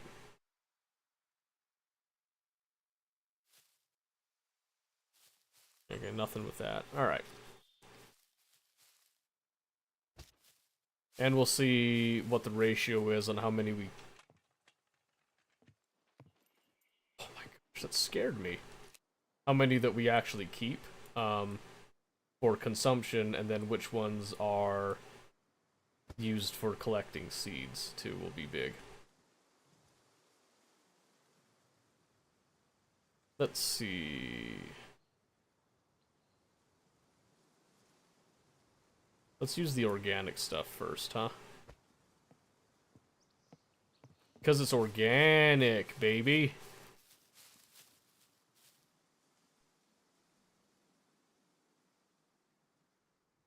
Right.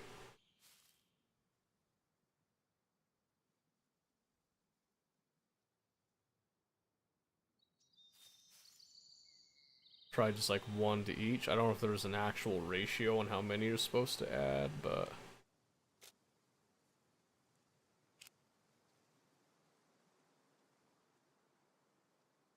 I'm glad I don't have to go all the way to the other side for this, but... There you go, we'll just give like one to each. One to each and see how that does.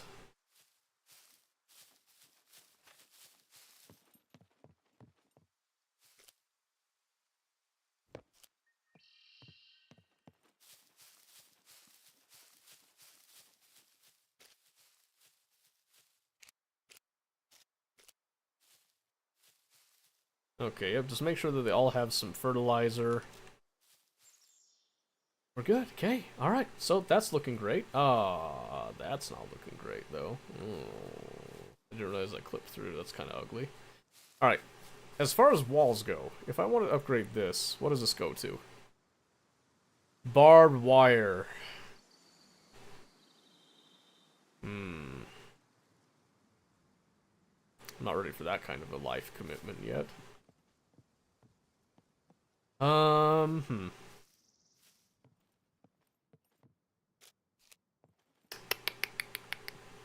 we've already collected a whole lot of material. Let's see. Close this. Let's just have a look at the walls here. A lot of logs. and planks. So let's take a chip out of that side, shall we? So I need 9 logs in total. 1. Oh, right.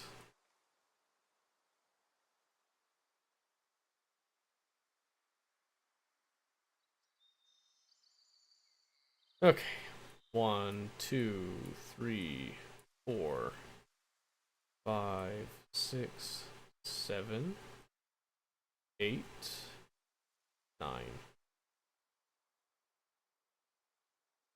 And then we'll add on 10 and 11 for planks. Speaking of planks, they need that, and they also need, yeah. Okay. You know what? Yeah, let's just go slap my current log right there, and then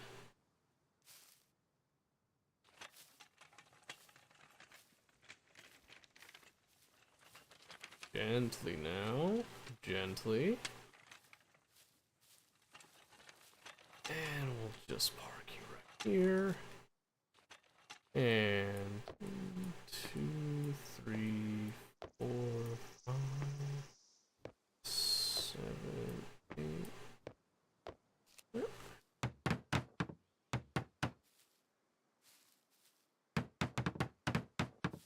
Three, and then there's those 2. And each of these takes 6. Let's just line these up here. And cut them up. So we'll start from front to back. Will be easiest, I think.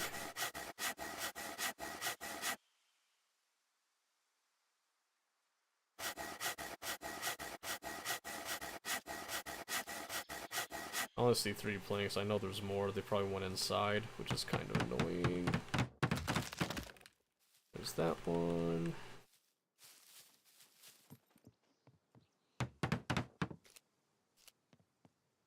So 2.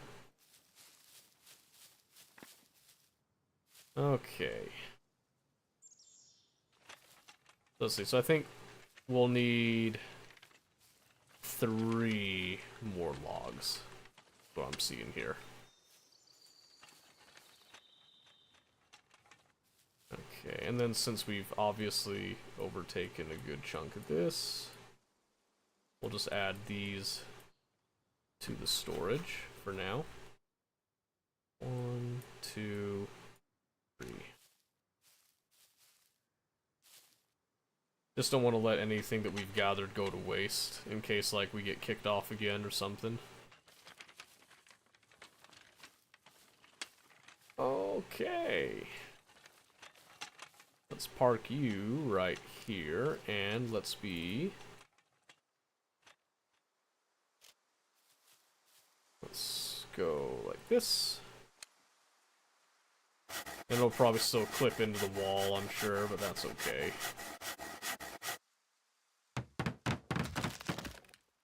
Perfect. Actually got it all that time. So there will be some extra planks from this process right here, but that is fine. Perfect. All 4 made it in there.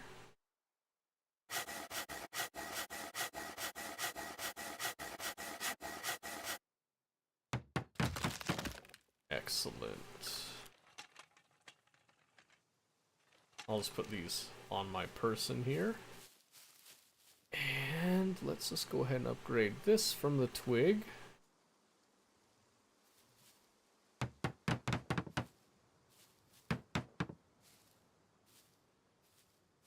Yep.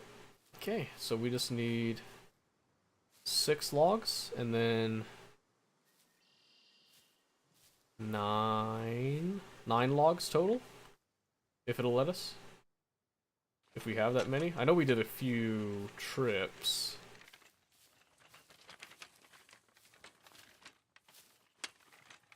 Yeah, let's just walk it backwards. Why not? see if we got 9 available. 1, 2, 3, 4, 5, 6, 7, 8, 9. Perfect. Okay. That is always a nice surprise when you have enough material collected like that.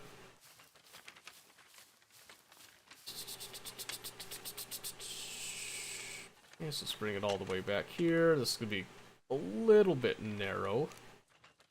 Should be okay though. So 1, 2, 3, 4, 5, 6. Okay. And then we just bring out the remaining logs. And for the sake of ease, we're just going to walk the wheelbarrow back a little bit here. Just to make this easier on us. Keep an eye on our saw. I don't want to destroy our saw here. The only thing that I want is to make sure that I've got enough of everything.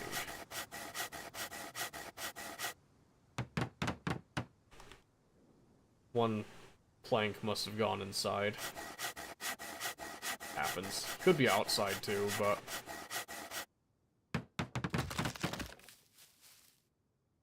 Okay.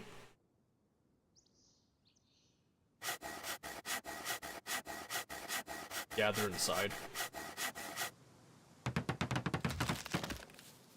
Absolutely marvelous. Look at that. That's looking great. That's looking awesome. Okay. So now we're gonna do this side. And then that will mostly complete the exterior of the base section here. Alright. We've still got a lot of logs. We've got 5.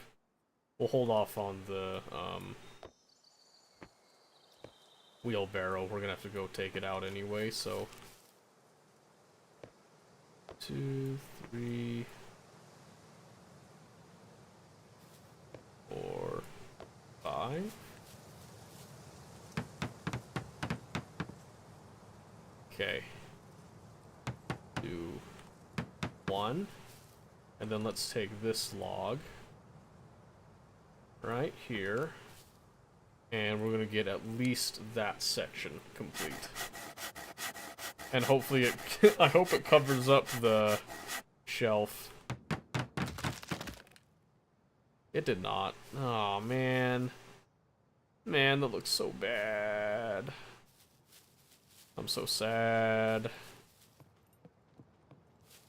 Oh well. We'll get over it. Okay, you know what? How about... let's just cut this one down.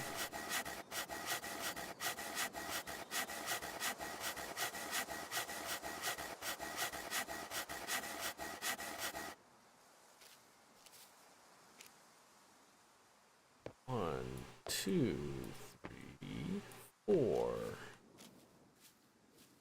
1, 2, 3, 4.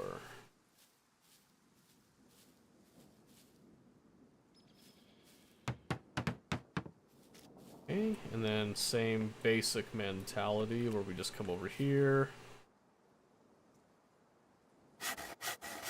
and complete these sections, and then we look at the top.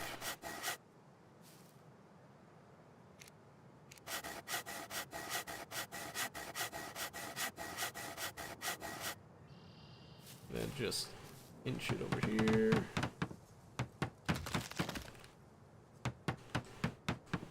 Okay, good. Good. That's what we wanted.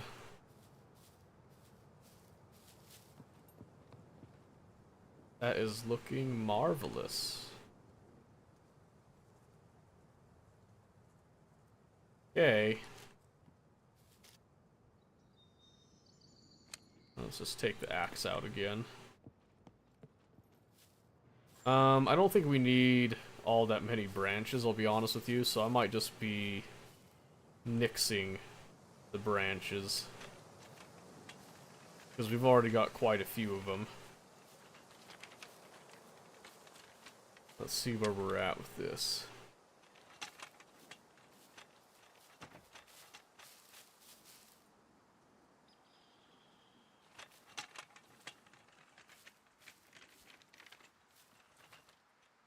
Okay.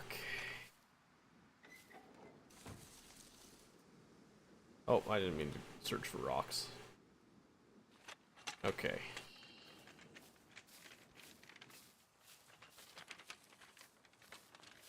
So now I've got trees that are closer by, but I want to pull from around right now.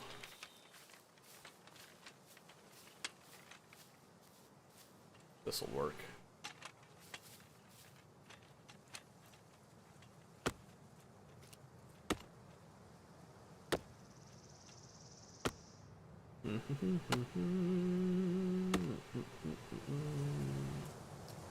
Two, three, four, five, and that is wonderful. There's another tree right here. Man, can you imagine if it was this fast to cut down trees in real life? That'd be crazy. I just can't imagine it.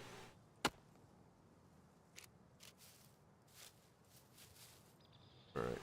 1, 2, 4, 5, and 6. Wonderful. Like I said, we're just going to leave the branch behind.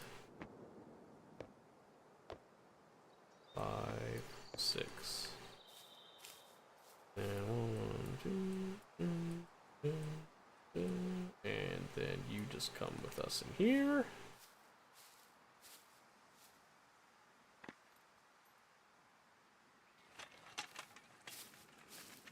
Easy now.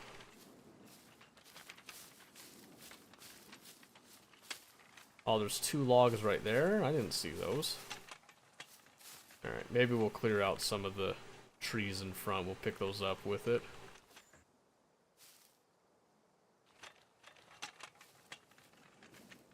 In a little bit, though. Okay.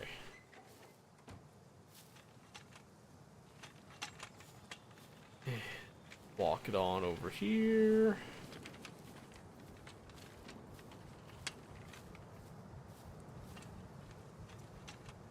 Alright, you need 3 logs and then some planks. So, take that log, thank you. So 2 logs and then 1 more log for planks. And I'm pretty sure the saw does better, so let me grab that saw out super fast.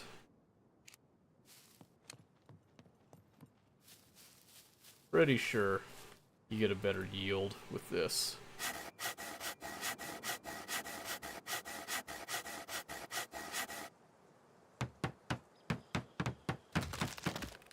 Look at that. That's starting to look really nice. Got a whole log cabin feel going on, minus like a little bit at the bottom here. Still not bad, though. Still not bad. Okay. So now, let's just come over here. Just gonna deposit these directly into the shed. Perfect. A little more. Alright. So here's what I'm thinking. We'll do a little bit more gathering up, so that we have these materials on hand, ready to go for next time. And then we'll call her there, so I can go get this 3D model fixed up the way that we want. Ooh, easy there. Okay.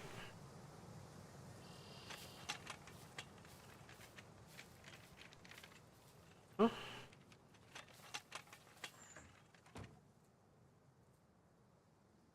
Okay.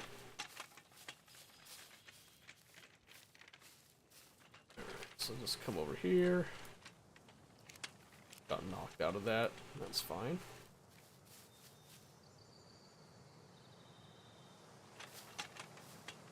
I'm not expecting to be 100% efficient with all this either.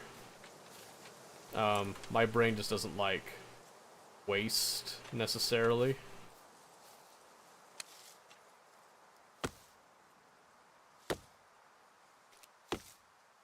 Just kind of the way that my brain works. I like to try to make things efficient if I can.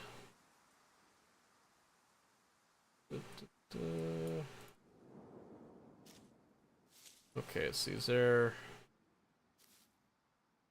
another tree right here.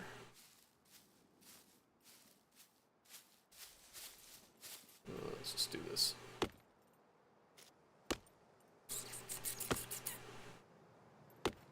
And again, mostly what I'm doing here is I'm just kind of taking trees that are going to respawn on me anyway.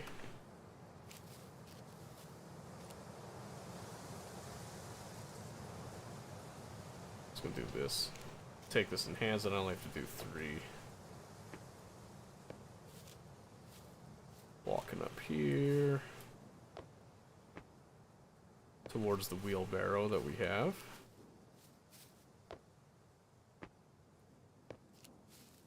And then we just tag those in. And now I've got a log. I kind of wonder, can I just... Ah, you won't let me do that. That's fair. Let's do this. I'll just run this log over right here by the door. Run back over here, we grab our wheelbarrow.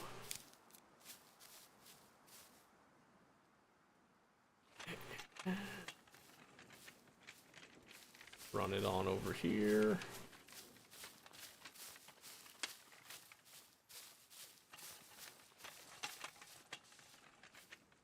It'll go there. We slap that open. Run you straight in. And pick you up. Close you. And drop all that in.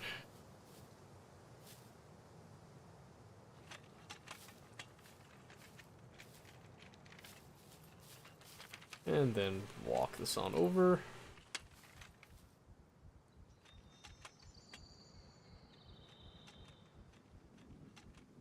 Okay. Hold on. Does that fit any more than what we just did?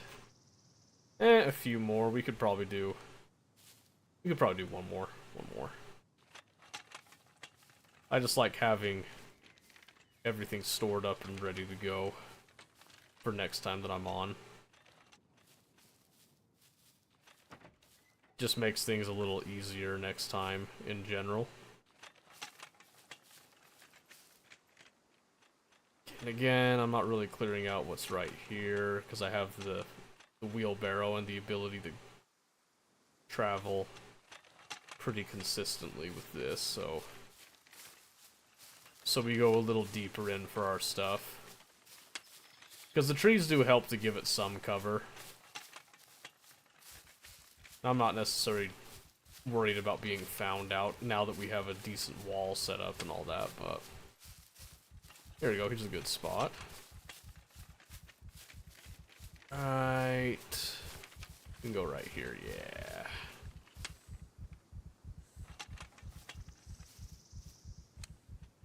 Okay. So this will be the final trip. On Scum for the night, I believe. 2, 3, 4... 5. That's about what I was expecting. I'm leaving the branch behind because we have an excess of the branches, so I'm not super worried about that.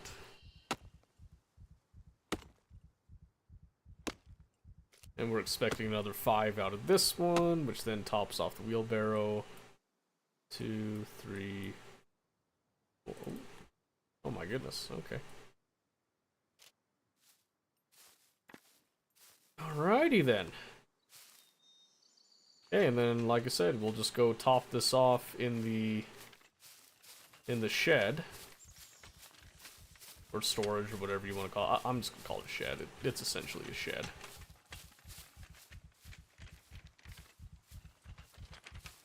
Our stamina does not like us. I realize we are quite exhausted. We'll survive.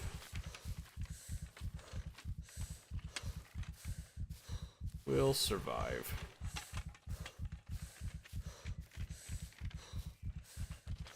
Alright, get it right over there.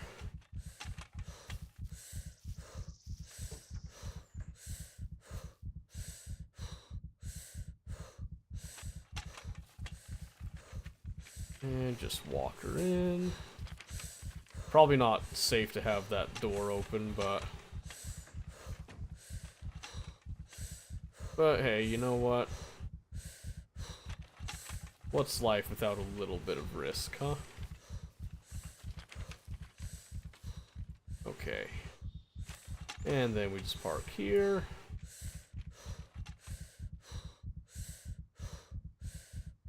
Okay, that is the extent.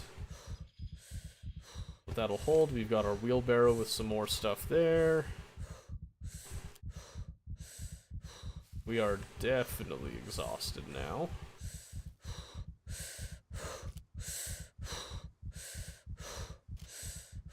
Okay, I was gonna say, ooh, we probably pushed that one a little bit too far, admittedly. Alright, let's see here.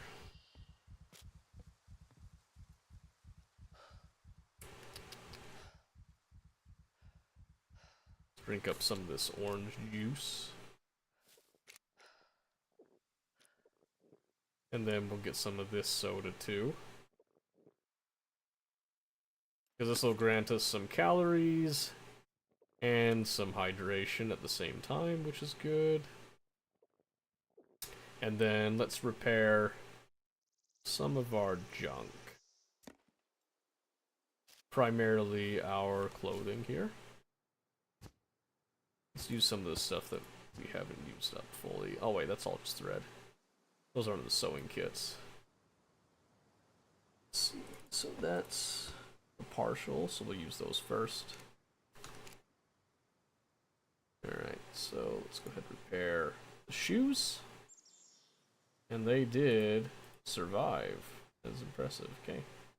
Put those up. We'll fix up our gloves. Our shirt. Our hat, because we like our hat. Okay, let's see. Anything else that we need? Undershirt's fine. Shorts are fine. Yep, everything else is just fine. So we close that. Walk on up here, make sure this is all closed as well. Okay.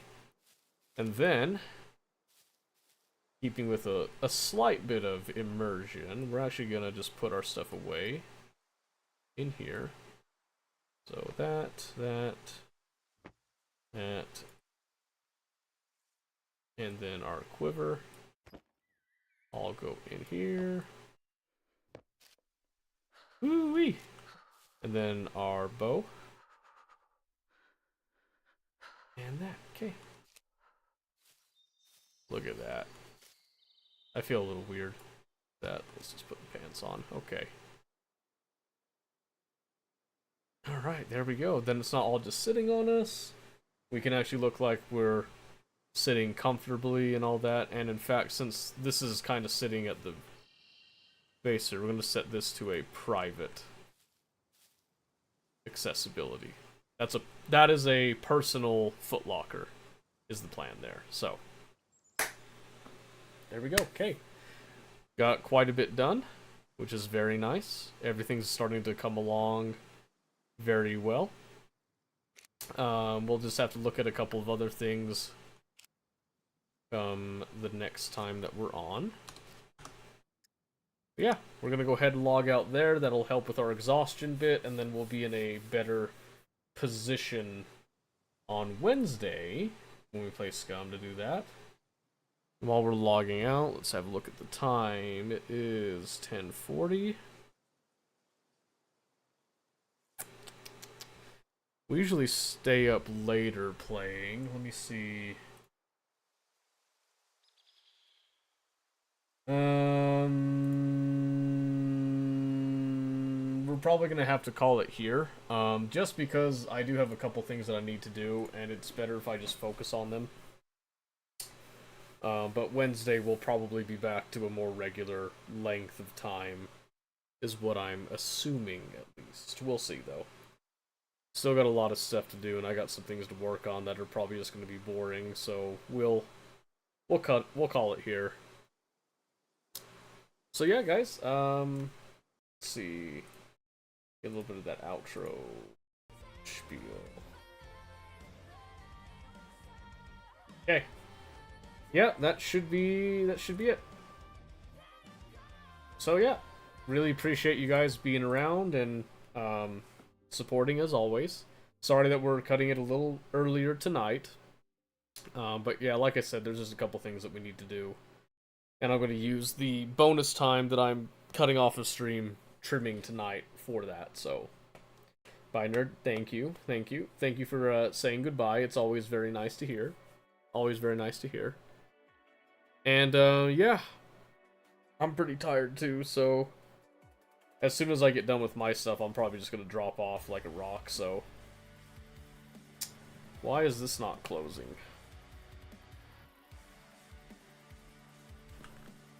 I can't really end stream sitting on that.